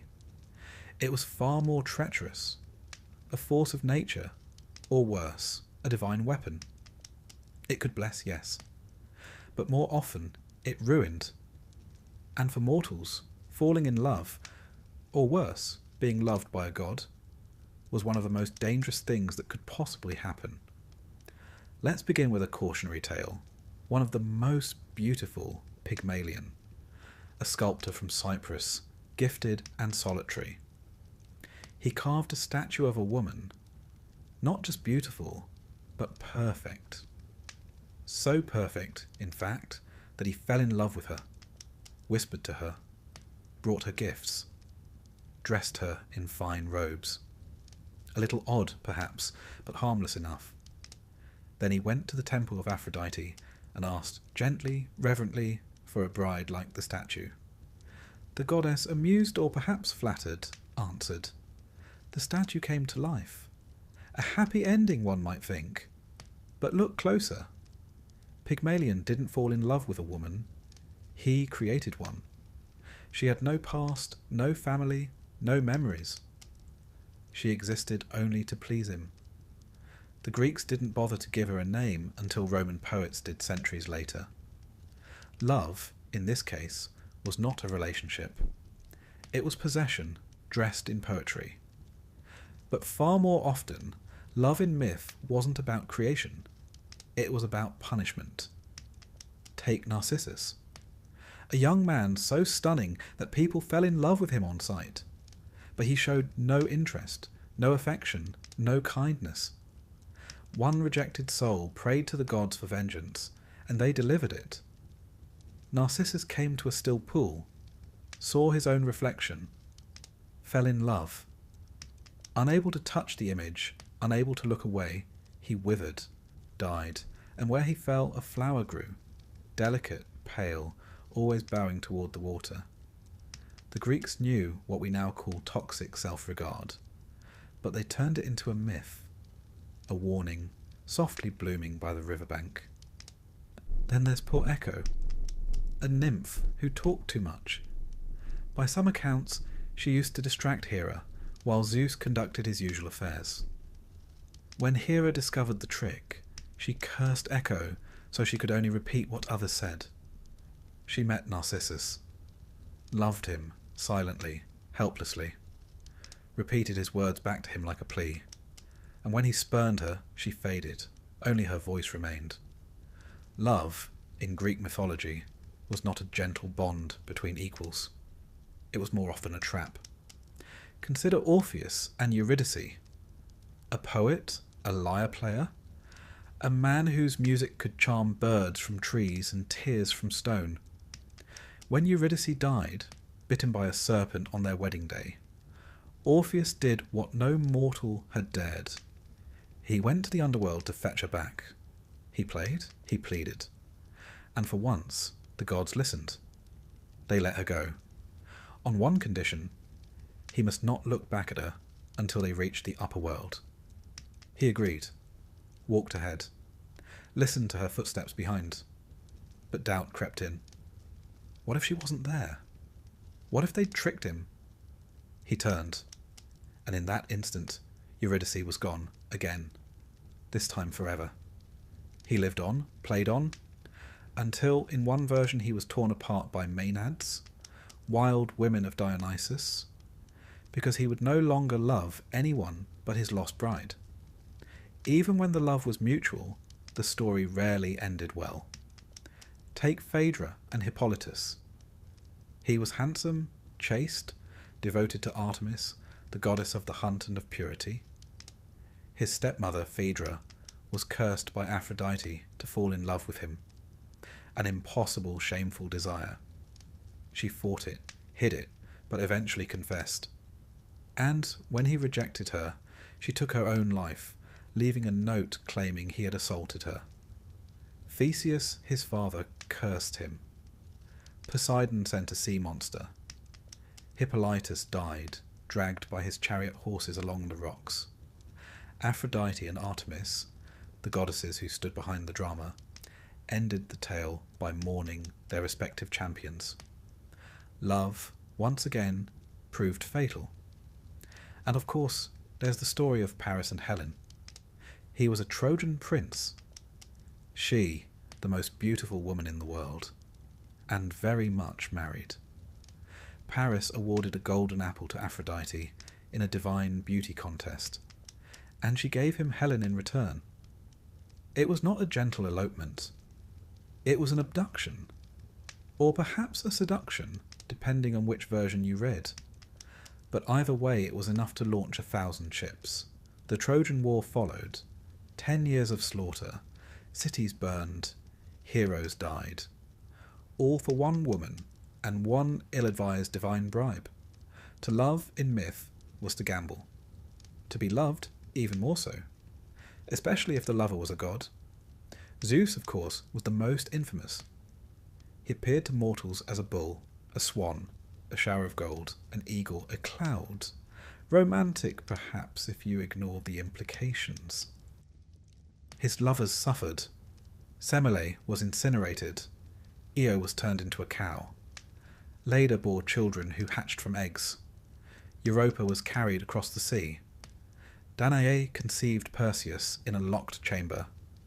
And Callisto, after being seduced or assaulted, depending on the version, was turned into a bear.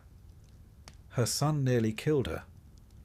The gods finally placed them in the stars, Ursa Major and Minor. A consolation prize, if ever there was one.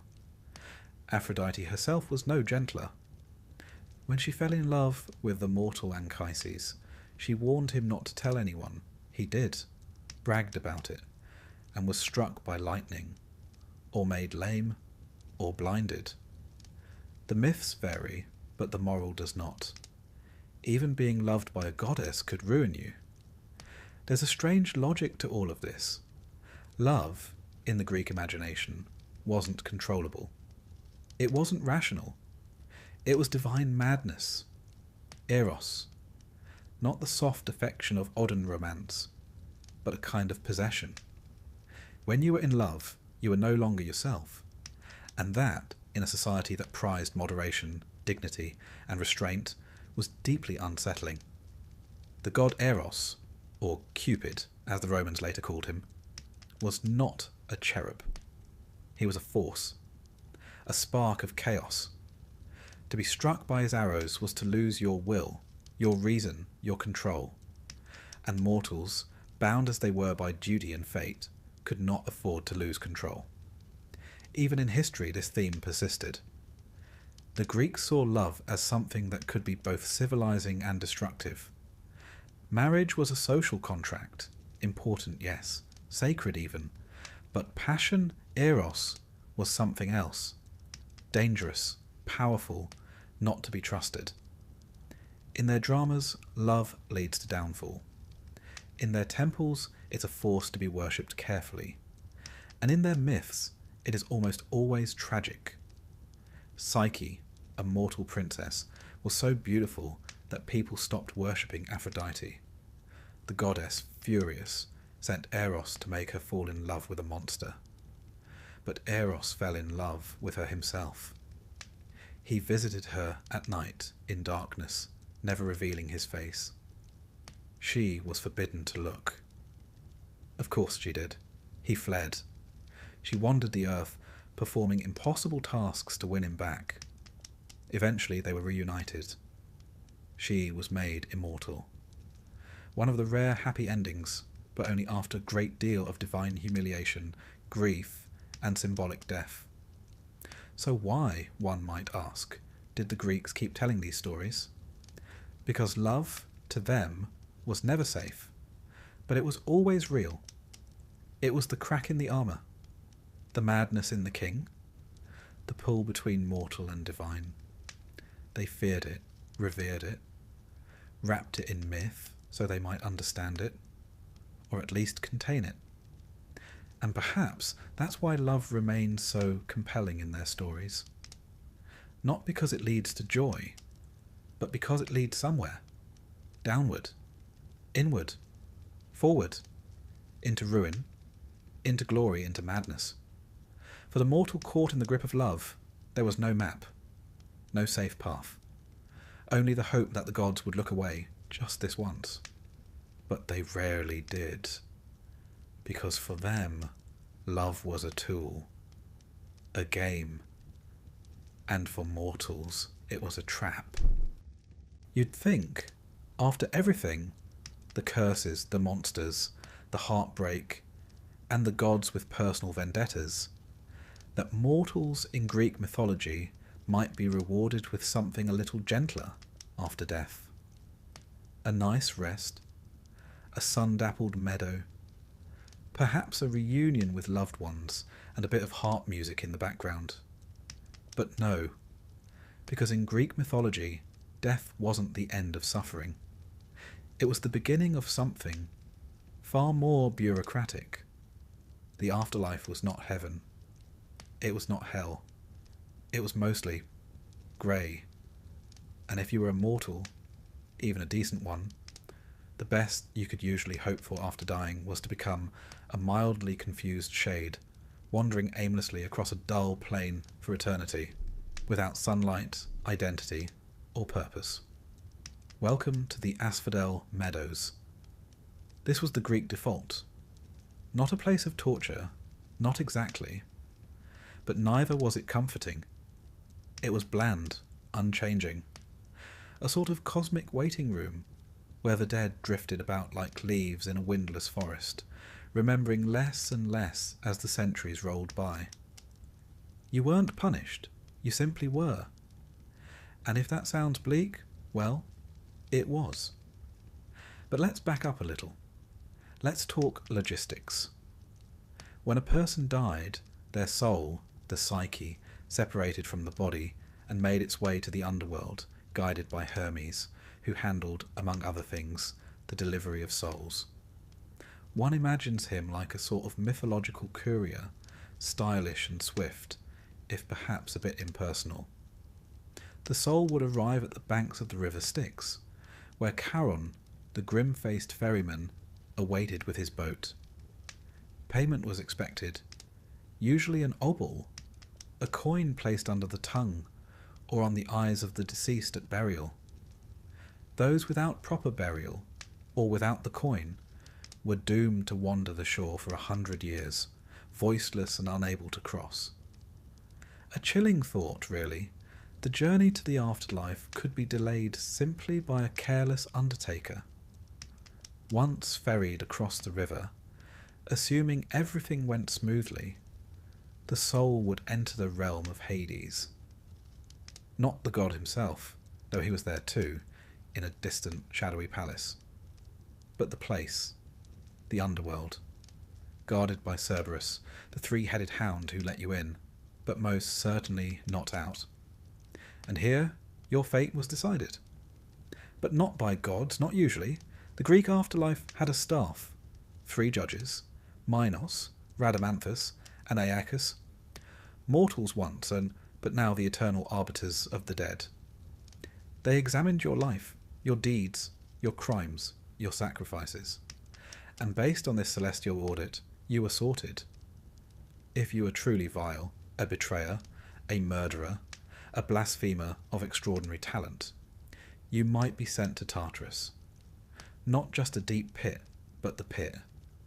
A vast abyss of torment, located even below Hades itself. Here, the worst offenders endured punishments designed not just for pain, but for poetic symmetry. Tantalus, who murdered his own son and served him to the gods, was made to stand forever in a pool of water beneath a fruit tree. But whenever he reached for the fruit or bent to drink, they slipped just out of reach. He was forever hungry, forever thirsty, forever tantalized. Sisyphus, who cheated death twice, once by tricking Thanatos, the spirit of death, and once by convincing his wife not to bury him, was condemned to roll a boulder uphill for all eternity. Each time it neared the summit, it rolled back down. The punishment wasn't just hard labour, it was the futility of effort, the endless repetition of hope undone. Then there was Ixion. He tried to seduce Hera, not a wise move. Zeus bound him to a flaming wheel that spins without end. an eternal reminder that some mortal ambitions were simply not worth the risk. But here's the thing, these were rare fates. Tartarus was not overcrowded. Most souls were not evil enough for torment, nor good enough for reward. Which brings us back to the Asphodel Meadows, the realm of the ordinary dead, the decent, the forgettable, the ones who paid their taxes, said their prayers, and didn't cause too much trouble. They simply drifted. And as the centuries passed, they forgot who they were. Forgotten by the living, unremarkable among the dead, they faded. Not erased. The Greeks didn't believe in annihilation, but reduced, diminished, present, but without sharpness. It wasn't punishment. It was entropy. But not all souls ended there. A fortunate few, heroes, the exceptionally just, or those favoured by the gods, were granted entry into the Elysian fields. Now this, finally, was something approaching reward, a land of endless spring, gentle breezes, music, feasts, athletic contests, if you fancied a bit of running after death, the elite of the afterlife. Achilles was there, though, in Homer's telling, he wasn't exactly thrilled about it. When Odysseus visits the underworld and speaks to Achilles, the great warrior says he would rather be a living servant to a poor man than a king among the dead, which rather dampens the appeal. Still, the Elysian fields offered peace, if not pleasure. And if you lived particularly well, or were reincarnated and lived well again, you might be allowed to stay there forever. A sort of celestial retirement plan for the morally consistent. The Greeks did, in time, entertain the idea of reincarnation. Plato, ever the philosopher, wrote of souls being judged, then choosing their next life based on the lessons learned. A philosopher might become a king. A tyrant, perhaps, a dung beetle. Your fate, in this telling, was shaped by what you valued. Wisdom led to clarity. Vanity led to repetition. It was not universal belief, more a philosophical add-on, but it showed that even the Greeks longed for some sense of justice beyond the grave. Still, for most, the underworld remained what it always had been, a place of silence. There was no divine light, no reward for faith. The gods of Olympus lived forever, but mortals, even beloved mortals, sank into shadow. Even the heroes who visited the underworld, Odysseus, Aeneas, Orpheus, came away changed, haunted.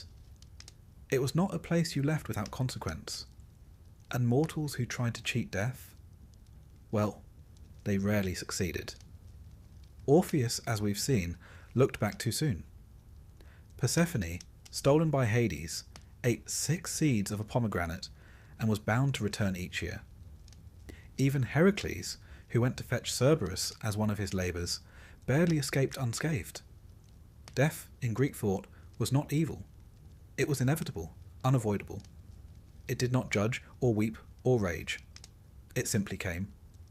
Thanatos, the spirit of death, was not cruel. He was quiet, pale, winged. He did not chase, he arrived. And when he did, your story ended.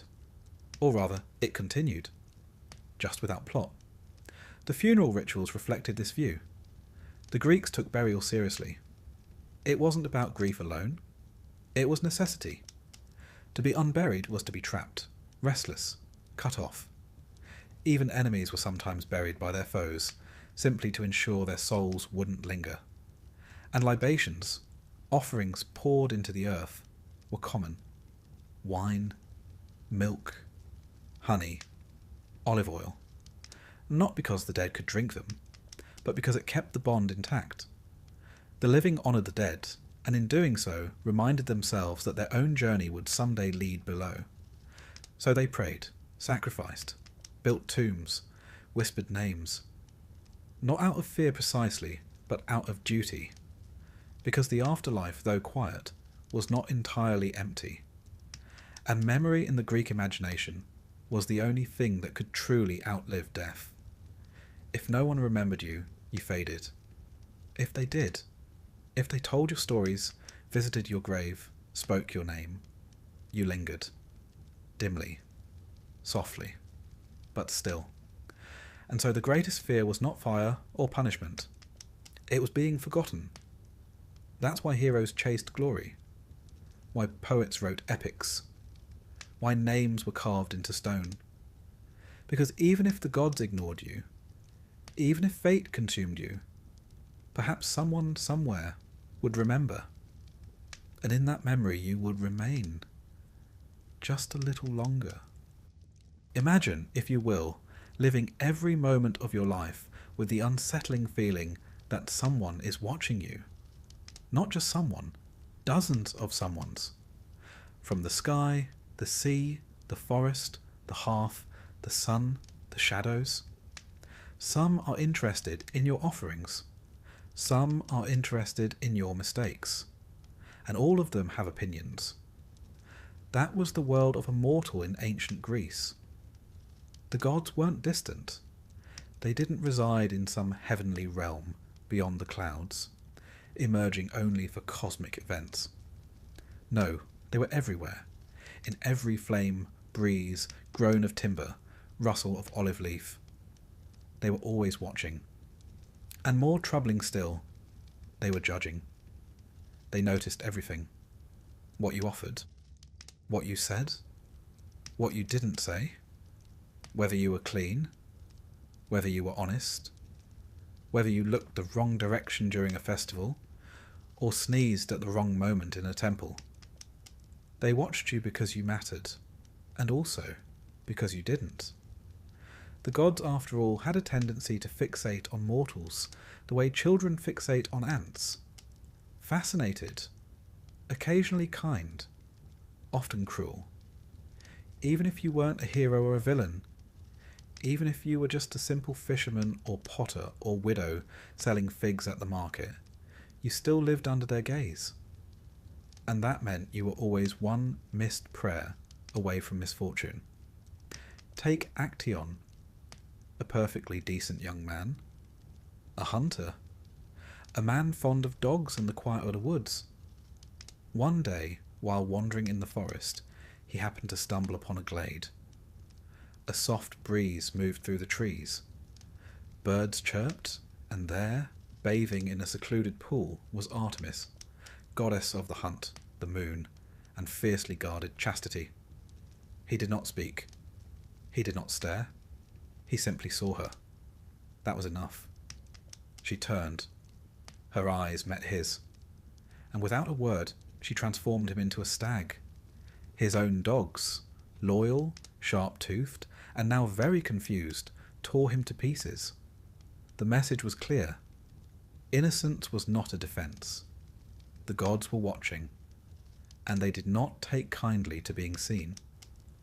Then there's the story of Baucis and Philemon, a rare happy tale, but one with a sharp edge. Zeus and Hermes, disguised as poor travellers, wandered from door to door in a village, seeking shelter. House after house turned them away. Some mocked them, some slammed the door. Only one cottage opened, a humble home shared by an elderly couple.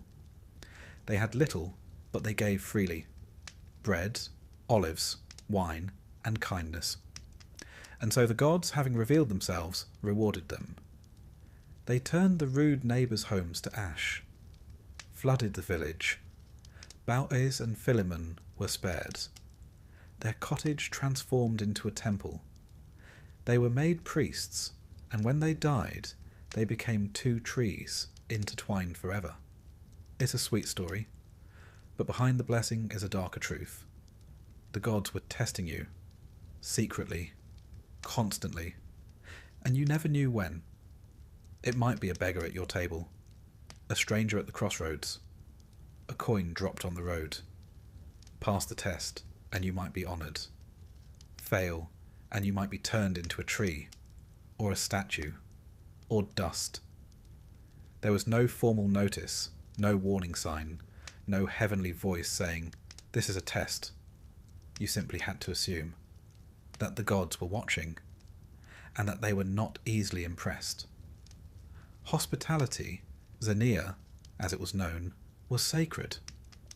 To mistreat a guest was to insult Zeus himself, who was said to protect strangers and wanderers, but the same went for offerings, for sacrifices, for public festivals.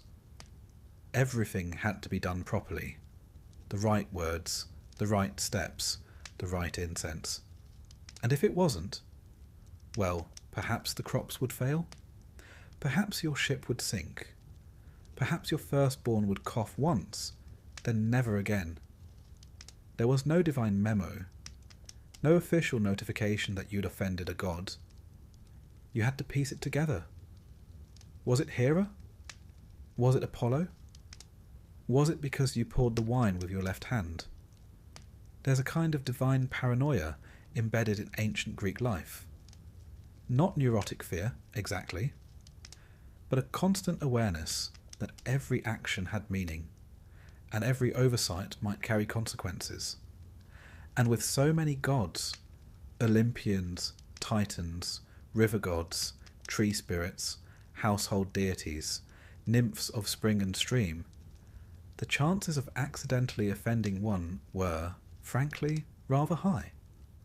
Even saying a god's name in the wrong context could cause trouble. The poet Hesiod warned of speaking ill of the god after dark. Night was sacred. Silence was better. Safer. And yet, silence too could be dangerous. Because what if the gods expected thanks? Or tribute? Or song?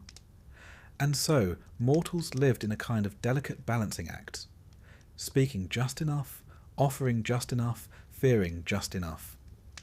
Too much reverence, and you might seem insincere. Too little, and you'd seem ungrateful.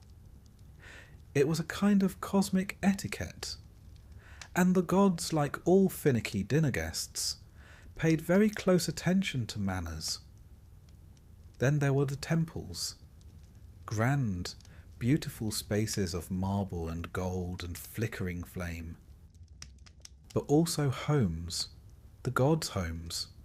And like any guest, you had to behave. You had to wash, to dress properly, to bring gifts, and above all, to mean it. Because the gods weren't just watching your actions, they were watching your heart. Piety was not a checklist, it was a posture of being, and mortals were expected to hold that posture forever. Even the festivals, which could be joyful, were serious business. The Dionysia, for example, with its theatre and wine and revelry, wasn't just a party. It was a religious act. If you laughed too much at the wrong play, or didn't laugh at all, it could be seen as an insult. Your enjoyment, your laughter, your participation, all part of the offering. Even at weddings and funerals, the gods were present, watching, judging. Did the bride offer properly to Hera? Was Hermes honoured for guiding the dead?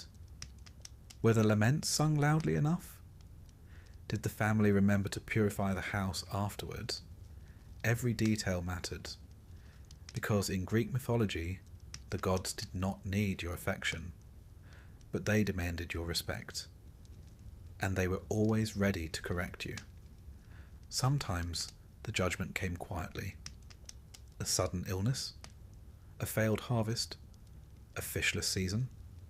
Other times it came dramatically. A storm at sea, a madness in the family, a voice in the night, and once in a while it came with lightning, because Zeus did love a good thunderbolt. Even historians of the time, like Herodotus, recorded events with divine judgment in mind. A king fell? Clearly he'd offended the gods. A city burned? Someone must have grown too proud. There was always a moral to the misfortune, always a finger pointing skyward. And so people told stories, remembered missteps, warned children, left small offerings on windowsills, whispered apologies to trees, sprinkled libations into the earth, just in case. Because when the gods were angry, they might destroy you. But when they were merely curious, that could be worse. Curiosity led to tests, to games, to strange dreams and stranger omens, to impossible choices with no right answer, and still mortals played along.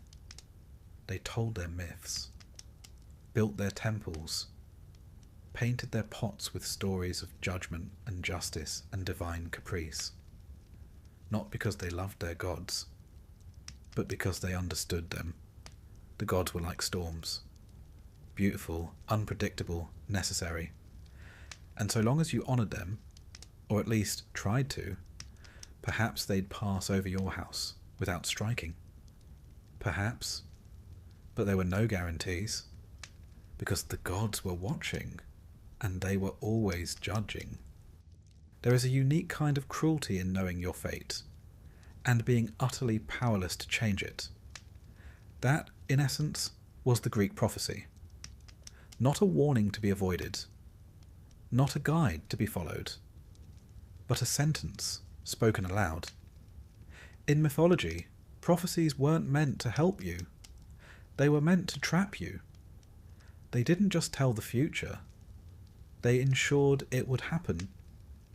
Even the act of trying to escape a prophecy was, more often than not, the very thing that fulfilled it. For mortals, this was particularly agonizing, because the gods might tell you what was coming, but they would never, under any circumstance, explain how to survive it. Take, for example, the most famous case of all, Oedipus, a prince born in Thebes. A child prophesied to kill his father and marry his mother. His parents, understandably horrified, tried to kill him, a standard reaction in mythology.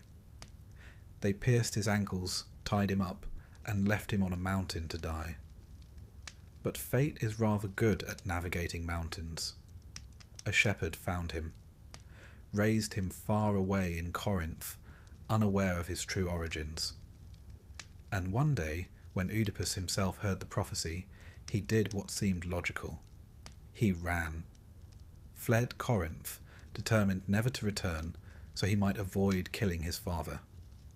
On the road, he quarrelled with a stranger, the kind of heated, masculine misunderstanding one expects at a crossroads. He killed a man. Later he arrived in Thebes, saved the city from the Sphinx, married the queen, and slowly, terribly, the truth emerged. The man he'd killed, his real father, the queen, his mother. The prophecy had come true, not because he ignored it, but because he tried to stop it. That, you see, is how Greek prophecy works. It does not lie, but it never helps. It tells you what, never how, and certainly never why. Even heroes were not exempt. Take Perseus. The prophecy said he would kill his grandfather, Acrisius. So Acrisius, naturally, locked his daughter, Danae, in a bronze chamber to prevent her from ever having children. Zeus, always up for a challenge, entered the chamber anyway, as a shower of gold. Mythology is full of these sorts of unorthodox relationships. Perseus was born, sent away, grew up, became a hero. Years later, at some friendly games, he threw a discus. A stray wind, a bad bounce. The discus flew into the crowd and struck his grandfather dead. Prophecy fulfilled. No malice, no design. Just fate, doing what fate does. Then there's Croesus, the famously wealthy king of Lydia. Before waging war against the Persians, he consulted the oracle at Delphi, as one did. The oracle told him, if you cross the river, a great empire will fall. Croesus, confident, charged into battle, and he lost. The empire that fell was his own. The message was accurate, just not in the way he'd hoped. The Greeks understood this paradox. They didn't see fate as a riddle to be solved, but as a thread to be followed, whether you liked it or not. The Moirai, the Fates, were 3 ancient goddesses who governed every mortal's life. Clotho spun the thread. Lachesis measured it. Atropos cut it. Even the gods respected them. Even Zeus. Because fate was older than Olympus, older than time. And the oracles, those haunted priestesses who spoke the will of Apollo, were not inventing their words, they were merely translating. The most famous oracle, of course, was the Pythia at Delphi. She sat on a tripod over a chasm in the temple floor, inhaling vapours, probably from naturally occurring gases, and spoke in riddles. Kings consulted her before wars, generals before campaigns, farmers before planting, and she would answer, but always vaguely. Always with just enough ambiguity to keep things interesting. Ask how long you'll live, and she might say, when the eagle leaves its nest, so too shall your flame go out. Ask if your son will return from battle, and she might reply, he will bring glory to your name, though not your house. Technically true, practically useless. It wasn't that the gods enjoyed confusing mortals. Well, actually, they did enjoy it a little, but prophecy for them was more like theatre, a carefully written script where mortals played their roles, and no one, not even the protagonist, could skip a line. This made life rather tense for those who were prophesied about. Take Paris of Troy. At his birth, a prophecy warned he would bring about the destruction of his city, so he was abandoned on a hillside, a recurring theme. But of course he survived, grew up, became handsome, charming, rather fond of judging divine beauty contests. 1 golden apple, 1 seduction of Helen, 1 10-year war later, prophecy fulfilled. Troy burned, all because a baby was fated to cause ruin, and because mortals, in trying to prevent it, made it inevitable. It's tempting to think of prophecy as a trap, but the Greeks didn't quite see it that way. They saw it as Moira, your portion, your lot. Something not to be escaped, but to be understood. In fact, the truly tragic characters weren't the ones who tried to defy fate. They were the ones who never learned what it was. Take Agamemnon. He returned home from Troy, victorious, proud, utterly unaware that his wife Clytemnestra planned to murder him in his bath.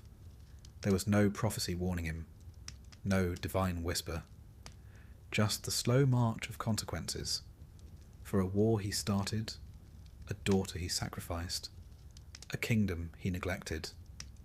In a way, the silence was worse than the omen. At least when the gods speak, you know what's coming.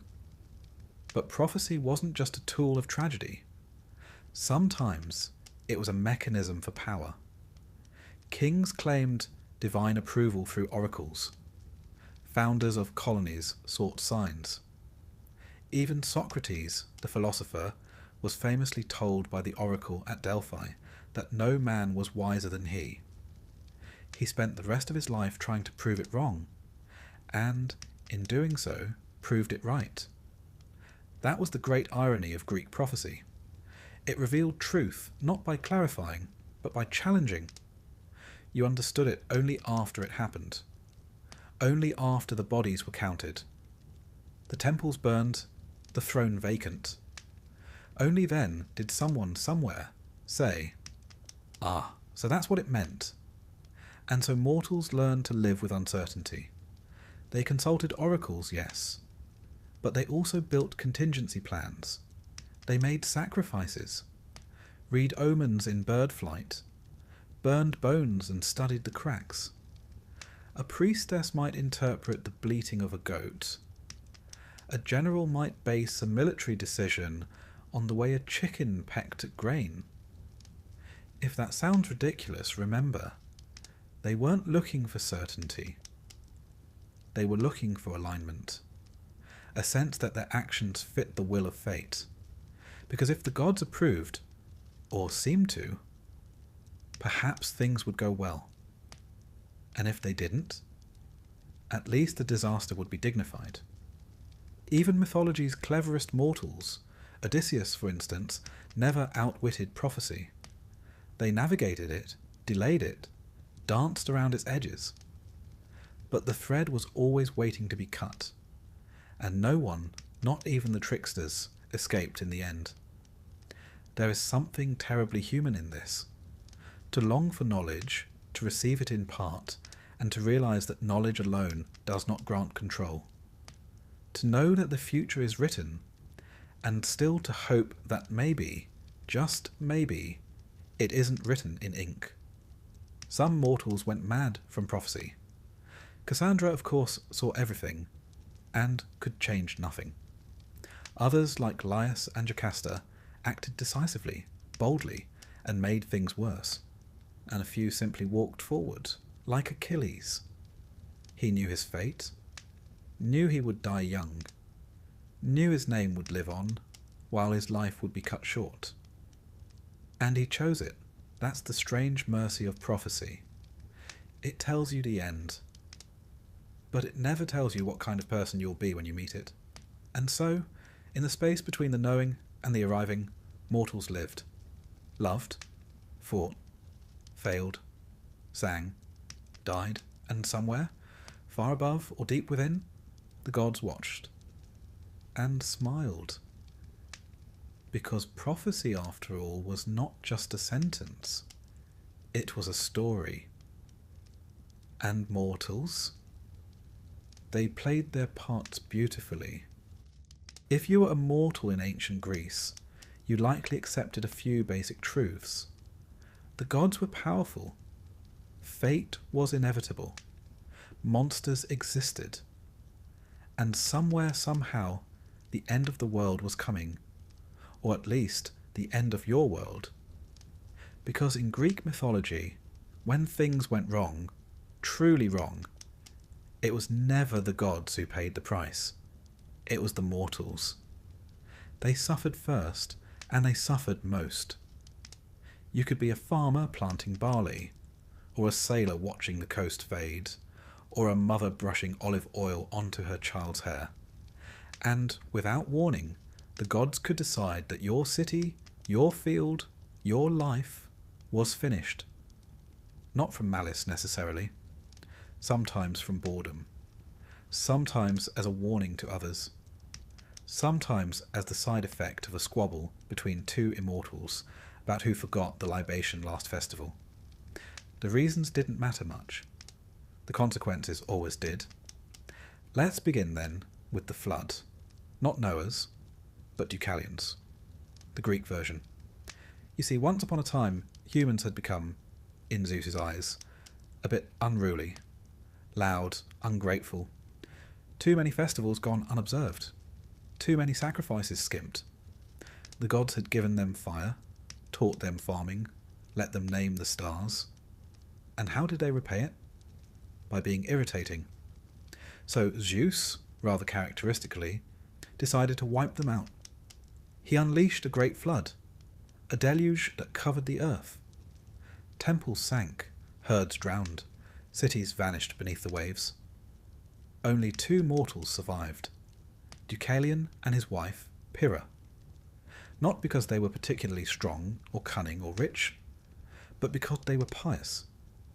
Zeus gave them a warning. They built a chest, not a grand ship, just a watertight box. They floated as the world drowned, and when the waters receded, they stepped onto a barren, empty world, alone, alive, exhausted. To repopulate the earth, they were told to throw the bones of their mother behind them. A riddle, naturally. They realized this meant the stones of Gaia, the earth. As they threw the stones, they transformed into people. The new human race. Stone-born. Hardy. No longer made of gold or silver or bronze, as earlier mythic races had been, but of rock, tough, durable, slightly miserable. The flood myth wasn't unique to Greece, but its moral was telling. When the world ends, The gods start over. But the mortals, they have to rebuild. From nothing. With no help. Then there's the tale of Pandora.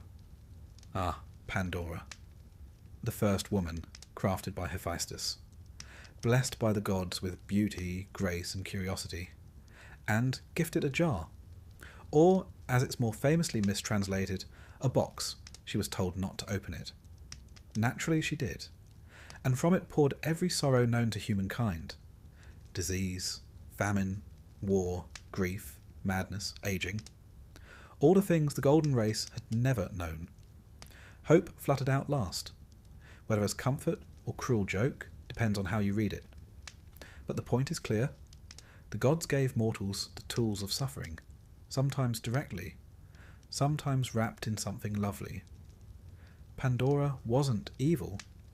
She wasn't even malicious. She was simply human. And the punishment, as always, fell on everyone else. Even Prometheus, who loved mortals and gave them fire, was punished. Chained to a rock, liver devoured daily by an eagle. Not because he had destroyed anything, but because he had helped. Helping mortals, it seemed, was a serious offence. And yet mortals kept living, kept working, worshipping, hoping. Perhaps because hope had slipped out of the jar too. But the gods didn't need an apocalypse to end a world. Sometimes they simply turned away. Demeter, for instance. When her daughter Persephone was taken by Hades into the underworld, Demeter, goddess of the harvest, wandered the earth in mourning. Crops failed. Famine spread. The green world turned brown. Mortals starved, not because they sinned, but because a mother grieved. Eventually, a compromise was struck. Persephone would spend part of the year above, part below. And so came the seasons. Spring and summer, when the daughter returns. Autumn and winter, when she descends. It's a beautiful myth, but one built on the bones of the hungry.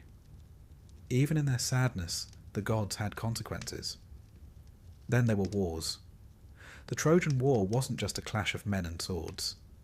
It was divine theatre. Aphrodite gave Helen to Paris. Hera and Athena, snubbed, supported the Greeks. Zeus watched, occasionally amused, occasionally bored, and as the gods chose sides, mortals died. Achilles, Hector, Patroclus, Ajax, thousands unnamed. A city fell. A king lost his homecoming. A queen plotted her revenge.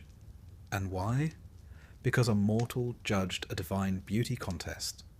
One poor choice, one golden apple, one compliment tossed to the wrong immortal. And the world burned. The gods, in their way, were always reenacting creation and destruction. Every war was a mini-apocalypse. Every slight a chance to unravel everything.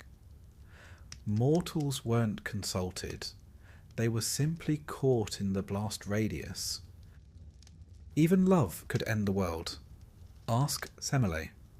She was a mortal woman, seduced by Zeus.